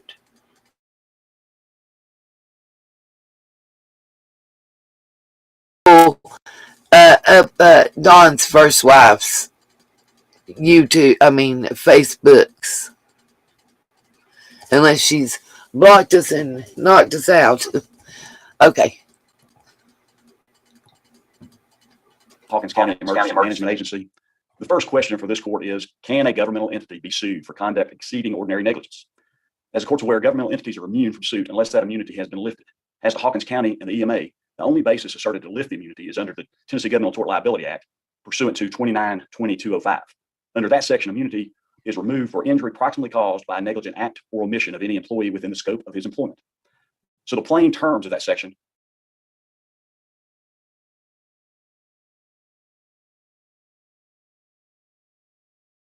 applying strict construction to the plain language of that statute leads to only one conclusion, and the court 205 entities cannot be sued for conduct rising above the level of negligence. This was recognized in the cases of Hart versus Metropolitan Government of Nashville and Sherman versus Shelby County Board of Education. In the Sherman case, the court specifically said, when an employee's actions constitute more than ordinary negligence, such as recklessness or gross negligence, then immunity from suit is not removed under section 29-2205. Thus, the trial court in this case properly dismissed the claims against Hawkins County and the EMA based upon recklessness. The trial court then had to address the negligence claims to determine if those could proceed. And that brings us to the second question for this court. Are the negligence claims barred by the public duty doctrine? So the public duty doctrine is a common law doctrine, and the Tennessee Supreme Court has held that it still applies after the enactment of the Tennessee Governmental Tort Liability Act. Initially, the public duty doctrine was discussed in the context of suits against public employees. And in Azell, the Tennessee Supreme Court said that the public duty doctrine shields a public employee from suits for injuries that are caused by the public employee's breach of a duty owed to the public at large. That public duty doctrine was also extended to the entities themselves, and so it protects both the employee and the entity from suit. In this case, it's undisputed that the duties at issue are owed to the public at large and were not owed to Mr. Lawson specifically. Thus, to proceed, the appellants had to establish that a special duty exception existed. And there are three ways they could have attempted to do that. The first would be proving that the officials undertook to protect the plaintiff and that the plaintiff relied upon those actions. The second would be that showing a statute that specifically provides for a cause of action for a group of individuals. Or the third would be the plaintiff alleging a cause of action involving intent, malice, or reckless misconduct. The appellant in this case chose to go down the line of the third exception. and asserts facts trying to establish reckless misconduct. The appellees assert that the facts themselves are insufficient to rise to that level to establish reckless misconduct, and Mr. Adkins is going to address that in his portion of the argument. But if the court determines that the facts are sufficient to support a claim for reckless misconduct, that creates a new question for the court. Once reckless misconduct is claimed, does that eliminate the public duty doctrine protection for all claims, or does it only eliminate the protection for the claim based upon reckless misconduct? So in this case, there are multiple different claims asserted: negligence claims, recklessness claims, and the appellees would submit that the protection of the public duty doctrine would only be removed for a claim based upon reckless misconduct. So as to the entities, since they can't be sued for recklessness, the claim on reckless misconduct can't proceed against the entities. The appellee wants to assert that this sort of eliminates the third exception across the board, but that's not correct, because the appellee could have pursued a claim against an individual, against a public employee individually, and gone down that road if they wanted to pursue an intentional claim or a reckless misconduct claim against the individual. In this case, the entities are the only defendants, and those recklessness claims are properly dismissed.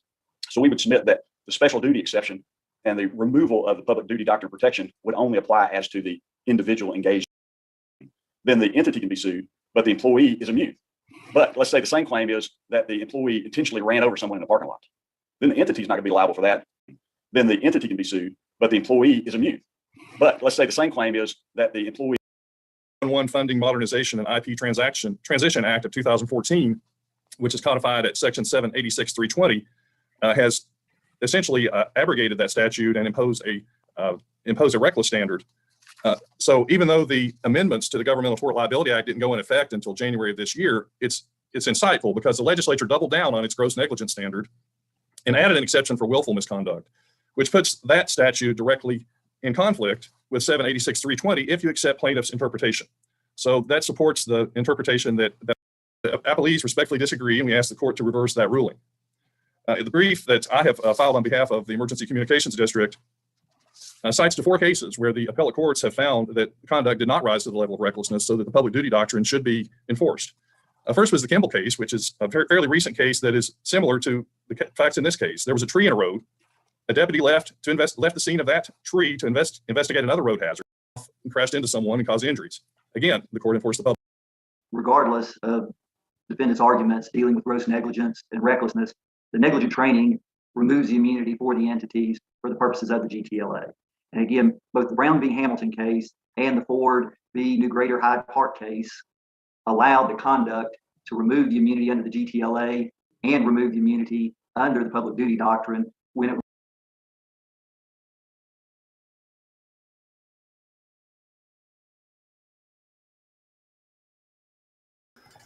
Okay, just so people know, I went ahead and stopped sharing that one so we can go on to the next articles and everything that's a little more interesting than this part, and I apologize for that. But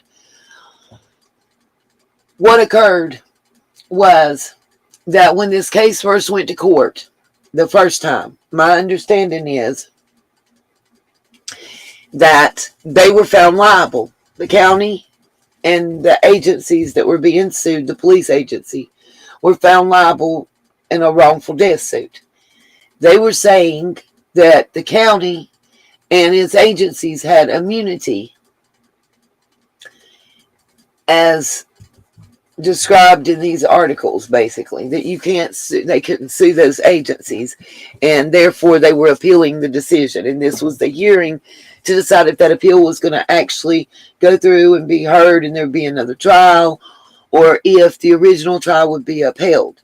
But again, it was a wrongful death suit for an employee of Hawkins County, and they lost that suit and had to pay those monies. And that's what, in this part, what I'm discussing is corruption in law enforcement, the judicial branch, and the legislative branches in the Hawkins County areas, as well as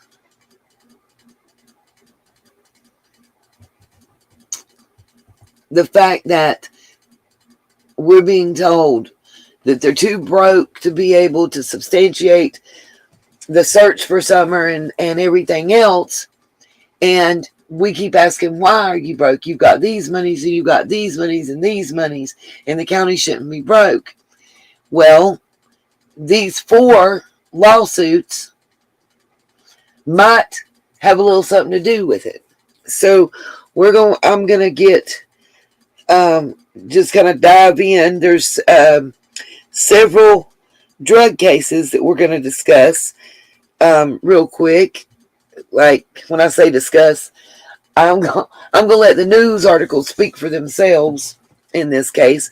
And then there's an excessive force case that there's a newspaper article substantiating with visual aids that's been seen before on my channel and other channels, as well as 2 other suits that occurred, specifically naming Hawkins County Sheriff's Department and Ronnie Lawson, that I have obtained the actual court affidavits for. And we'll look at those real quick.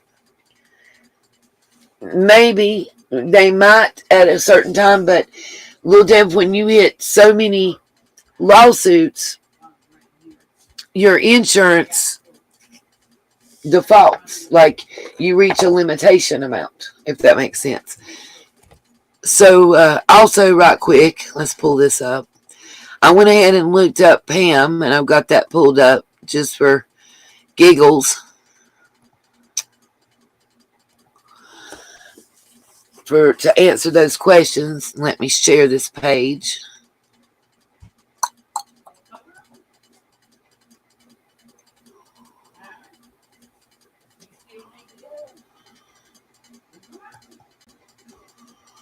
Share screen. Okay.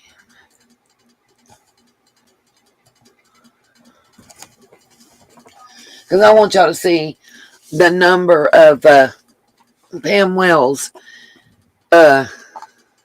pages. And we can look and see there's quite a few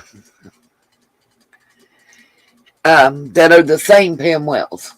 I'm just waiting on the screen to catch up. I'll show you the one that JLR showed you, and then I'll show you at least 2 others. Right off top gate. There we go. So the very first one is the same Pam Wells. The one in the blue is the one JLR showed you. And then this Pamela Wells in Ogden, Utah down here is another one. I don't know about for sure the one with no picture. But I believe there's a couple more down here. We'll just pop in and look. So here's the one that JLR showed. We'll pick up that right quick. Good morning, Seeking Serenity. Right, Staffy. Why do each one of them hate true crime with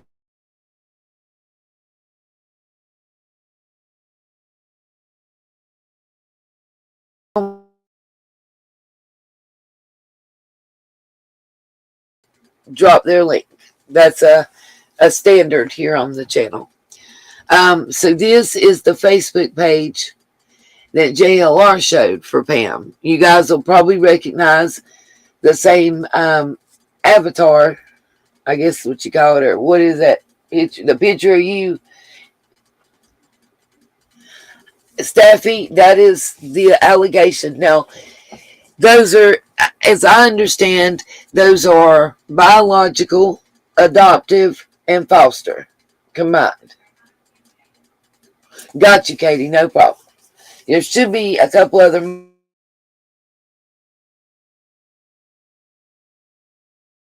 What Pam Wells looks like currently.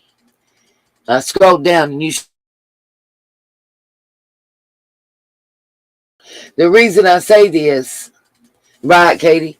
The reason I say this, I believe she's Mormon. The reason I say this is when she tried to chat with another individual that brought messages to me from her, she gave a whole different picture and age.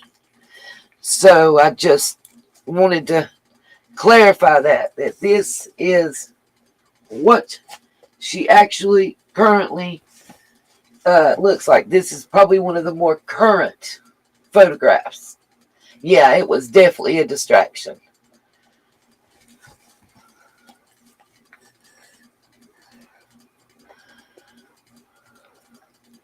This one, she only has 88 friends. We'll look at it real quick. She only has 88 friends. We'll scroll down and then check the other ones. See, there's the picture that she posted. I don't know. Let's see. Well, you got 1, 2. You got 3 different people commenting and saying, hey, mom. So there's 3 people calling her mom just in this picture and the comments. Steffi, I don't know, honey. I don't know how old he was when he was with her. I honestly don't know. Younger than he is now. He's been with Candace for 14 years. Oh yeah, there's more than one. I just said that. Literally just said that.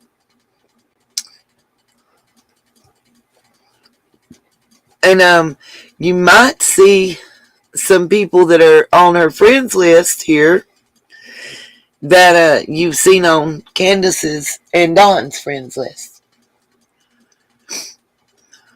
Let's see.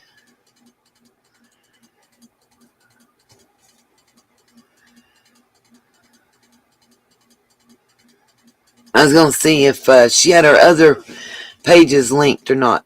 Oh, and here is the guy that's in the photograph with her. His name, it says, is Jeremy Collins. He's the one in the picture with her. And look, Candace Bly is her friend.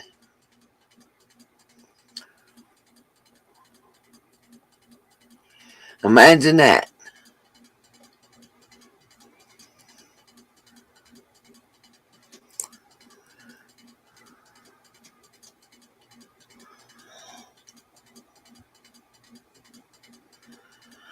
Let's see.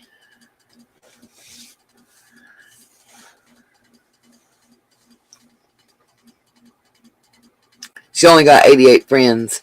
So we're almost done scrolling through her friends list. I was just seeing if there was any.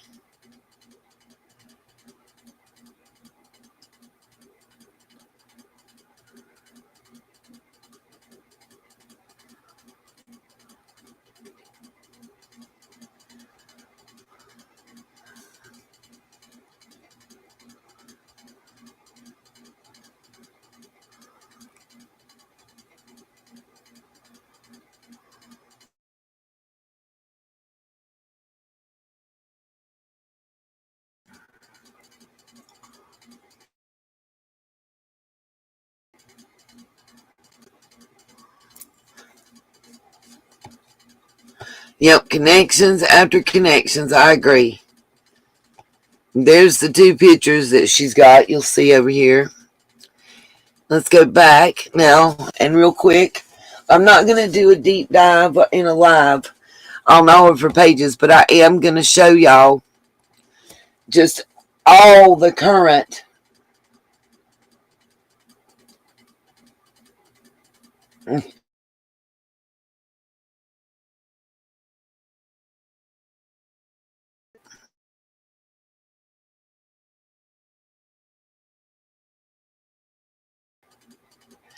I don't think this is her. So let's go on down to the next one. That's the same lady as in the first one right there. So we're going to skip. We just did that one. Now here's the one I came to first, actually, for her is this one. Let's pull this picture up. There's another picture of what she currently looks like today.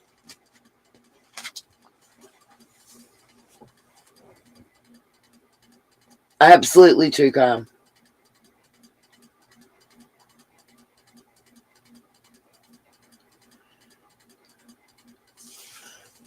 I was told, well, y'all know what's been said about why, right?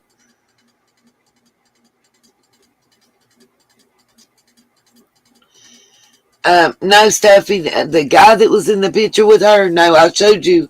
Just rewind. Now, in that picture, in the background, that is Don Jr., his wife, and their child. I'll show you. But on the previous one, no.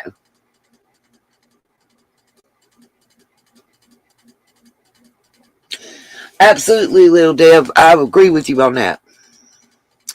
This was March 27, 2019, when this picture was taken.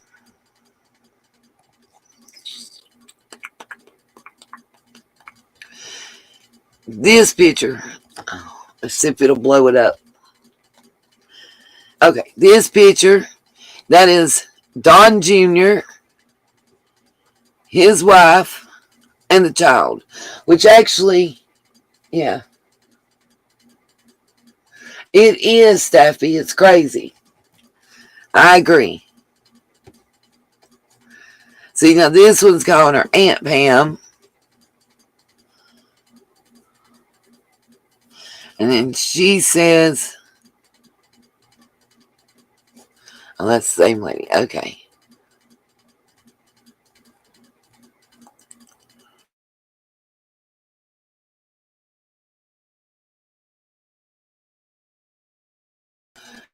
Yeah, I know.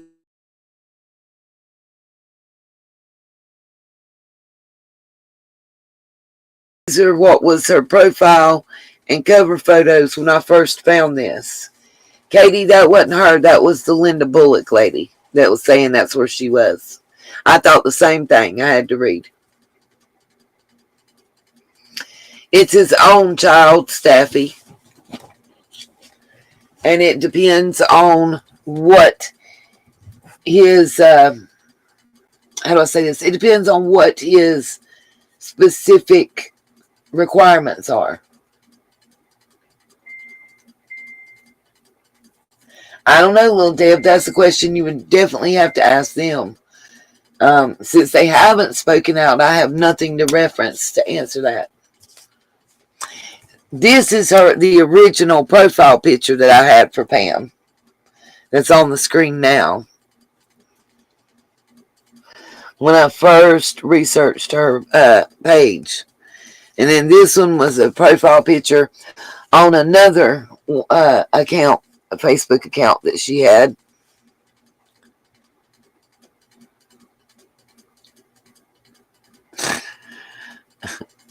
Somebody was just a little talking junk and said she getting her tan on.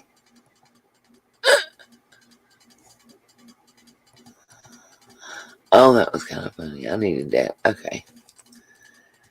So, on this, let's see. She has 199 friends on this one, so she's got more friends, which this one has been up and in operation longer. Like I said, this was the first one I had found, I believe, for her. Older than dirt, Katie. She's in her 70s. Yeah, true crime.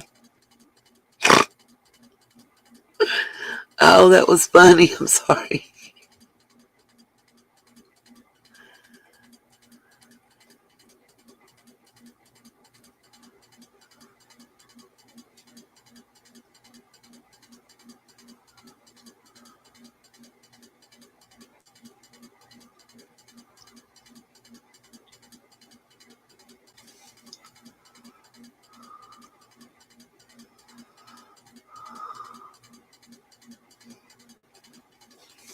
Okay.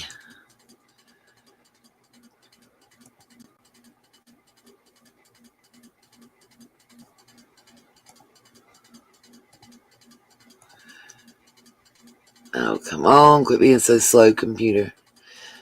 Sorry, y'all. I'm looking for some things specific.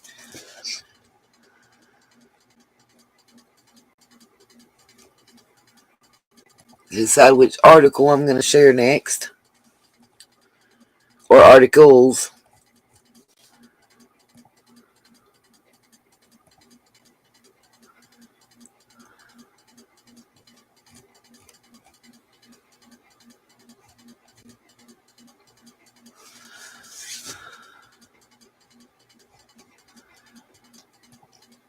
Let's see. This one that I'm getting ready to share with y'all is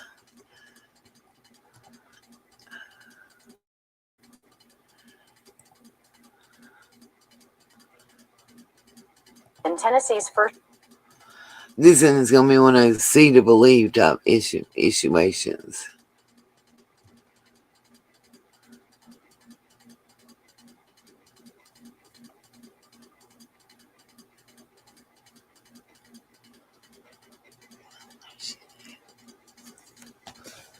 Okay.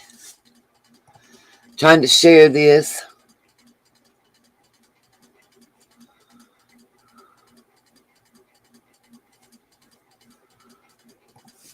Share.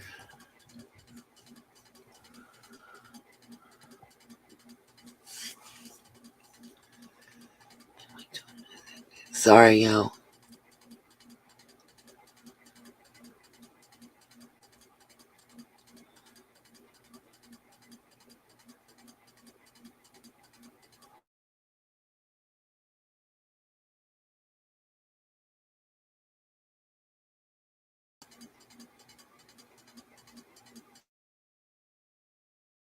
Just had the article and now I've lost it. Let's see, that was money laundering.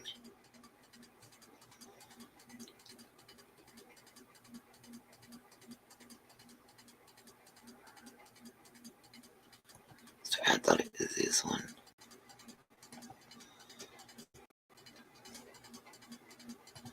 Let's see, that's the prosecutor one. Oh, these pop-up crud.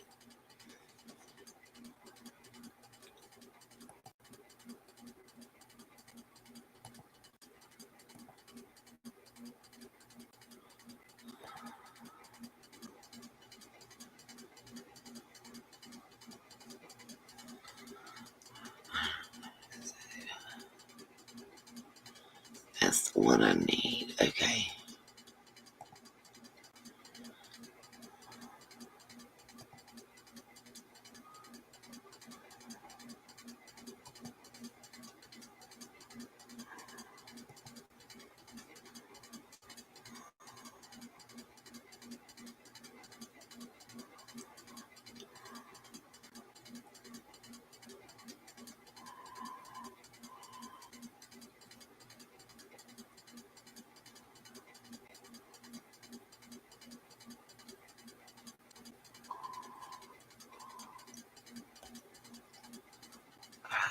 Share. I'm trying to get it to load, y'all. Bear with me. Every time I start talking about summer, it's amazing. I start buffering. My computer slows down. I get knocked off my live stream. Ain't that just amazing? Right, I agree, Steffi. Here it's the same.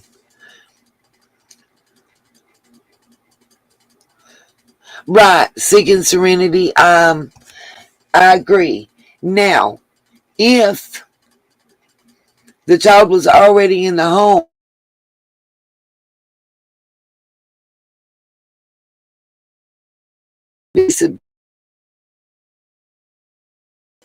when that baby you see in the picture came into the world, he had already served his time, gotten off of probation/parole,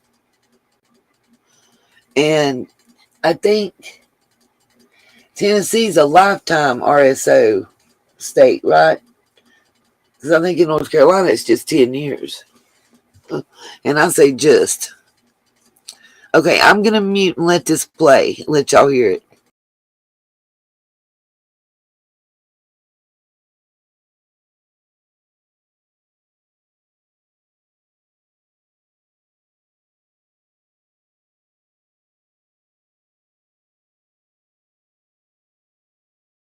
First Judicial District, as well as her ex-boyfriend Tommy Henry. This was back in June on charges of using McCardle's then position as a prosecutor to extort people being prosecuted in Washington County.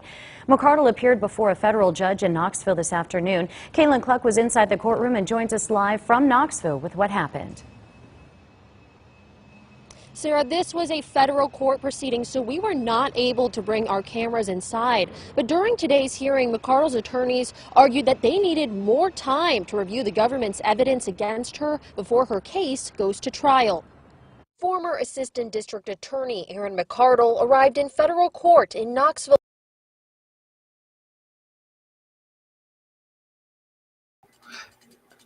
Now remember, this is the assistant district attorney. So just pay attention, because I'm going to show you she's not the only one. Y'all have heard several other individuals. Well, just wait, because there's a pay for play and everything coming up.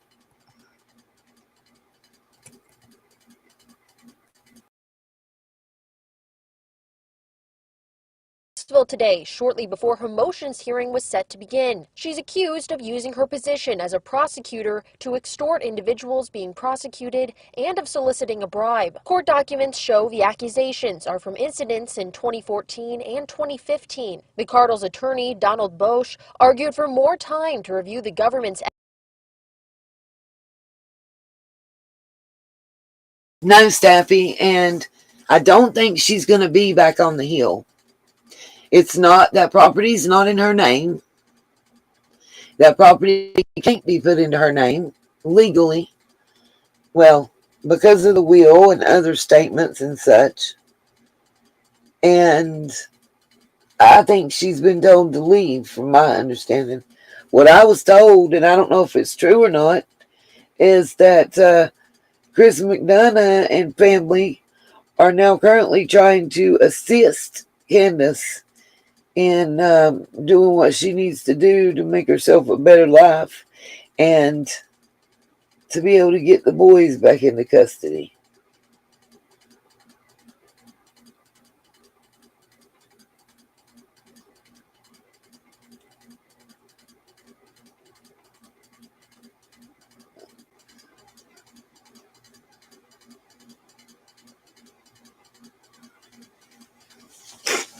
Okay.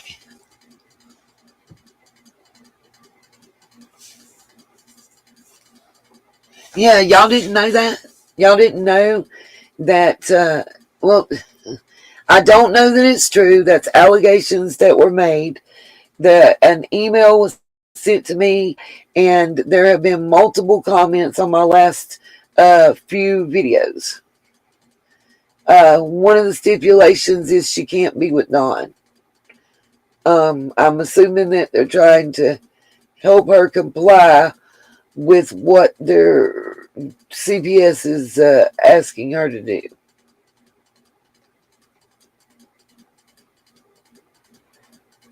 So I don't know. That's just the allegation that was made.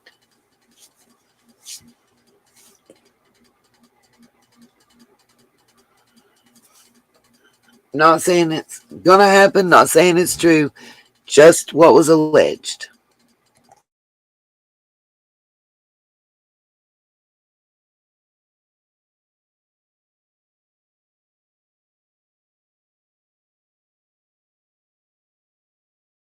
described the case as having, quote, unusual twists, turns, and layers, end quote. Attorneys in court described the evidence as voluminous, and court documents say some of it involves banking and phone records. Federal prosecutors argued they shouldn't have to disclose the evidence earlier than normal. Bosch also said in court that the government has had 5 years to work on this case, while they, as McArdle's defense, have only had months. Her former boyfriend, Tommy Henry, is indicted as her co-conspirator. Court documents suggest Henry was in contact with the FBI as early as 2015, though it's unclear why. The judge is expected to decide whether or not to grant the motions in the coming days. All parties said they want the February trial date to stay on track.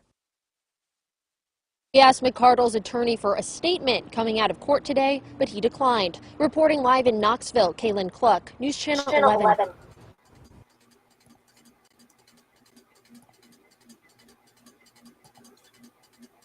Yeah, I know the echo was there.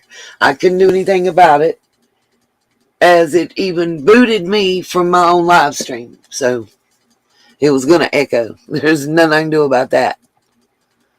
Okay, let's see. Where's the next one?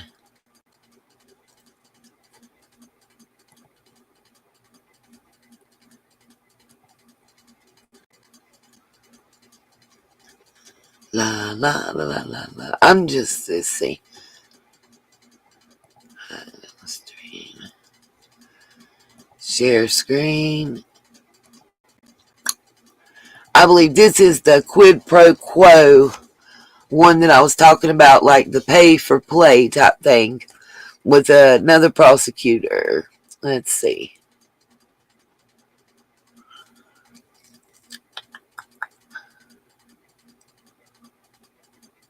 Yeah, that's the one. No contest. I think that's the same one. Yep. Share on screen. Unless I get knocked off again.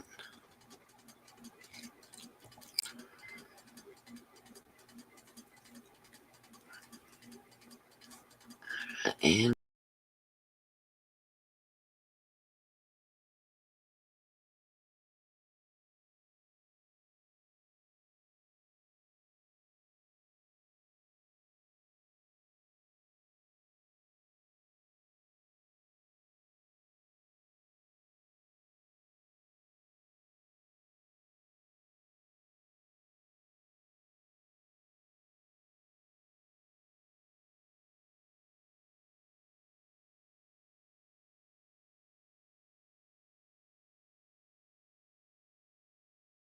Dandridge, former Hawkins County prosecutor Doug God Jefferson County Criminal Court to a single count of felony official misconduct related to a sex for leniency scandal that came to light in 2010.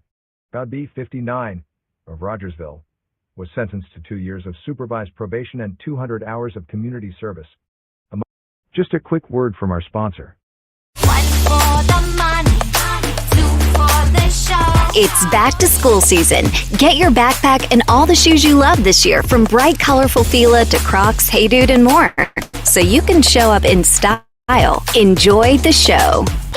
Buy a specially tagged athletic shoe of $26 or more and backpack together and get $5 off each item. Look for the tags in stores and online. Exclusions apply. Step into your local shoe show or visit shoeshow.com. Among the conditions of his probation, he must undergo a psycho/sexual mental evaluation, complete the therapy and counseling regime already in place, and complete any other treatment the evaluation recommends. He is also officially disbarred from practicing law in Tennessee. Godby served as Rogersville's chief prosecutor for more than 30 years before resigning in September 2010 amid allegations he solicited, and in some cases received, sexual favors in exchange for leniency from female drug defendants and/or their mothers. Attorney General Russell Johnson from Kingston, who served as special prosecutor in the case, said that at last count 14 women had filed civil lawsuits against the state seeking compensation for harm they suffered as a result of Godby's conduct. Johnson said he is glad for the victims and the citizens of Hawkins County that the case is resolved.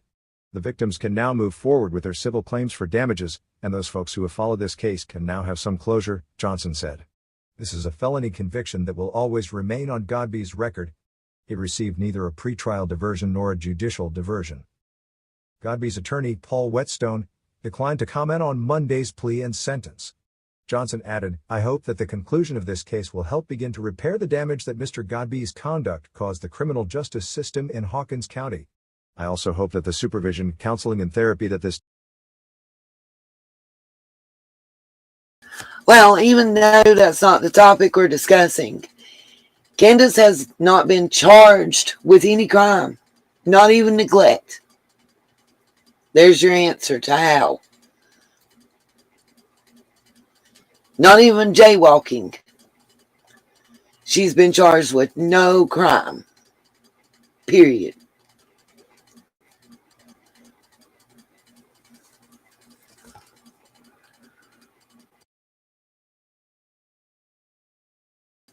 Oh, this is another DA, and just hold on, because next I'm going to show you a probation officer, and then I believe I have a judge too.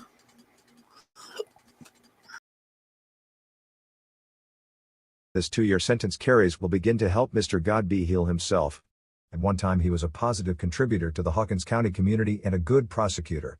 It is unfortunate for him and the justice system that he was sworn to uphold that he fell into this terrible mindset and lifestyle that caused harm to so many people. Godby's law license had been suspended since August 6th as a result of allegations he was trading legal services to a client for sex. He resigned his position as Hawkins County's lead prosecutor in September 2010 and began a private practice almost immediately, mainly serving Hawkins County. As a result of Godby's disbarment, Criminal Court Judge John Duggar found himself in a position Monday of having to find new attorneys for all of Godbee's existing clients, 18 of whom were in Hawkins County, and another 6 in Hamblin County. About half were assigned to the Public Defender's Office. The major aspect of this case to many people will be getting the felony conviction to the official misconduct charge, just like the grand jury indicted it, Johnson said. The even better result, in my opinion, is having Godbee disbarred so he will not have the ability to come into contact with or intimidate these types of individuals again. Next article. Patricia Ferguson holds a family photo of Lonson and Jalissa Ferguson and Patrick Beattie as Patrick Beattie, Jylessa Delaney, Landon Ferguson and Gloria Miller pose in the background. Photo by David Grace. _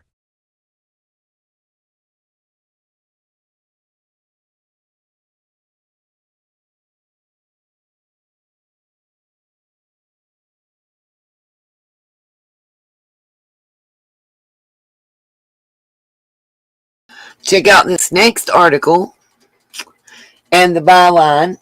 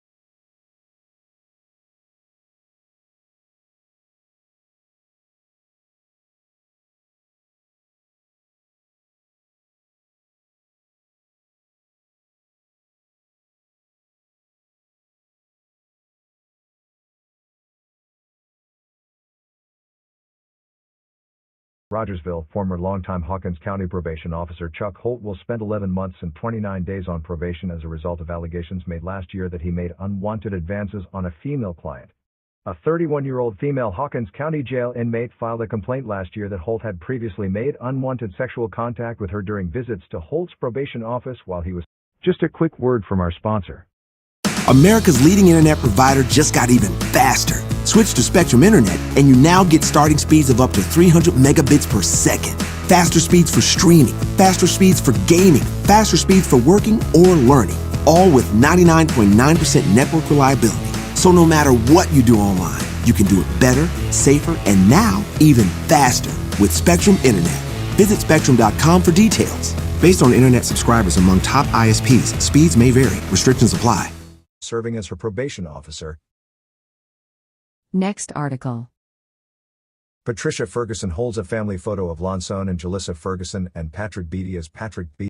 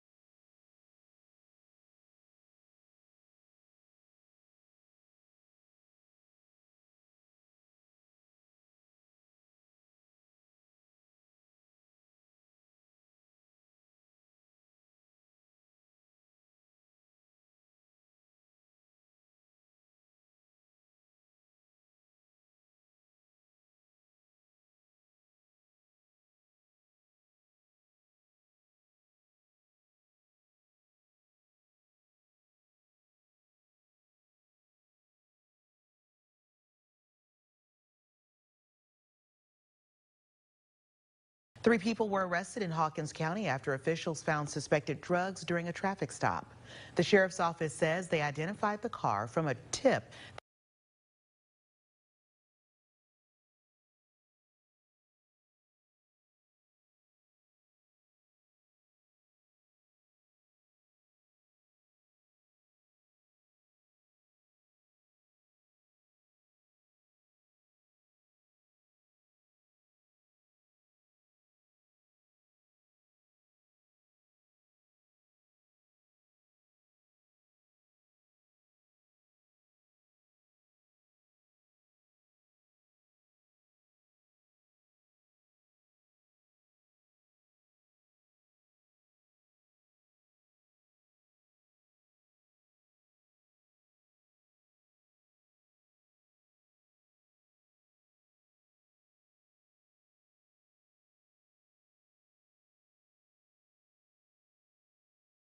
Were arrested in Hawkins County after officials found suspected drugs during a traffic stop.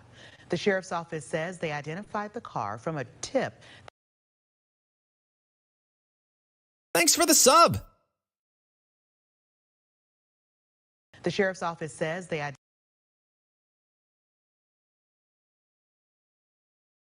identified the car from a tip.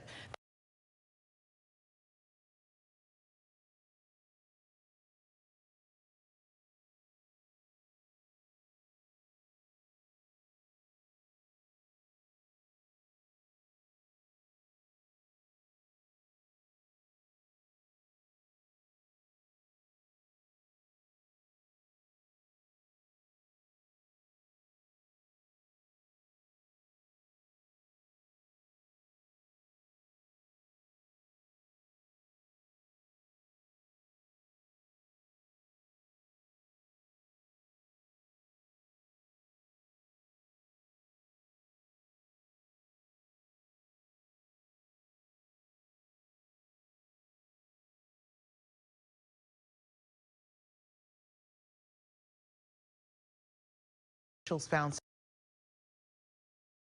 Here at Ingalls, we know that you're probably cooking from home a little more than usual.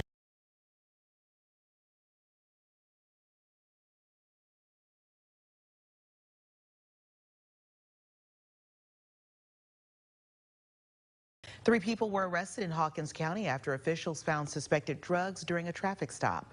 The sheriff's office says they identified the car from a tip that there would be a delivery of a large number of narcotics by a car with a Georgia registration. Deputies say they found multicolored forms of heroin, fentanyl, pills believed to be ecstasy, and a Glock pistol.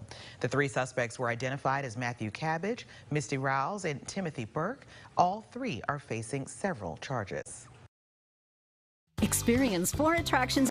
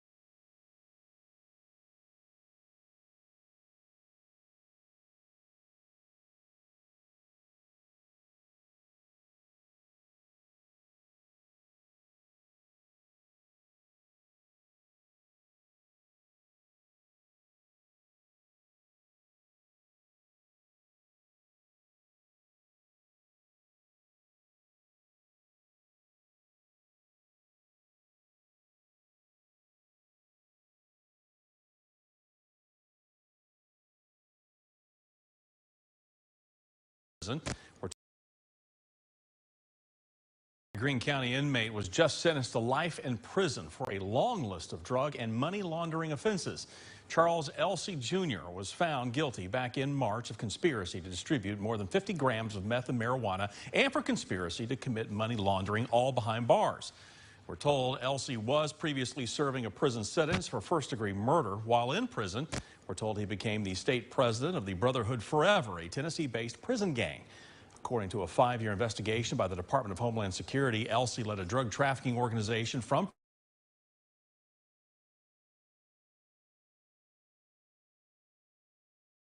the judge ordered Elsey to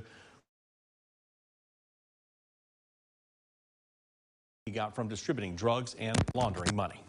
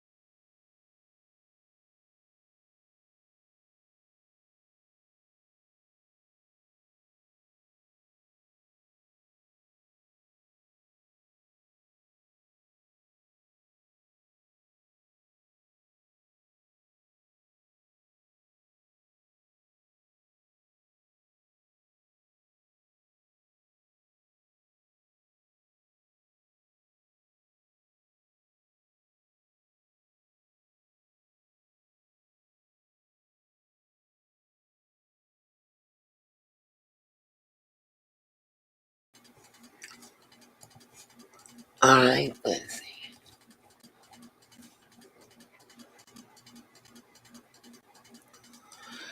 Excessive force by deputies alleged in lawsuit. It was in April 30th, 2021. Should be seeing the picture of this gentleman. There we go. And I'm going to read this article to you. A Greene County man involved in a vehicle pursuit last year that ended in Hawkins County has filed a lawsuit.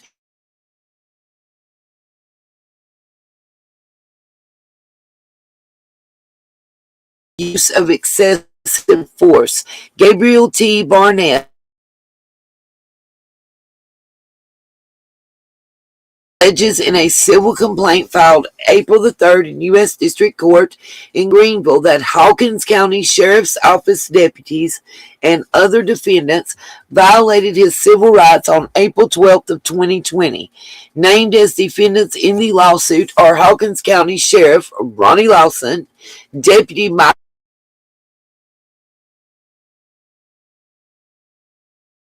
Hawkins County Sheriff's Department.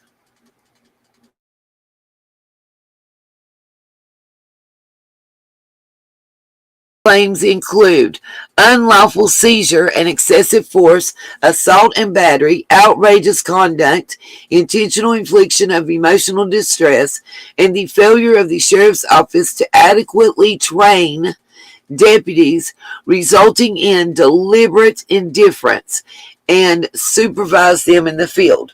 Barnett, 25, asked for a jury trial in damages totaling $3.25 million, including punitive damages of no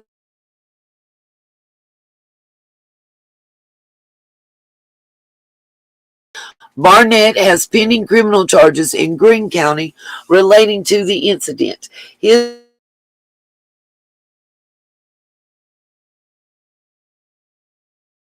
waived to the Greene County grand jury. Hawkins County Sheriff Ronnie Lawson said Thursday the allegations in the civil complaint are without merit. Lawson said that because the litigation is pending, he could not comment, except to say, I reviewed the facts and my officers didn't do anything wrong. They acted appropriately. Wow. Y'all, let's just scroll back up and look at that picture.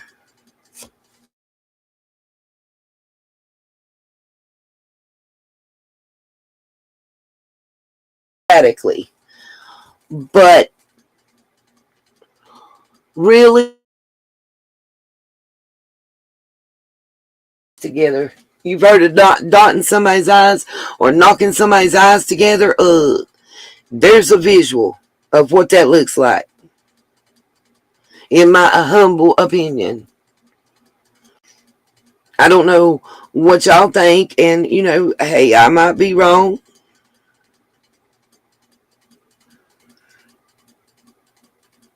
But that's a little much. Like, I think the look of that is the definition of excessive, in my opinion. We're going to keep reading. Maybe he had a gun that he held at their heads or something. Like, how many deputies does it take to bring him in? How much could he really have been fighting them, you guys? I mean, let's be real. Like, unless he had a gun, an Uzi, a few knives, I don't know, some nunchucks and fighting like Chuck Norris. It's like, okay, let me finish reading this article. Maybe there's something we'll find out. They acted appropriately, Lawson said. He added that Martin wasn't even on duty at the time of this pursuit, and there was no excessive force or civil rights violations made by any of my deputies that were assisting the other agencies involved. The civil complaint claims. The complaint filed on behalf of Barnett said that on April 12th of 2020, a traffic stop was attempted in Greenville by a Greenville police officer dispatched to investigate a possible impaired driver in the 2300 block of East Andrew Johnson Highway. Emergency lights and siren were activated. Barnett did not immediately yield to law enforcement, the complaint said. A pursuit westbound on Highway US 11E toward Hawkins County began. Barnett did not exceed 65 miles per hour in the pickup truck he was driving, mostly traveling at around 50 miles per hour, the complaint states.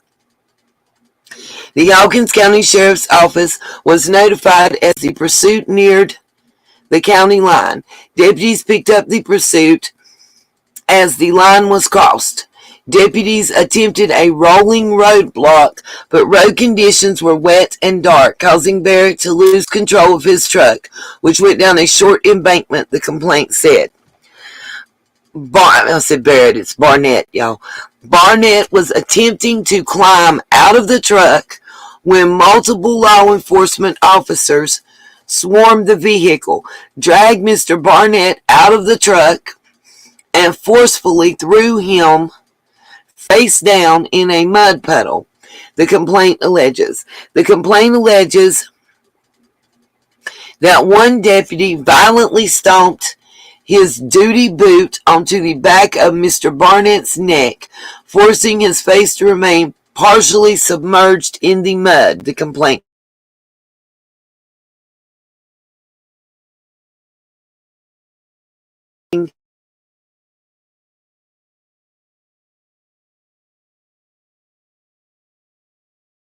on Mr. Barnett's neck, applying his entire body weight right on Mr. Barnett's neck.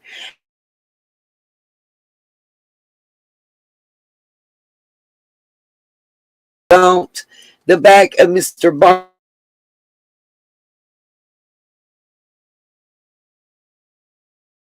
Alleges. It states Barnett can be heard screaming, "I can't breathe." Alleged onslaught. The complaint claims law enforcement officers asked Barnett if he was trying to get your ass beat, and also told him that's what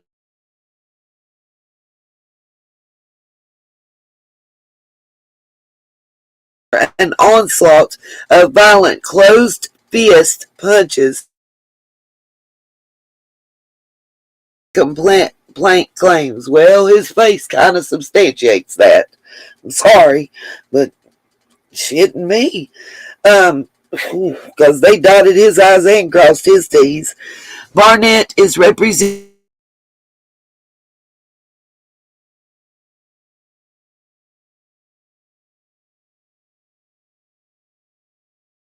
with evading arrest, possession of a Schedule 5 drug, and failure to exercise due care. A Greene County grand jury convenes Monday. It's unclear if evidence in Barnett's criminal case will be presented at that time. No hearings have been scheduled in the federal court civil case at this time. All I got to say is, damn. If that's the end of this article, okay, we're going to roll back up here, and I just want to say, damn, look at his face. Like, for real, y'all. Like, Ronnie. I don't care if Martin was on duty or not. Hell, he probably couldn't read the name tags of who was on duty and on top of his head and whatever else. Damn, shit me. That's sad. I don't care what y'all, I mean, I do care what y'all say, but damn, for real.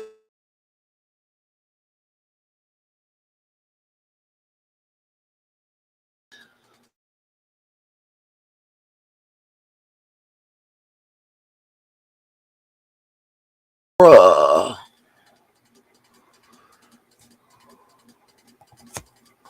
Let's see, where's the next one?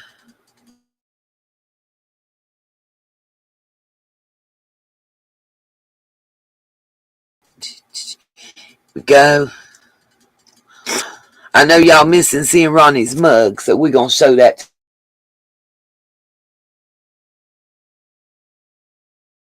My screen, period.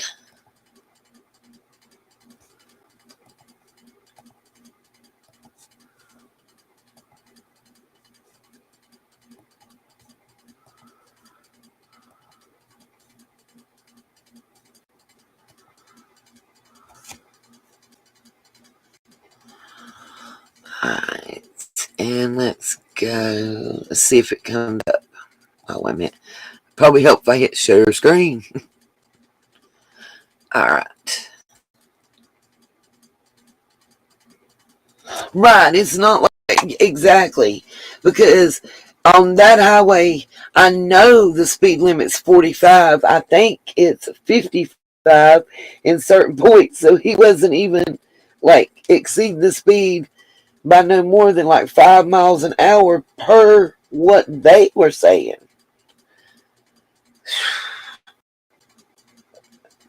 And I mean, after he got out beaten like that, How the hell he gonna take a breathalyzer or walk a straight line or anything?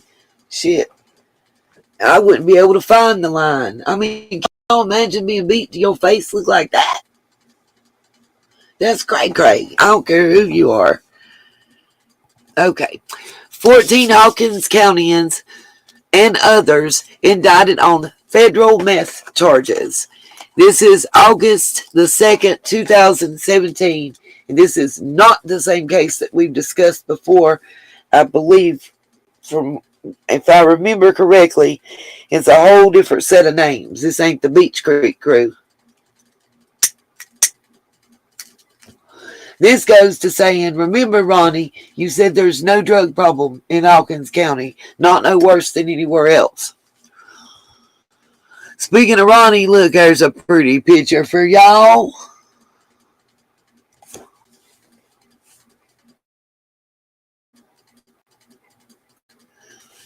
I hear you, Crypto, but if you've ever seen, listen, them injuries is not, no, that's what it looked like when you get your arse beat.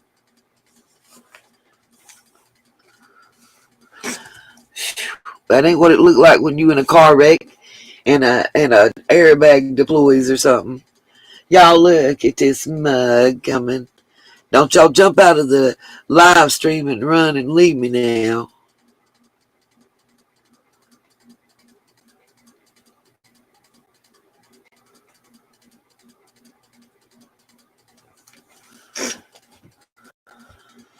Yep, that is definitely canary yellow. You look better in orange. Oh, Maestro. What'd you see him when he got that DUI? Now, let me ask you something, Ronnie. You got 2 DUIs, even though they got took away and expunged or whatever. Was they supposed to whoop your ass like that on your second one? Was you supposed to look like that when you got stopped for your second DUI? I'm just saying. Just questions. Just questions on my mind. Ramblings of an old lady. Greenville. The U.S. Attorney's Office for the Eastern District of Tennessee announced August 1st that on July 11th, a federal grand jury in Greenville returned a 49-count indictment against a large number of Hawkins County residents and others for their roles in distribution of the illegal drug meth here. What the news release didn't say was that the investigation that eventually led to the federal indictments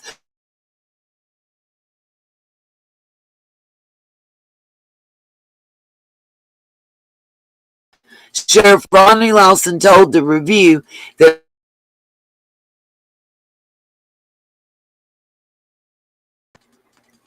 that the crystal form of meth was being sold here, was being brought across the state line from Georgia. He requested assistance.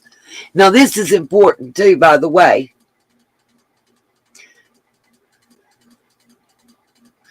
Jeannie, I have no way to ask him, baby. He don't talk to me.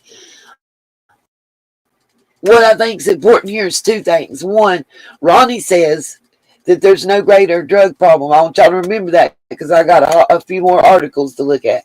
There's no greater drug problem in Hawkins County than anywhere else in Tennessee. That's 1. And then 2, I want y'all to, this next sentence I'm about to read is real important because I want to know why he can't do this same thing for Summers' case.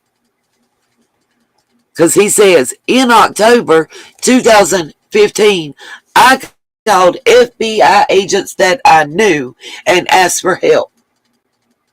So now we know, Ronnie, and this goes back to my video upload. Ronnie, we know that you know how to call the FBI and ask for their assistance when it's needed. So why the hell you can't call and ask them to help you with Summers' case? Just that part. Okay. Lawson said, they came and it turned out to be a pretty big deal. They were a huge help to us and allowed us to take these individuals, those indicated, to federal court instead of state court so they could possibly get more prison time. Again, Ronnie, why can't you pick up the phone and ask for that same assistance in Summers' case? What the fuck you got to hide? What are you worried about?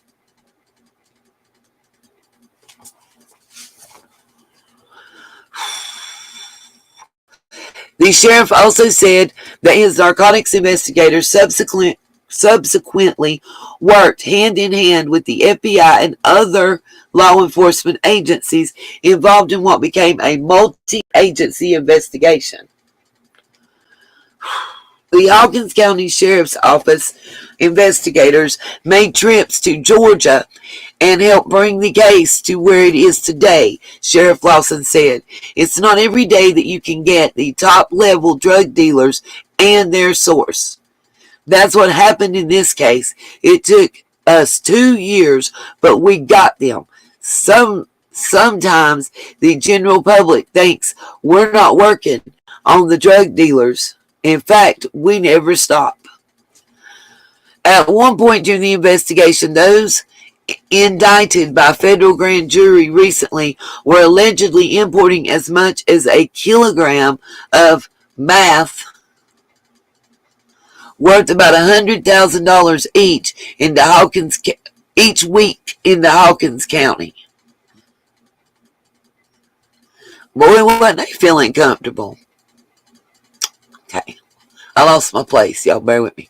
Lawson identified David Byron Jones, 60, of Chatsworth, Georgia, as the alleged primary source of the drug being brought into Hawkins County during the period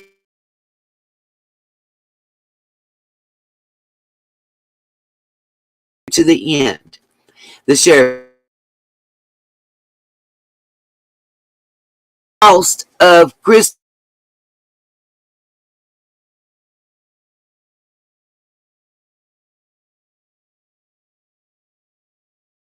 supply since the arrest.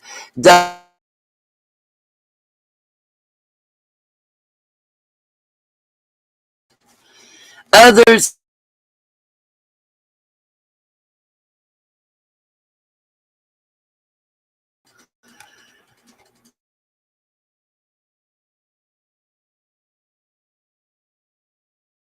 in addition to David Byron Jones, those in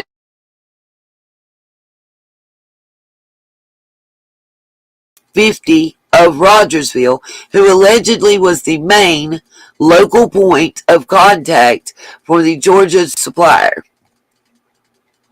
Some of the others were getting meth from Georgia, but he, Jonathan Delph, was the main one at the time of the investigation, Lawson said.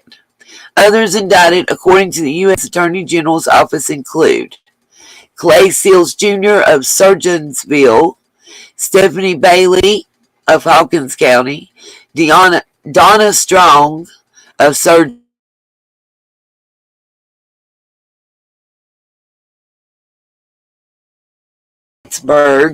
Jerry Robin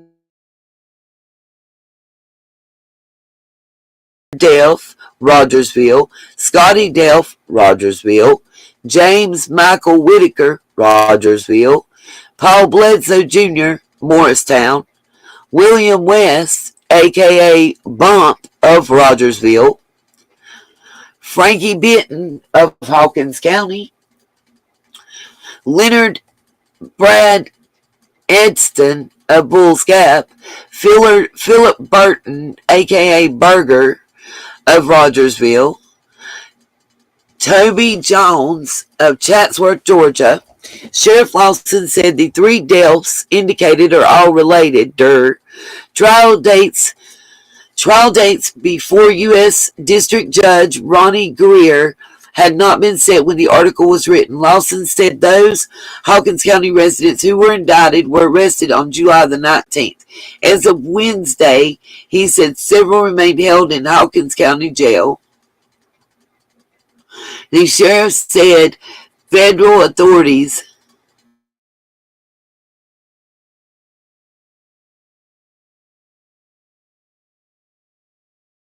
into federal custody if released on local charges. Oh, wow. Okay.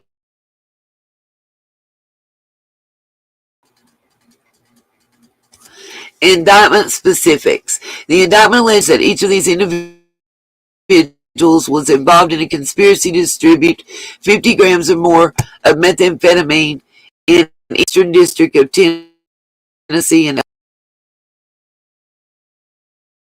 elsewhere. Y'all, really? That's crazy just now. Okay.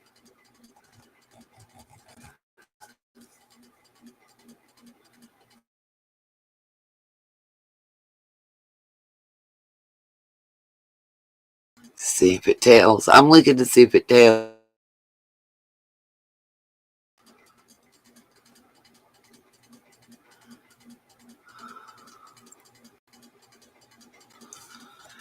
Okay.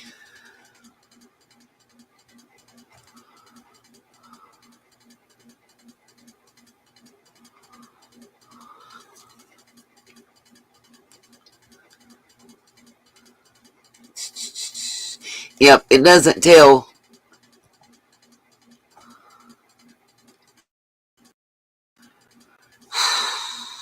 Everything's locking up. It's irritating.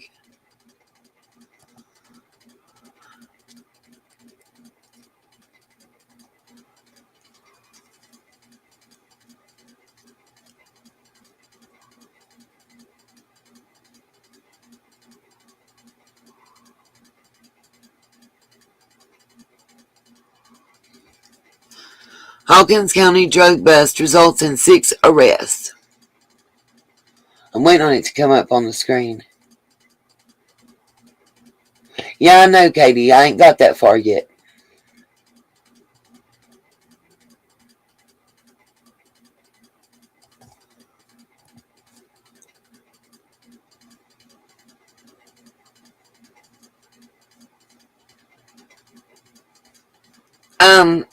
Thanks, Genia, but again, I'm going to remind you what we said earlier. Unless we're specifically talking about another creator or they're in the chat or on panel, it's a YouTube thing that we don't mention them. It's kind of uncool. Please. Okay, where did the article go? Which one am I on? Okay. Hawkins County drug bust results in 6 arrests. The Hawkins County, and this, let's see if I can find a date on this one.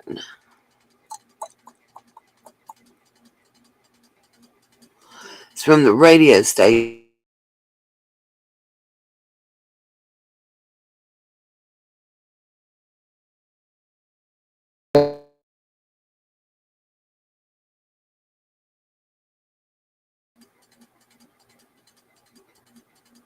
This delay is killing me.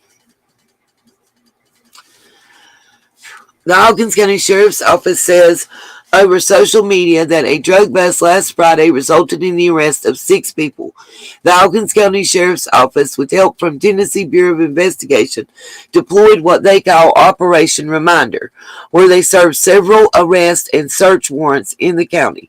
6 people were arrested: Melody Lynn Bailey, John William Roberts, Donnie Ray Brooks, Connie Susan Heflin, Kirsten Heflin, and Darren David Kiely. Sheriff Rodney Lawson says one suspect is still at large. Several substances were seized in the bust, including meth. Again.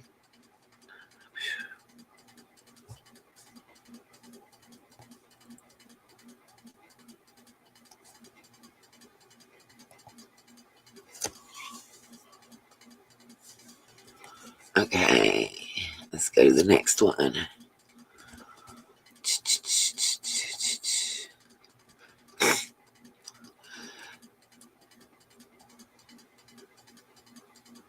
I'm not sure how you pronounce that. If that's, I'm going to say Cook County Sheriff's multi-agency operation quarantine leading to the arrest, indictment of dozens.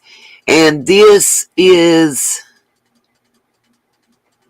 the original post was July 2nd of 2021.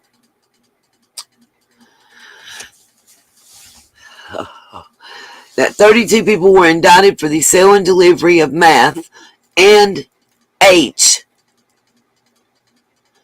following a multi-agency effort called Operation Quarantine.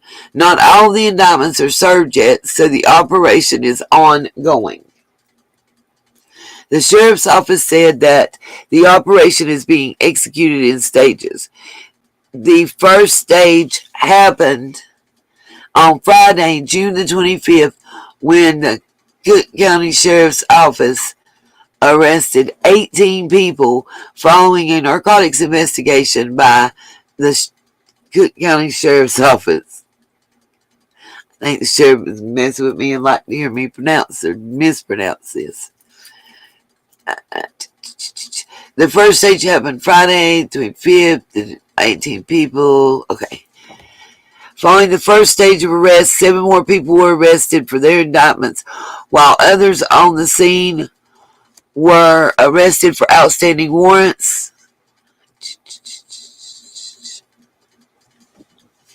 Let's see. During the arrest, blah, blah, blah, blah, blah. Jefferson, White Pine, TBI, DEA, Sevier County, and Homeland Security. Let's see. Since during the pandemic, grand jury was not available.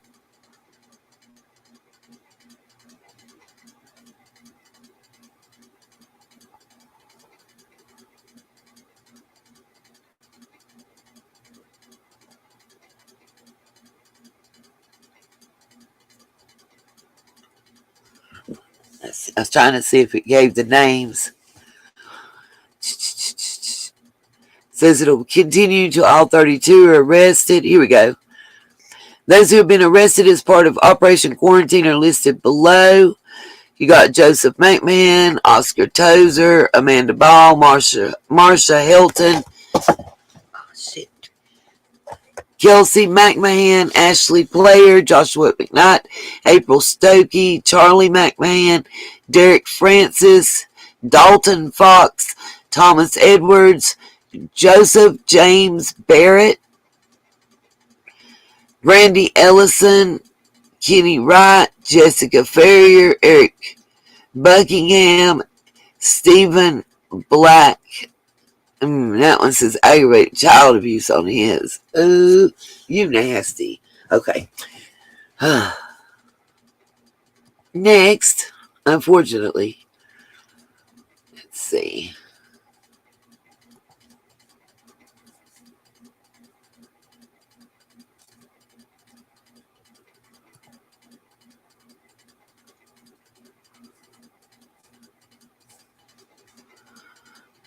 Let's refresh.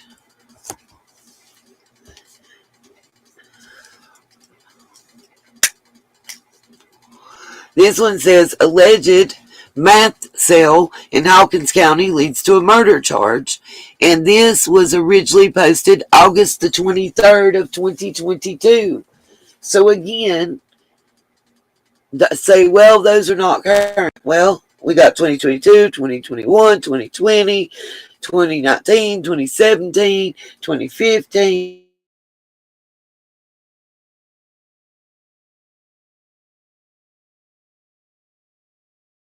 I'm not finding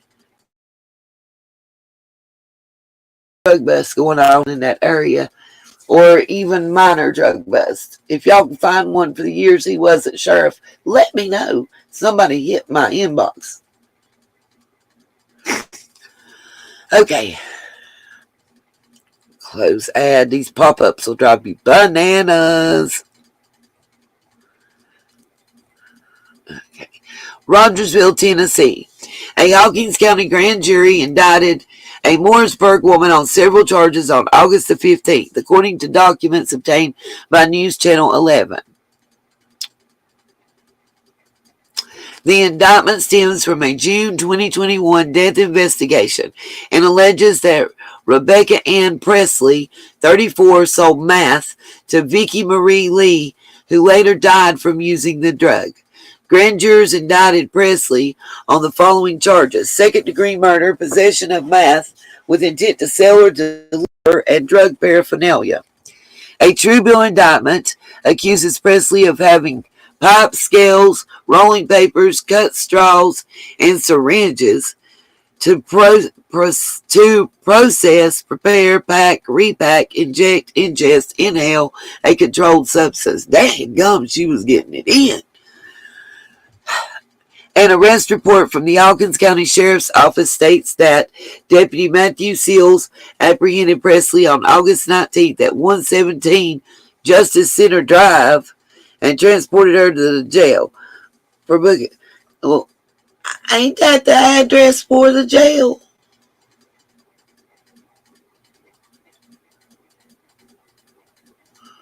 What was she doing? Coming to see somebody on visitation day and they got him?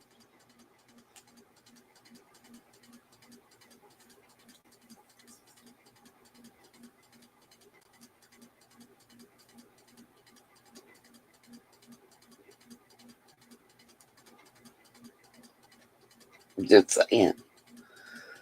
Okay. On to the next one. So here is the actual Court of Appeals document from June 1st, 2021 session where Penny Lawson was suing Hawkins County and the Sheriff's Department. This is the appeal documents.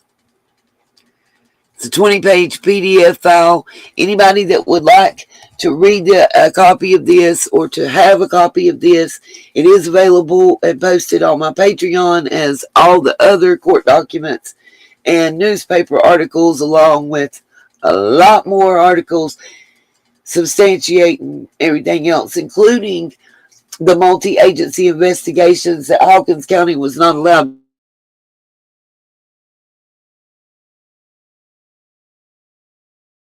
suspects. Let's see. And then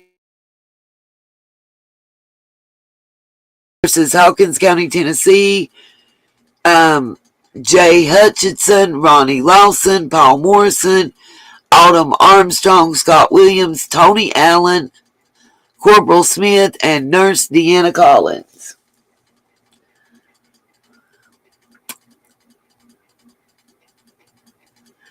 It says James Groom Jr., a prisoner in Hawkins County Jail, filed this pro-something civil rights complaint under and an application to proceed,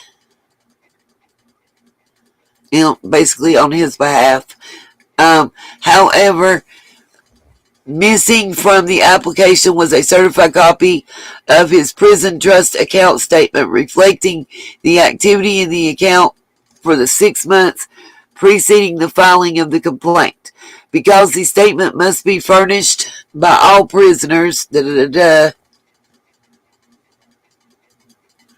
it cites the case precedent from 1997 in that district that requires that. The court entered a deficiency order noting that in lieu of the certified 6-month statement, prisoners in local jails who have filed civil rights actions in the past have been permitted to submit statements signed by jail authorities stating that a facility in which they are housed does not maintain prisoner trust accounts. Okay. The court discussed the in lieu statement because the plaintiff indicated in his application that the statement was not applicable to him, thereby implying that Hawkins County Jail has no inmate trust account system. The court forewarned plaintiff that his case would be dismissed unless within 30 days he paid the filing fee or alternately furnished the court with the appropriate trust account statement or the in lieu of statement. Therefore, the plaintiff's motion to obtain the statement. So basically, they're not wanting to give him that copy of that paper because if they do, then he can file.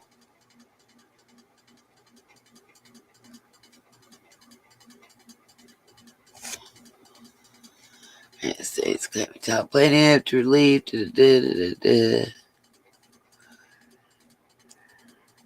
Here's the plaintiff's allegations. That's what I was getting to. In his complaint, the plaintiff makes the allegations which follow. Paul Morrison, C.O., Hutchison, Scott Williams, and Tony Allen punished him because he is handicapped. What? Y'all, let's hope this ain't true, because this is not nice.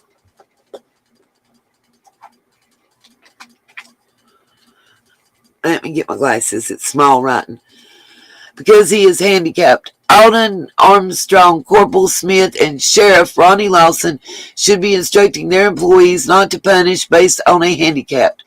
There has been continuing harassment, assaults, and punishments because he is handicapped, and this has been admitted by those involved in audio and videotaped statements. Plaintiff's visitation phone calls and commissary privileges have been revoked for punishment, and he has been sent to solitary confinement. 6 witnesses are willing to testify to these facts. Plaintiff seeks a jury trial and ultimately damages to compensate him for prejudice, which he purports to have suffered at the hands of Hawkins County Jail employees. Wow.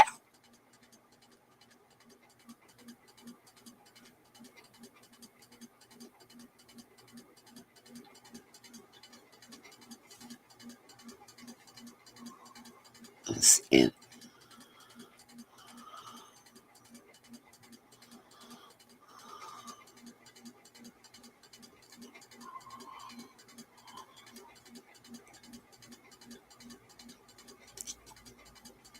Let's see. Talks about case precedent. It says that he does not specify when the punishments were inflicted, nor does he identify the particular disability from which he suffers.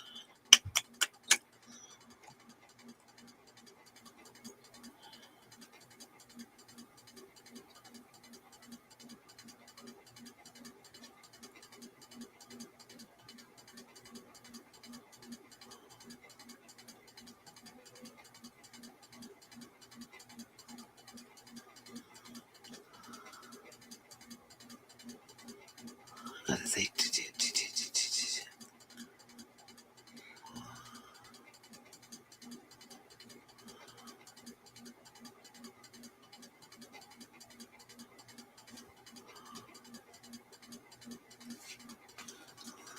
Let's see, conclusion. Because plaintiff has failed to state a claim against defense, this lawsuit will be dismissed by separate order, but only after the court has received the necessary information from Sheriff Lawson to resolve the filing fee issue. Wow. Then here's the next court documents.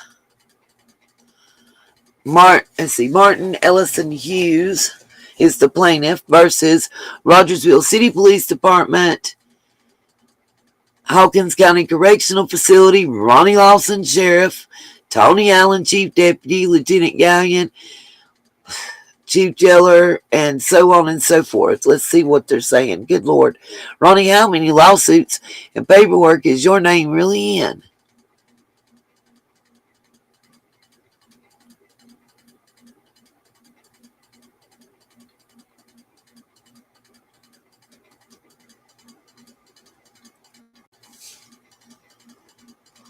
Let's see.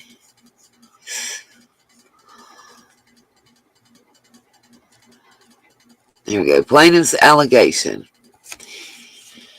In his complaint, plaintiff has sued the Rogersville City Police Department and 2 police officers who arrested him, and it gives their names, claiming that following a fracas at his apartment building between plaintiff and numerous individuals, he was the only person taken to jail while the other equally or more culpable victims remained at liberty.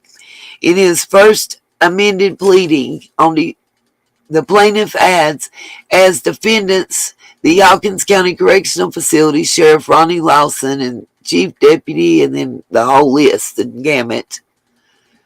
The plaintiff maintains that, that they have engaged in medically negligent conduct and in violation of state statutes, misconduct, and official oppression.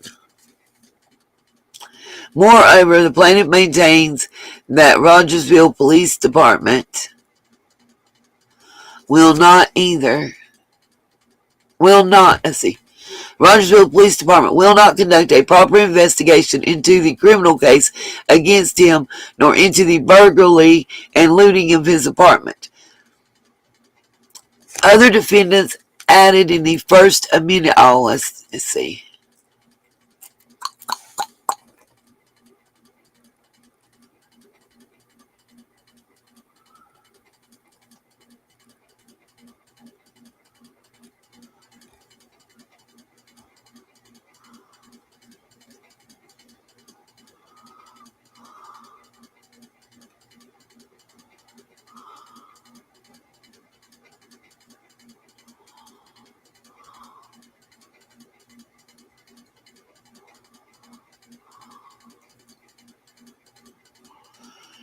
Let's see.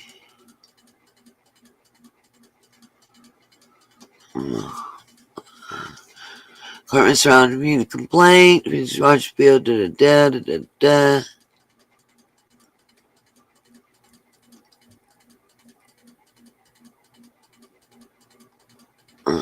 Okay. Let's see. I'm trying to see what they decide.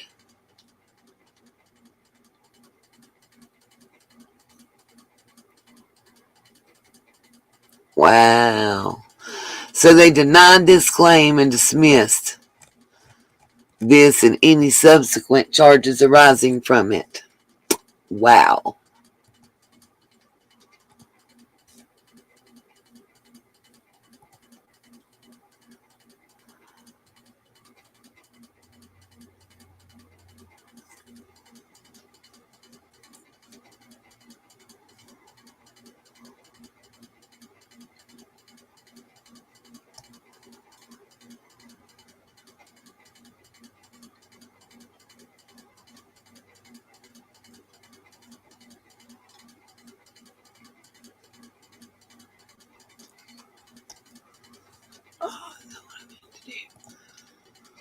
Okay.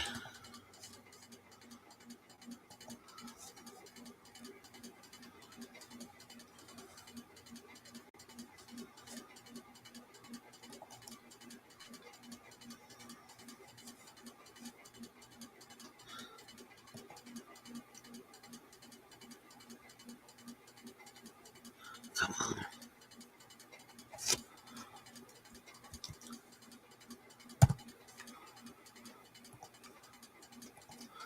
Alright, guys, I have actually been live at this point for almost 6 hours. So I am about to say good night. Yeah, the FBI must be blind and dumb, or I don't know what's the deal. But something's got to give. I wanted to show y'all these cases and what I've come up with at this point. Take what I just showed you and multiply it by 10 on the government officials charged with corruption, embezzlement, misappropriation of funds, excessive force, etc.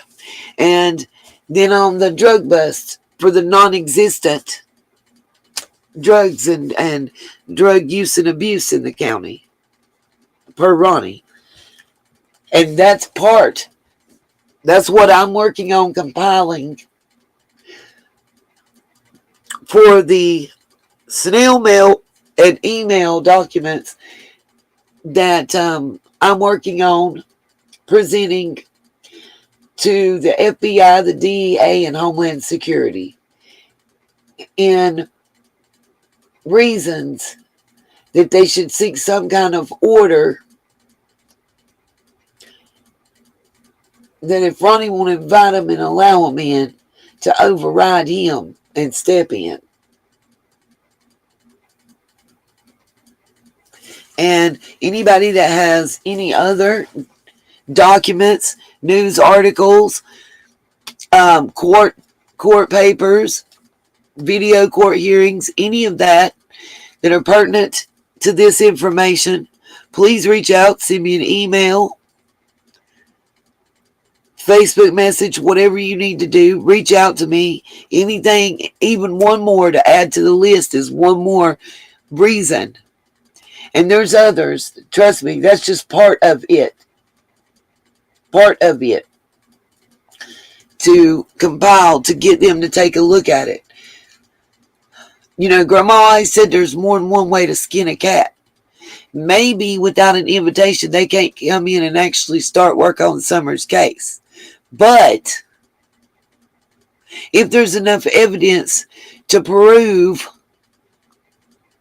that the competence isn't there, and that there's a lot of backhanded double dealing type stuff going on, then if you can get removed, somebody else has to step in and take over your cases in your place.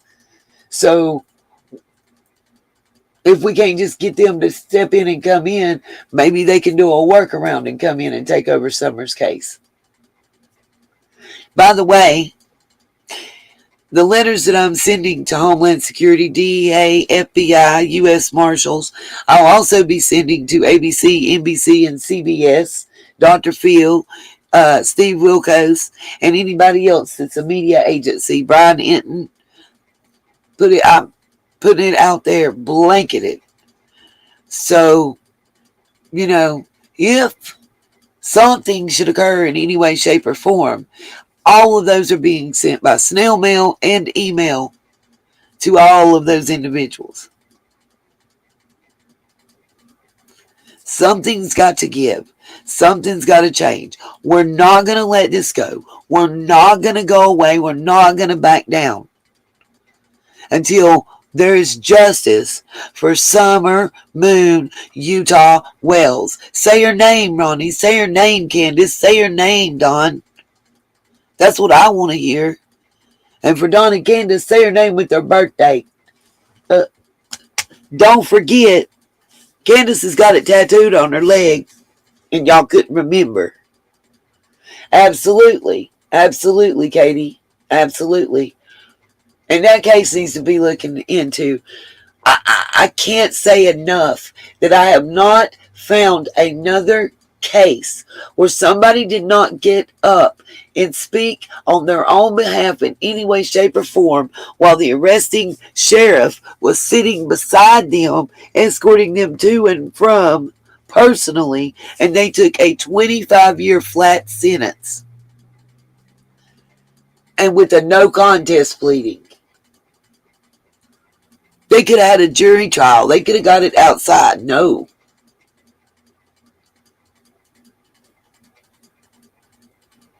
See, there we go with the screen and shit going blank. Really, y'all, really do what you do, but I'm not going away. You're not going to upset me. You're not going to scare me off. Nope, Katie. I'm trying to tell you. Carly Trent's uncle didn't say nothing, except goodbye for 25 years. How scared do you have to be to plead no contest to a flat 25? As I understand it, that means that you can't get no parole. You serve 25 and then you get out. Yeah, you can see the screen. It went black totally for a moment and then came back up. There was only one hearing. There was the preliminary hearing and the sentencing hearing. And that was it. He never spoke. And locals have substantiated that. Don't forget, y'all, hit that Cash App, that PayPal, that Venmo, whatever, and do all the little YouTube things. Hit the thumbs up, the subscription, that's free. Oh, and my Patreon will also have copies of all the emails and letters as soon as I finish compiling them. They will be there. I also have an external hard drive and multiple flash drives, and they will be going out to different places with all my documents and information. So if anything should happen, like I can't be contacted, other people will have that. I would have thought so, Katie. I would have thought so. I mean, he had an attorney that spoke for him, but he didn't. You know, they ask, is there anything you would like to say? Is there any mitigating circumstances? Nothing else. He did not plead guilty. He didn't plead not guilty. He pled nolo contendere, or no contest. All right, y'all.